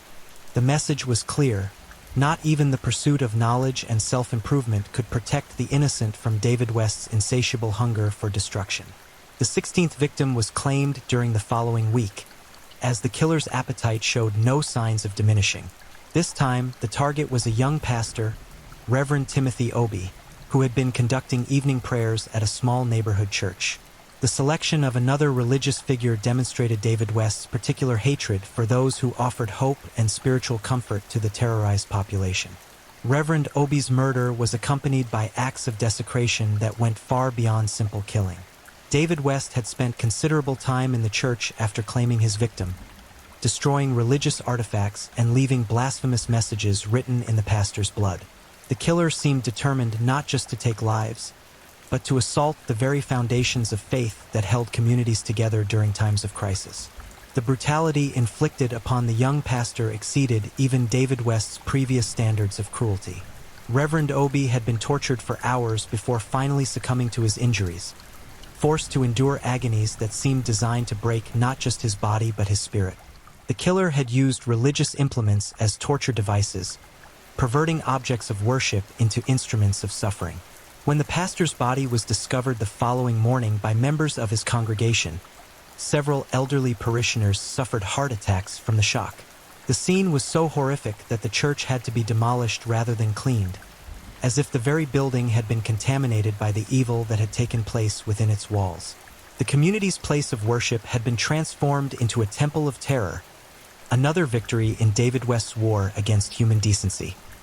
The 17th victim fell just days later, a pattern that indicated David West had entered a phase of accelerated killing that suggested complete psychological breakdown or perhaps the final evolution into pure evil. The victim was a pregnant woman, Mrs. Stella Namani, who was in her 8th month of pregnancy and had been returning from a routine medical checkup. The targeting of an expectant mother represented a new level of depravity that shocked even seasoned investigators. The attack on Mrs. Namani was perhaps David West's most sadistic crime yet. Rather than killing her quickly, he had focused his initial assault on her unborn child, using the pestle to cause maximum damage to her pregnancy while keeping the mother alive to experience the horror. The woman who should have been celebrating the imminent arrival of new life instead became a victim in David West's campaign to extinguish all hope and innocence from the world. The medical examiner's report on Mrs. Namani's death was so disturbing that it was classified and kept from public view. The killer had demonstrated a knowledge of human anatomy that allowed him to prolong suffering while ensuring eventual death, turning murder into a form of surgical torture. The unborn child, so close to entering the world, became another casualty in David West's war against life itself. The murder of a pregnant woman marked a psychological turning point for many Port Harkort residents. If someone carrying new life could be targeted and brutally killed, then the very concept of a future worth living for seemed to have been extinguished. Birth rates in the city began to plummet as couples postponed having children, afraid to bring new life into a world where such evil could flourish unchecked. The 18th victim was claimed during what would later be recognized as the peak of David West's killing frenzy. The target was an elderly woman, Mama Ngozi Okafor, who was beloved in her community as a traditional healer and wise woman. Her murder represented not just the taking of another life, but the destruction of centuries of accumulated wisdom and cultural knowledge that died with her. Mama Ngozi's killing was particularly cruel because David West had exploited her kindness and generosity to gain access to her compound.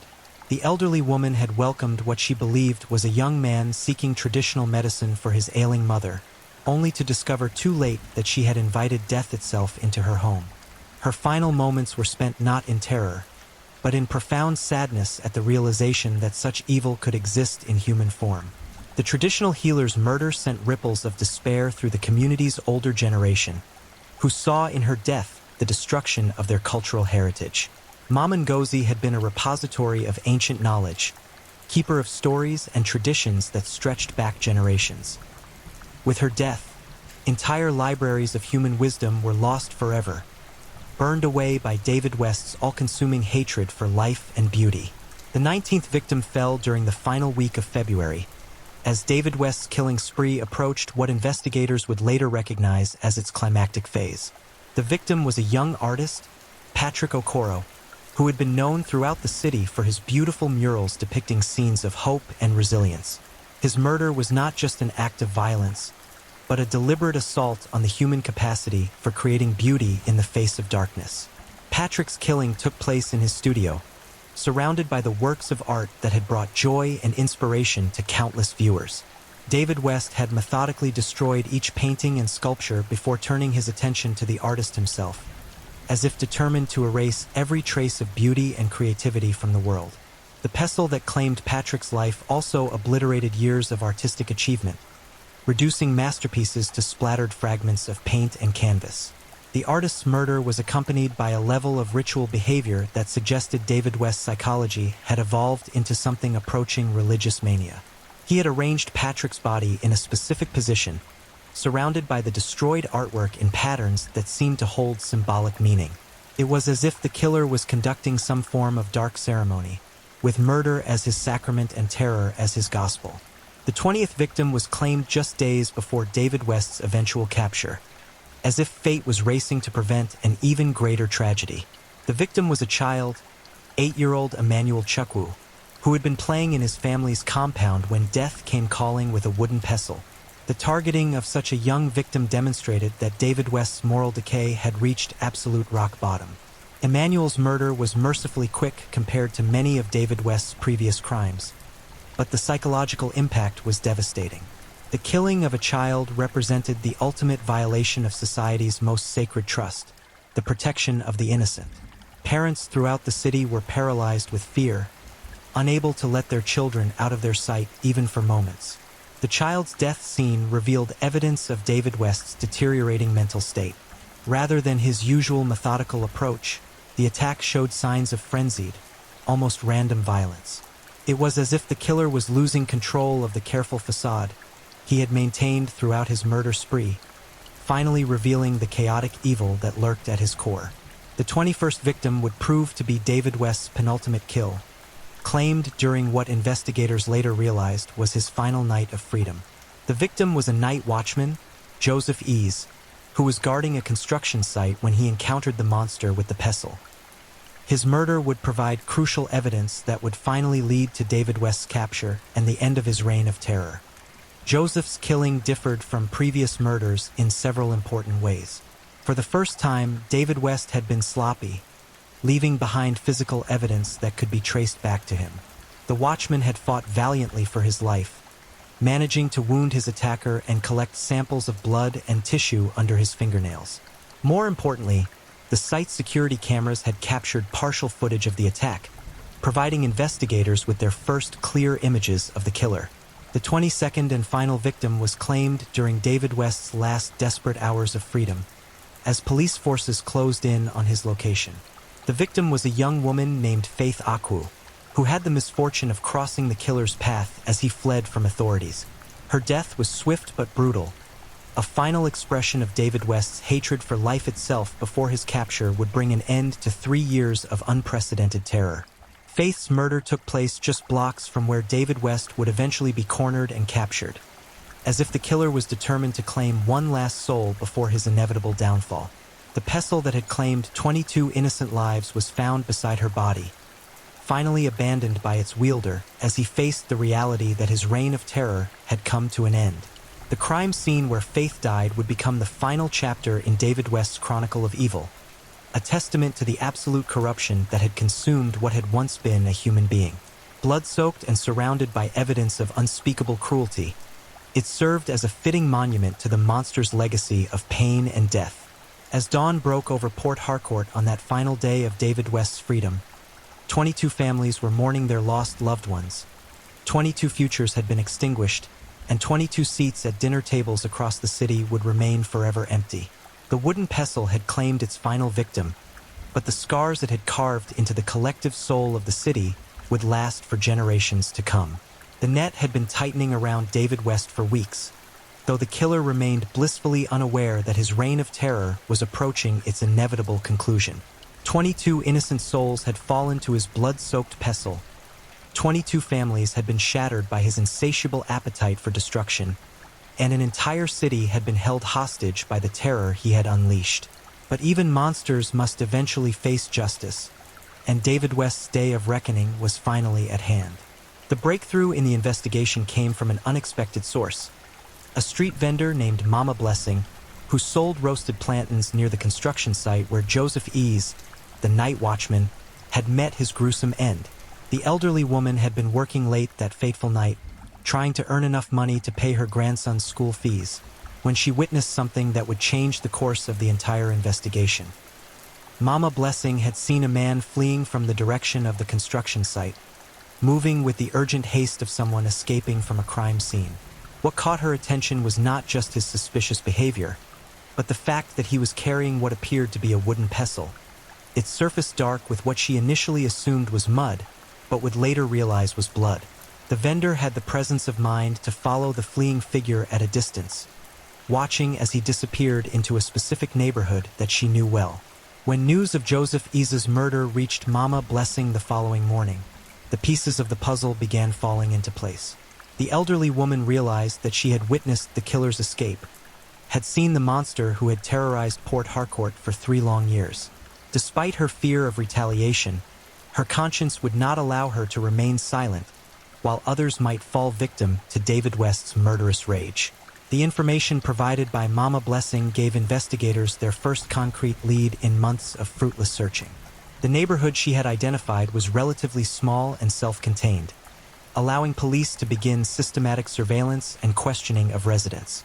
For the first time since the killing spree began, law enforcement had a specific geographic area to focus their investigation, dramatically narrowing the search for the man with the wooden pestle.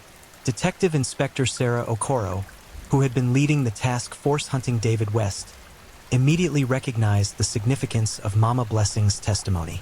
The veteran investigator had spent sleepless nights studying crime scene photos, interviewing traumatized witnesses, and analyzing patterns in the killer's behavior.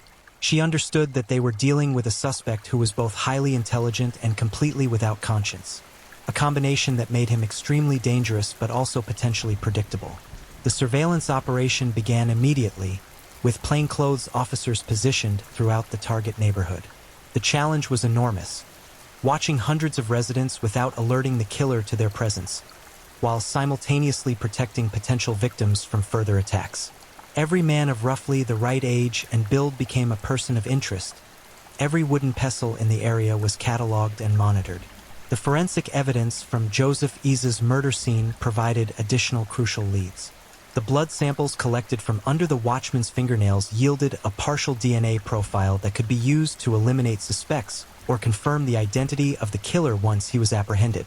More importantly, the security camera footage, though grainy and incomplete, provided investigators with their first clear images of David West in action. Computer enhancement of the security footage revealed a man of average height and build, wearing dark clothing and moving with the fluid grace of someone comfortable with violence.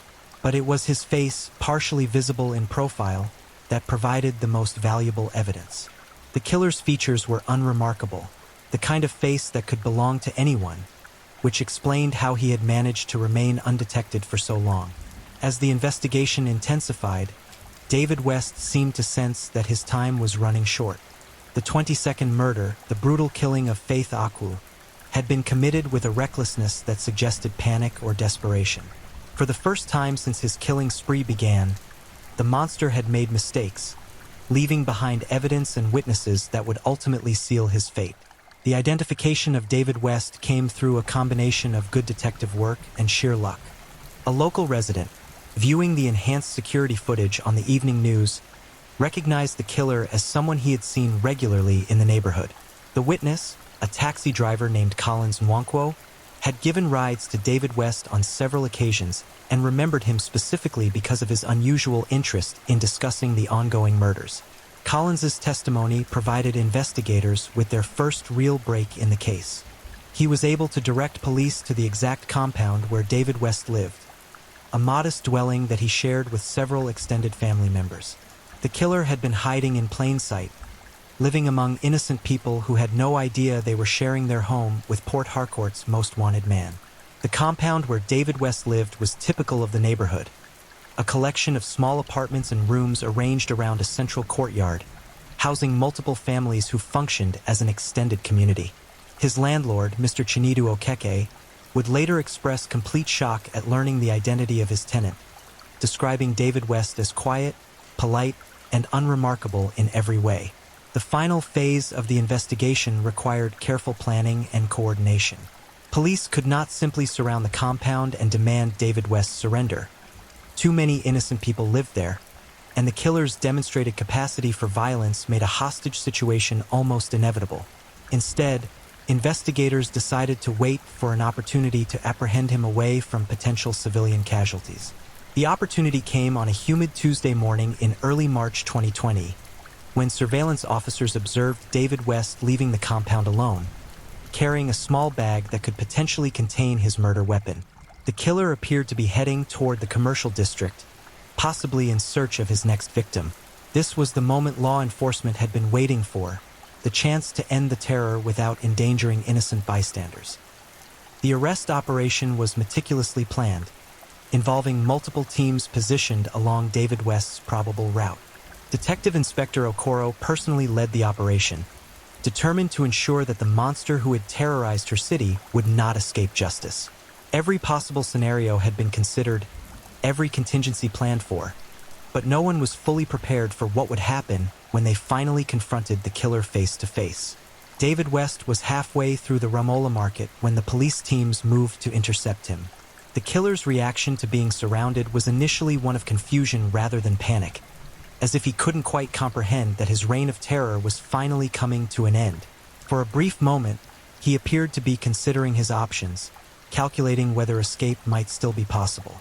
When David West finally realized that his freedom was over, his transformation was terrifying to witness. The quiet, unremarkable man who had blended seamlessly into the neighborhood crowd suddenly revealed the monster that had been lurking within. His face contorted with rage and hatred, his body language shifting from passive to predatory in the space of a heartbeat.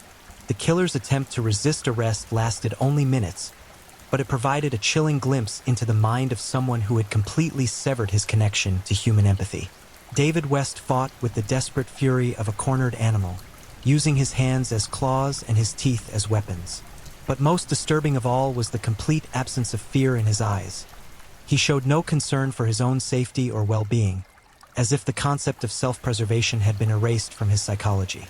When the handcuffs finally clicked shut around David West's wrists, a collective sigh of relief seemed to exhale from the entire city. The monster who had stalked the streets of Port Harkort for 3 years was finally in custody, unable to claim any more innocent lives. Children could play outside again, families could venture out after dark, and the city could begin the long process of healing from the trauma he had inflicted. The search of David West's living quarters yielded evidence that confirmed investigators' worst fears about the depth of his depravity. Hidden in a metal box beneath his bed was a collection of trophies taken from his victims: jewelry, personal items, and photographs that represented the 22 lives he had destroyed. Each item was carefully labeled with the victim's name and the date of their murder, creating a macabre catalog of his crimes. Most disturbing of all was the discovery of detailed journals in which David West had recorded his thoughts and experiences throughout his killing spree. The entries revealed a mind that had descended into absolute moral darkness, documenting not just the logistics of murder but the psychological satisfaction he derived from causing suffering. The journals would later be used by forensic psychiatrists to understand how a human being could become such a perfect instrument of evil. The wooden pestle that had claimed 22 innocent lives was found exactly where Faith Aqua's killer had dropped it, still stained with the blood of his final victim. The weapon that had terrorized an entire city looked utterly ordinary, just a simple kitchen implement that had been transformed into an instrument of unimaginable horror by the evil will that wielded it. David West's interrogation revealed the chilling banality of absolute evil. The killer showed no remorse for his crimes, no empathy for his victim's suffering, no recognition that he had done anything wrong.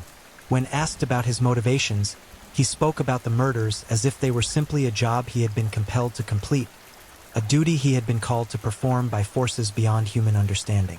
The psychological evaluation of David West, conducted by a team of forensic psychiatrists, concluded that he represented a rare but terrifying phenomenon, a human being who had somehow shed every trace of conscience and empathy while retaining complete intellectual functionality.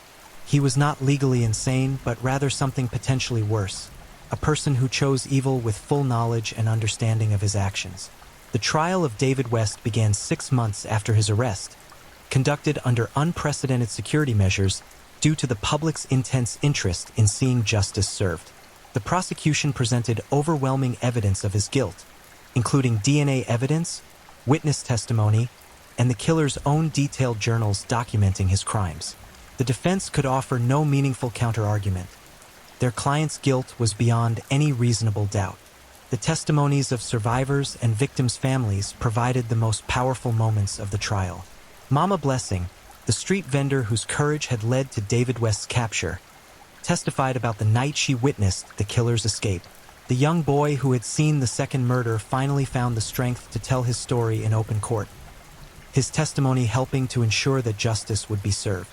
David West showed no emotion throughout the trial proceedings, sitting in the defendant's chair with the same blank expression that had helped him blend into crowds while hunting for victims. Even when confronted with photographs of his victims, with testimony about their suffering, with evidence of the terror he had inflicted upon an entire city, his face remained impassive and unmoved.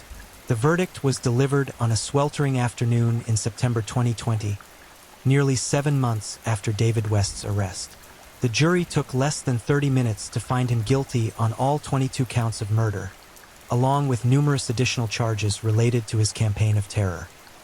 Judge Amina Hassan, delivering the sentence, described David West as a monster who had forfeited his right to exist among civilized human beings. The sentence was death by hanging, to be carried out at Port Harkort Maximum Security Prison. David West received the verdict with the same emotionless expression he had maintained throughout the trial, offering no final words, no apology to the families of his victims, no acknowledgement of the immense suffering he had caused. The execution took place on a gray morning in November 2021, nearly 2 years after David West's killing spree had finally ended. A small group of witnesses, including representatives from the victims' families, watched as justice was finally served. Detective Inspector Okoro was among those present, representing the law enforcement officers who had worked tirelessly to bring the killer to justice. David West's final moments revealed no trace of redemption or regret. He walked to the gallows with the same cold indifference he had shown throughout his trial, offering no last words, no expressions of remorse, no recognition of the evil he had perpetrated. Even facing death, he remained what he had always been, an empty vessel that had once contained something resembling a human soul. The death of David West marked the official end of Port Harcourt's darkest chapter, but the healing process would take much longer.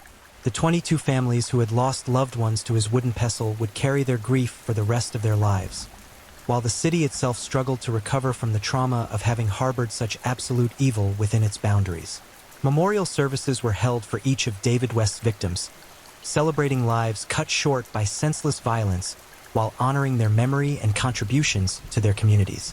The wooden pestle that had claimed so many innocent souls was destroyed in a ceremonial burning, its ashes scattered so that no trace of the weapon could ever again inspire fear or horror. In the years that followed, Port Harcourt slowly began to heal from the wounds inflicted by David West's reign of terror. Streets that had been empty after dark began to fill with life again. Children resumed playing in their neighborhoods, and families started to trust in their safety once more. But the scars remained, invisible but permanent reminders of the evil that had once walked among them. The story of gracious David West serves as a chilling reminder that monsters can hide behind the most ordinary of faces, that evil can flourish in the most unexpected places, and that the price of safety is eternal vigilance. His name has become synonymous with terror in the minds of those who lived through his killing spree, a cautionary tale about the depths of human depravity and the fragility of the civilized world we take for granted. Today, the neighborhoods where David West hunted his prey have returned to normalcy, but the memory of his crimes lingers like a shadow that can never be completely erased. The 22 innocent souls who fell victim to his wooden pestle will never be forgotten, their names forever etched in the collective memory of a city that learned firsthand how quickly paradise can become hell when evil is allowed to flourish unchecked. The legacy of David West's crimes extends far beyond the borders of Port Harcourt, serving as a case study for law enforcement agencies worldwide and a reminder that the capacity for absolute evil exists within the human species. His story stands as testament to both the depths of human depravity and the resilience of communities that refuse to be broken by terror. In the years since David West's execution, Port Harcourt has worked to rebuild not just its sense of security, but its very identity. The city that was once known as Nigeria's Garden City had been forced to confront the reality that monsters can take root even in the most fertile soil. The wooden pestle that had terrorized a population of millions was gone forever, but its shadow continues to fall across the lives of those who survived its reign of terror. The families of the 22 victims have formed a support group, meeting monthly to share their grief and keep alive the memory of their lost loved ones. Their strength in the face of unimaginable loss serves as an inspiration to others who have faced similar tragedies, proving that even the darkest evil cannot completely extinguish the light of human compassion and resilience. Detective Inspector Sarah Okoro, who led the investigation that finally brought David West to justice, has become an advocate for improved mental health services and early intervention programs designed to identify potential killers before they can claim their first victims. Her work has helped establish new protocols for investigating serial crimes and supporting traumatized communities. The compound where David West lived has been demolished and converted into a memorial garden, with 22 trees planted to honor each of his victims. The garden serves as both a place of remembrance and a symbol of life's ability to flourish even in soil that has been tainted by evil. Children play there now, their laughter a defiant rejection of the darkness that once dwelt in that place. The story of gracious David West and his wooden pestle of terror has become part of Port Harcourt's history, a chapter that the city would prefer to forget but knows it must remember. In remembering, in bearing witness to both the evil that was done and the justice that was ultimately served, the survivors ensure that the 22 innocent souls who were lost will never truly die. Their names live on: Dr. Emeka Naji, Grace Akwu, Margaret Okafor, Samuel Nwachukwu, Blessing Okoro, Chief Moses Ike, Peace Chukwu, Reverend Father Anthony Dim, Johnson Amadi, Chioma Okafor, Blessing Neka, Reverend Timothy Obi, Mrs. Stella Namani, Mama Ngozi Okafor, Patrick Okoro, Emmanuel Chukwu, Joseph Ease, Faith Akwu, and 4 others whose families chose to keep their names private. 22 lives, 22 stories, 22 lights that were extinguished too soon, but whose memory continues to burn bright. The monster who took them from this world is gone, his name relegated to the dustbin of history where it belongs. But their names, their stories, their contributions to the world they were forced to leave too soon, these will endure as long as there are those willing to remember that every life has value, every death diminishes us all, and every act of evil must be met with an even greater commitment to justice and human dignity. The wooden pestle lies broken and burned, its ashes scattered to the wind. But the love, the hope, the dreams, and the potential of those it destroyed, these remain eternal, impossible to break, impossible to burn, impossible to destroy. In the end, that is David West's true defeat. Not his execution, but the realization that everything good about his victims continues to live on, while everything evil about him has been consigned to oblivion. Port Harcourt stands today as a testament to the resilience of the human spirit, a city that stared into the abyss of absolute evil and refused to blink. The Garden City has bloomed again, more beautiful than ever, its flowers watered by the tears of those who mourn but nurtured by the unshakable belief that light will always triumph over darkness, that love will always conquer hate, and that justice, no matter how long delayed, will eventually prevail. Thank you for watching and joining us as we explored these chilling and mysterious stories. If you enjoyed the journey, don't forget to like, subscribe, and share with others who love a good mystery. Also, let us know where you're watching from. I'd love to hear where in the world you're tuning in. We appreciate you being part of this, and we'll see you next time for more gripping stories. Stay safe, stay curious, and keep unraveling the unknown.